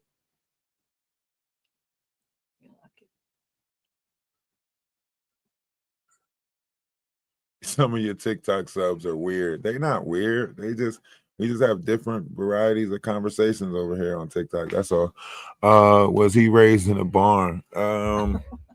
No, I don't think he was raised in a barn. I hope he wasn't raised in a barn. If he was, hey man, listen. The only thing missing was a brown chicken, brown cow. You know what I mean? Brown chicken, brown cow. But no, namaste. The life that we live is always up to one's perception of it, right? Pink Panther, come on with it. What you got to add to the table? Well, I just want to say like this. Everybody got their own perception on how they think life should go, but you never know what no one is going through. You never know until you're in that person's shoes or in that person's body, and that's not going to happen. So what I would always say is try to lead with love and stay vigilant, because I'm always looking up on top of buildings when I'm outside under cars. I'm washing windows. Stay vigilant out here if you can, because it's a lot going on, and you never. Damn, you sound like you saying stay scary. You scary ass. You scary ass. No. You scary as hell. What the fuck you mean looking up under the car? You scary ass. You sound scary as hell. Don't try to project no fear. Nah, my foot. Nah, my foot. Nah. Don't be trying to project no fear over here, trying to tell people to stay vigilant. I look under cars. I look on rooftops. I be walking around. I be making sure it's so much danger in this world. I be just catch. It's so much danger. Ooh, fear. Ooh, fear. Y'all be trying to sell that fear so much, man. Y'all be trying. Hey, listen, there's a rainbow around the corner too. There's rainbows in the world too, right? For every rain, there's a sunshine, right? Stop trying to go around push fear on. Get out of here with that, man. God said watch and pray. God said watch and pray. That don't mean be scared. You don't ever pose a fear. God said watch and pray. No. Nah, don't try to quote the book. Don't try to use the Bible, because I tear your ass up. Don't try to do that. Don't try to quote the book. Do not try to quote the book. You lying, my boy. Don't try to quote the book. Don't use the book to try to fit your narrative of fear. Don't use that book to try to use your narrative of fear. I'll be looking up under cars and everything. You know what I'm saying? I be looking under cars and everything. I be checking everywhere. It's scary. Nah, you don't supposed to be scary though. You just gotta watch and pray. That's paranoid people live longer. Let me ask you this. If you're paranoid, where do you find your peace at? Oh no, I ain't paranoid. Only time I get paranoid when I smoke some good weed, but I'm not paranoid. I get paranoid when I smoke. I'm paranoid all the time. I'm IT. I'm paranoid with all this stuff. I'm paranoid with you know what I'm saying? My thing is, bro, you gotta be doing something for somebody to do something to you. Yeah, that's why you shouldn't be paranoid. Because if you know you ain't did nothing to nobody, you shouldn't be paranoid. You just got to probably watch for somebody who crazy, somebody who. Nah, why are you paranoid though? Like, what you thinking in the world? Nah, I'm saying, bro, if you standing outside with your buddies and one guy got his head on a swivel, and your buddy's talking about, damn, what you looking around for? Damn, do I got to be doing something for somebody to be doing something for me? I'm watching. You don't. You can just be a victim of circumstance. That's what I'm saying. Okay, so let me ask you this. Why? Hold on. Listen. Why are you putting yourself in situations where you gotta have your head on a swivel? Aren't you a master of your environment because you get to determine what environment you put yourself in? Yeah. Not when you're dealing with our people. Oh, so what do you mean? You mean so let me get this straight. When it comes to your people, you have no say-so on what happens. No. So you're a subject to your people. If you're hanging around a whole bunch of our people at one time, it's a 80% chance something may happen. What's our people? Hold on. Stop. I don't think we got the same code of conduct when it comes to what our people is. Who's your people? Yeah. Black people. Nah, we don't got the same people. My people not black people. I'm sorry, my people not black people. I don't know what people is your people. Yeah, all skin folk and kinfolk. You lying to yourself if you think that because now you telling me that you normalize drama and trauma because you're saying that that's what your people always bring, so that's what you hang around, so that's what you normal to, so you are a creature of habit and that's what you normalize, so you really just on this page to bring that same rhetoric of bullshit because it's normal to you. Yeah. Sound crazy. Yeah, he telling the truth because that's the white man narrative. That's what he wants you to believe. What? And I see it every day. Oh my goodness. No, I wish I wasn't in one of these crazy cities. It's no such thing as black and white. You got good and evil. That's it. All you got. That's all you got. Good and evil. Hey, you got this concept that your people, but you keep on being. That means you like evil. In the Bible, it says only two type of people down here: Christ-like beings and Antichrist-like beings. And he who can accept that the Antichrist exists within the body, but don't accept that Christ exists in the body, is a follower of the Antichrist. Yep. That's tough. You know that Bible bit, bro.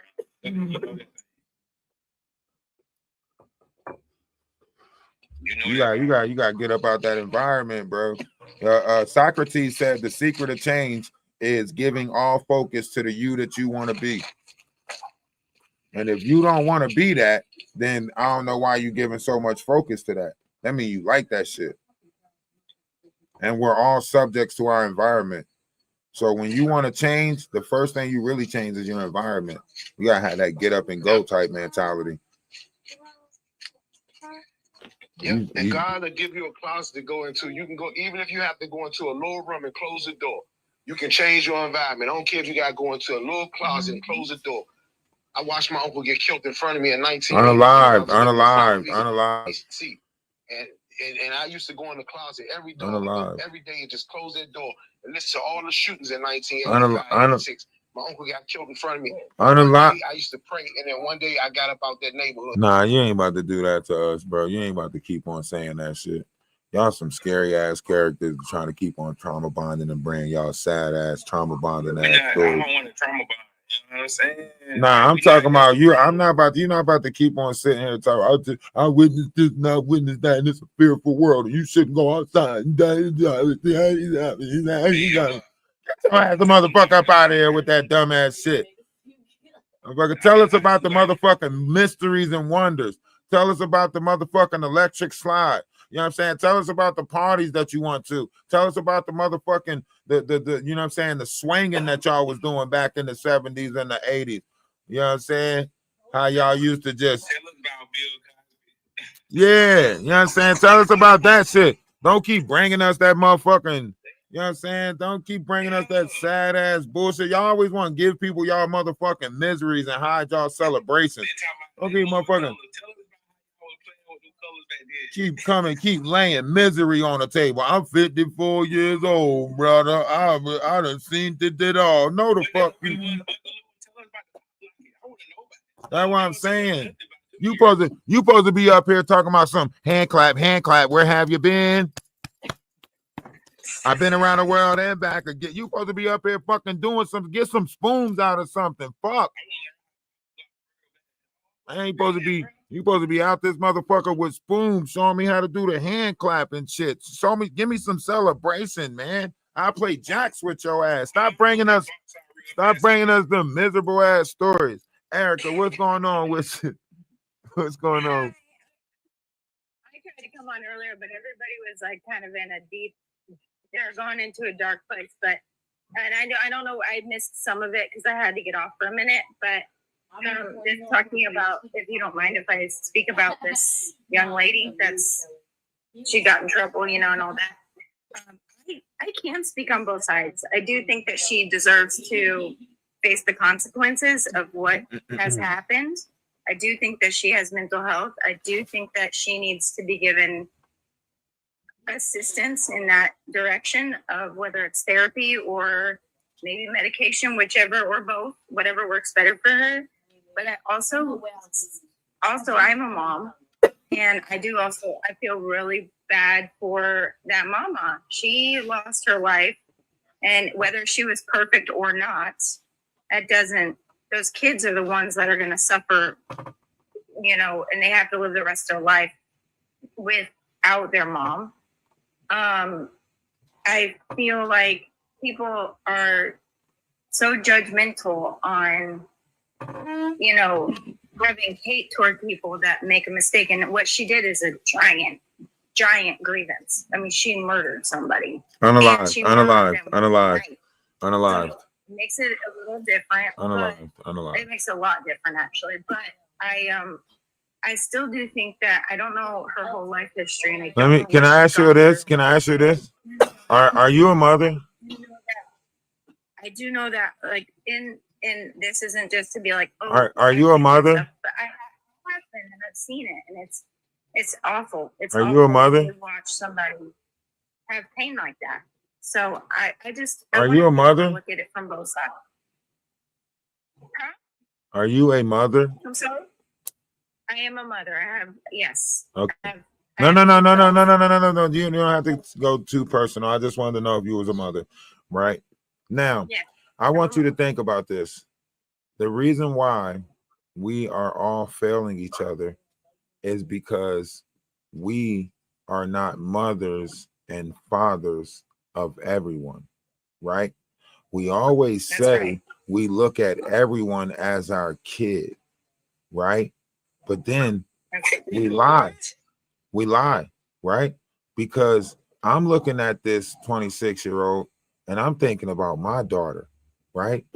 And I'm thinking, damn, right?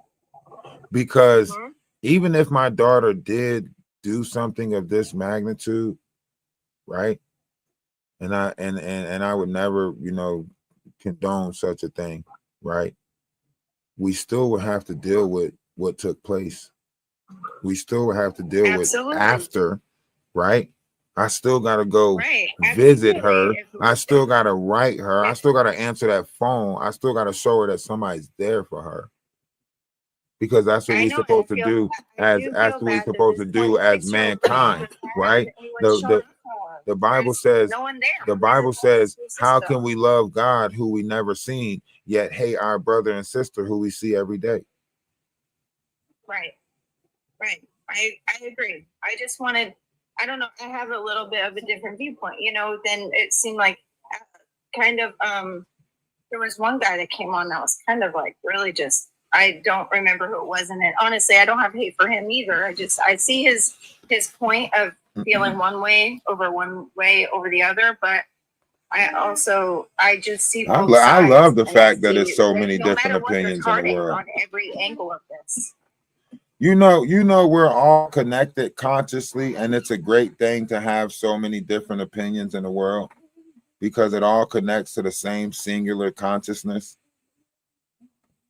Yeah. That's why I love, you know, I love that everybody has the right to think how they want to think within their own mind. And we should explore that more. Yeah, I agree. That's why I kind of started following you, because you always have people on and everybody has very different opinions all the time. Absolutely. Good afternoon. How was we connected to that lady? What you said, bro?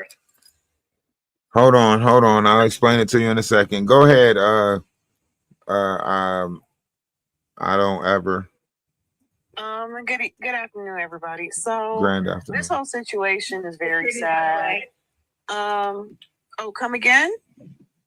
I said, you're so pretty. Oh, thank you. You as well. Thank you so much. I just want to say this whole situation is very sad. You know, I've learned that in life, sometimes you just have to leave people alone because you never know what somebody's going through in their mind. My parents taught me this like from young. They said sometimes even when you know that you are in the right, even when you know that somebody is mistreating you, the best thing that you can do is leave the situation instead of retaliate, because that could be your life. It doesn't mean that you can't defend yourself sometimes, but sometimes defending yourself is not worth it. I believe everything this little girl said. I believe that her boss was a piece of shit. I believe that her boss was rude. I believe everything that she said. But how she reacted was not okay. And now you are sitting at a $25 million bond. You are literally going to be in jail until somebody or the people that you love cough up $2.5 million to get you out of there so that you can fight your case out of jail. We all know that's not going to happen unless people raise money for her. I can't raise money for her because it's just like, this isn't the type of case that I believe she was technically in the right. Even though I believe her boss was a horrible person, that doesn't mean that you take somebody's life. But to the people who are just like the boss, leave people alone. And to the people who are just like this girl, sometimes you need to calm down. Like, you just never know when somebody's breaking point is. People will literally unalive you because you decided to defend yourself because they cut you off in traffic. Or you know how like there's road rage, there's people who are very disrespectful on the road, and then you decide to scream at them. Yeah, you probably have the right to scream at them, but now they took out their pew pew and you can't see your kids at home because you decided to match energy. Sometimes matching energy is not worth it. And to the person in the comments, Big Osh, I understand that. You said you can't tell people how to react. Y'all don't know people's mental state exactly, right? I've already acknowledged that. But what don't you understand? When somebody unalives you because you decided to match energy, your kids are going to regret that you said that. Hold on. Be careful. Watch the verbiage. Your tongue is a sword, and it's a double-edged sword, so you got to be careful what you're projecting onto other people. All right, so now I want to ask you guys this. Now that the panel is a little bit diverse with a mixed, group of people on there, right? And I get what you're saying, right? People need to understand when people want to be left alone, or when people are at their breaking point, or just dealing with people in kindness, right? we have a society of youth that are spectrum based or don't have social cues, and those spectrum based loss of social cues are becoming adults in this world working at certain areas of places, right? Correct. And when you are approaching them, I'll share a little story with you guys. I'll try to make it brief. When I worked at Bancroft Neural Health watching autistic kids, and I worked in the residential program. In the residential program, we were structured to take these kids out into society to get them to function in society properly, take them to the bank, train, speed, take them to the park, wherever. And we had this one kid named Chris, and he would accumulate stars in order to go to the movies at the end of the week. So we couldn't take him to see any movie, because any movie he would accumulate the energy from that movie and then act out every time we go see the movie. So he wanted to go see Fever Pitch, but we had to go take him to see Ice Princess. And even though we wanted to go take him to see Ice Princess, he still accumulated the same energy. And as we was leaving, he looked over at me and he had this crazy ass look in his eyes. And he said, "I'm so excited." And when he said that, I knew he's about to act out. So I tapped the other staff member, right? So as we're about to get to the aisle, he starts acting out, flaring, kicking his feet, so on and so forth. So now you have two black, pretty decentable sized gentlemen holding down and grabbing this YT kid, right? A lady who was walking by, as I'm telling her, like, "Look, my badge, please keep going." She's like, "What are you doing? What are you guys doing to him? Come on, get off of him." And she wanted to go help Chris. And Chris latched onto her hair. So I'm talking about, when I say latched onto her hair, right? And I say that to say this, right? In this new society, we have a lot of autistic and spectrum-based young adults. Can we admit that? Yes. And I just want to say, to answer your question, yes. Every situation is different. As far as this situation, like, every situation is different, so we can't say the same thing for every type of situation. In this case, she might have mental issues, she might not. We don't know. All we know is what she did. All we know is what she told us the manager had been doing to her. She's actually been diagnosed, but okay. Wait, she was what? They died. Well, she has diagnosis. She is on medications. The lawyers did say that and brought that up at the what you call them. So, What did they say and she was the previous what did the lawyer say she 2002. was diagnosed with? I don't think they're allowed to say. I can't . Because it Well, can you say it in TikTok language? I missed it. schizo. The only thing that I saw was that she had been doing some college. Because of her previous traumas, she was diagnosed with PTSD or whatever, because she has previous traumas, such as the 2002 situation involving alcohol. Let me see if I can play this real quick.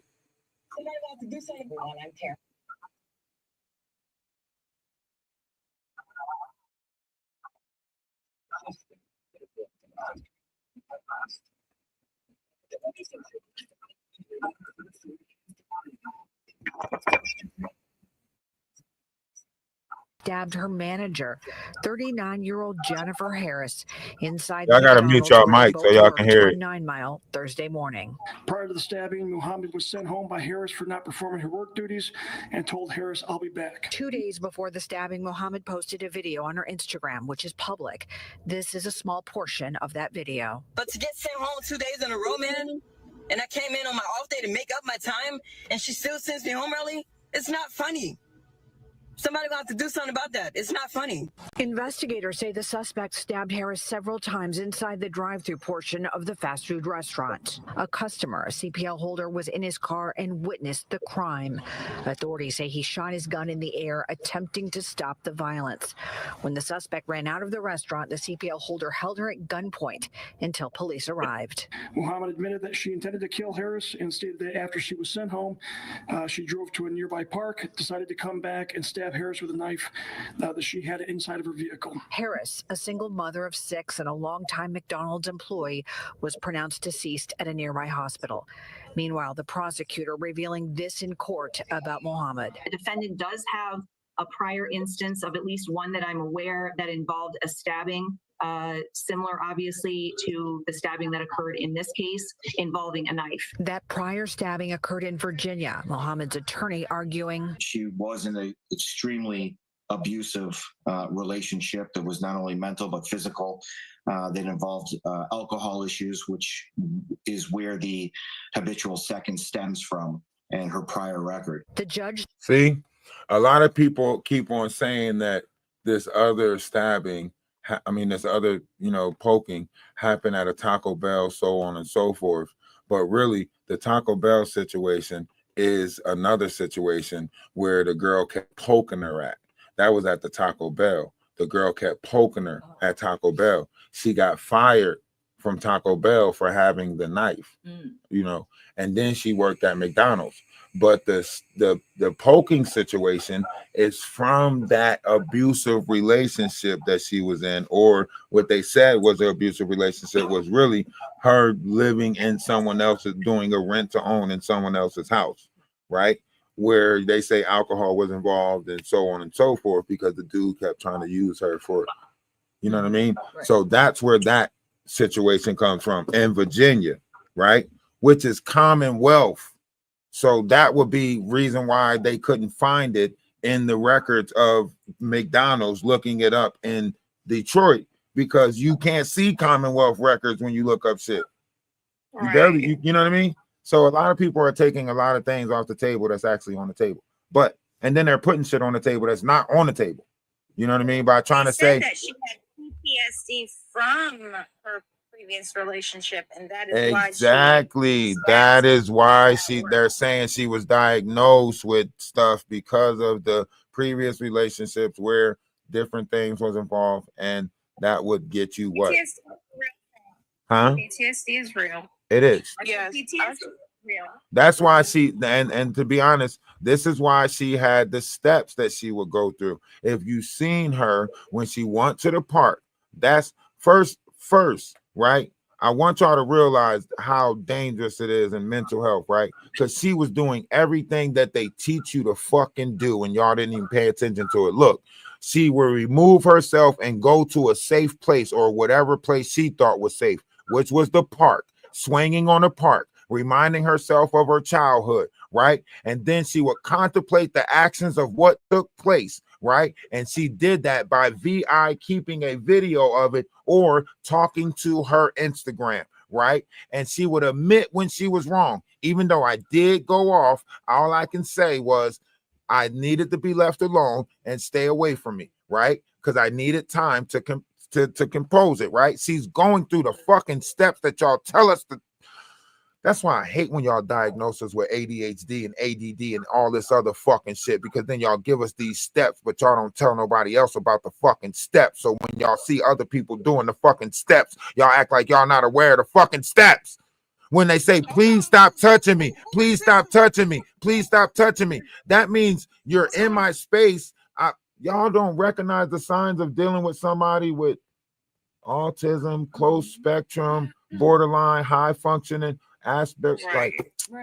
Come on. So, host, I'm gonna say I'm sorry. I'm just passing it. I'm sorry. I'm not mad. Exactly. I'm not mad or nothing. I'm just. I feel you. I'm the same way. We teach them this stuff. We tell them to go through these steps and go back, reflect on what you did, and then and that's what they do. They bring that teaching out to the world, right? So when they're approaching management, they assume that management is going to treat them just like the staff member at some of these facilities. So then they come back to management and say, look, I thought about what I did, so on and so forth, and I'm ready to work now. Please let me work now.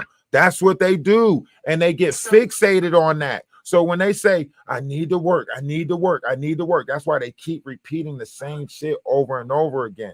Because you have to tell them how they can get back to that work. Think about it. Levi do it all the time. You say, all right, Levi, do this, that, and the third. And then he'll skip a couple of the steps because he's so focused on getting back to what he's asking you to get back to. And it won't stop. Right. So I just want to say, things. Obviously every single state is different. I'm familiar with like Texas law when it comes to this type of stuff. And I do know that if you are diagnosed with a mental illness and that mental illness causes you to do certain things, the law tends to be a little bit more lenient with you. And in these cases to where you do certain things because of your mental illness, sometimes you won't even end up going to prison after trial. They might send you to a mental institution for a few years, or they'll send you to a rehabilitation center because they're a little bit more lenient because they understand that your brain is different from other people's brains. Now, if you aren't registered as a particular mental illness, it's going to be harder for the law to be lenient with you because it wasn't registered. You can't just automatically start saying. I'm pretty sure when the family comes out, and this is why we don't. Let me just finish. Go ahead. I'm sorry. Train of thought. I'm sorry. Go ahead. So, so it's you can't just automatically just say, "Oh, I did this because of a mental illness" when it wasn't registered. I'm not saying that's what this lady did. Right now, I'm just speaking to the law and how they see it. Now, if it's true that this lady, and again, I don't know what state she's in, if it's true that it was registered and, you know, depending on the mental illness that she has, if she actually has one, then, you know, it could go a certain type of way. But a lot of times there will still be consequences that will be faced because you did take somebody's life. Hold on, can you mute Glass because there's an echo? Now, the manager is not a good person from what I hear. People are bullies, and people have to understand when you bully people, there might be certain consequences. Did she overdo it? The lady who unalived her, she did. Just because somebody is treating you bad with words, if you take their life, you will face consequences for that. Do I know the consequences that she's going to face? No, but she will face consequences, whether it's a mental institution or whether it's prison. So it's an unfortunate situation, both sides, but something that I know that we can learn is you keep on bullying people, you're going to find out one day. Hopefully it's not your life, but one day you keep messing with people, you're going to meet the right one. And also learn to calm down. You don't have to take people's life because they're saying stuff to you. You could say something back or you could walk away. Sometimes it's not worth it. Now your life is over. This is a beautiful young girl who probably had her whole life ahead of her. Now she's throwing it away because she couldn't leave a McDonald's job. Like, you know what I'm saying? So it's horrible both ways. Nobody won in this situation. Okay, you're right. In situations like this, I think we need to look at the depths of as a collective, right? We need to start recognizing certain signs. We need to start recognizing the growth of our youth. We have a lot of introverts that are coming into this world. We have a lot of different opinionated kids, right? I have a daughter, you know, don't like to be touched, you know. She knows love, you know, but she don't like to be touched, you know. I have a son who didn't like his condiments or he didn't like his foods to blend and didn't like condiments on food, right? I think we need to have a open mind when it comes to dealing with each other, right? And, you know, understanding each other, because this world is filled with a lot of different beings. And if you're not trying to understand someone else's state of being, then you're leaving them in a, you know, conundrum all by themselves. And you can't dictate how someone responds when you're leaving them to their own devices or leaving them in, you know what I mean? I'm pretty sure, you know, once the family come out on this, we'll see that, you know, the reason why she was on her own is because she refused to not only follow the household rules, but she also refused to, and she probably had a troubled background, you know, always been defiant. Why? Because a lot of our youth are suffering from ODD. Okay.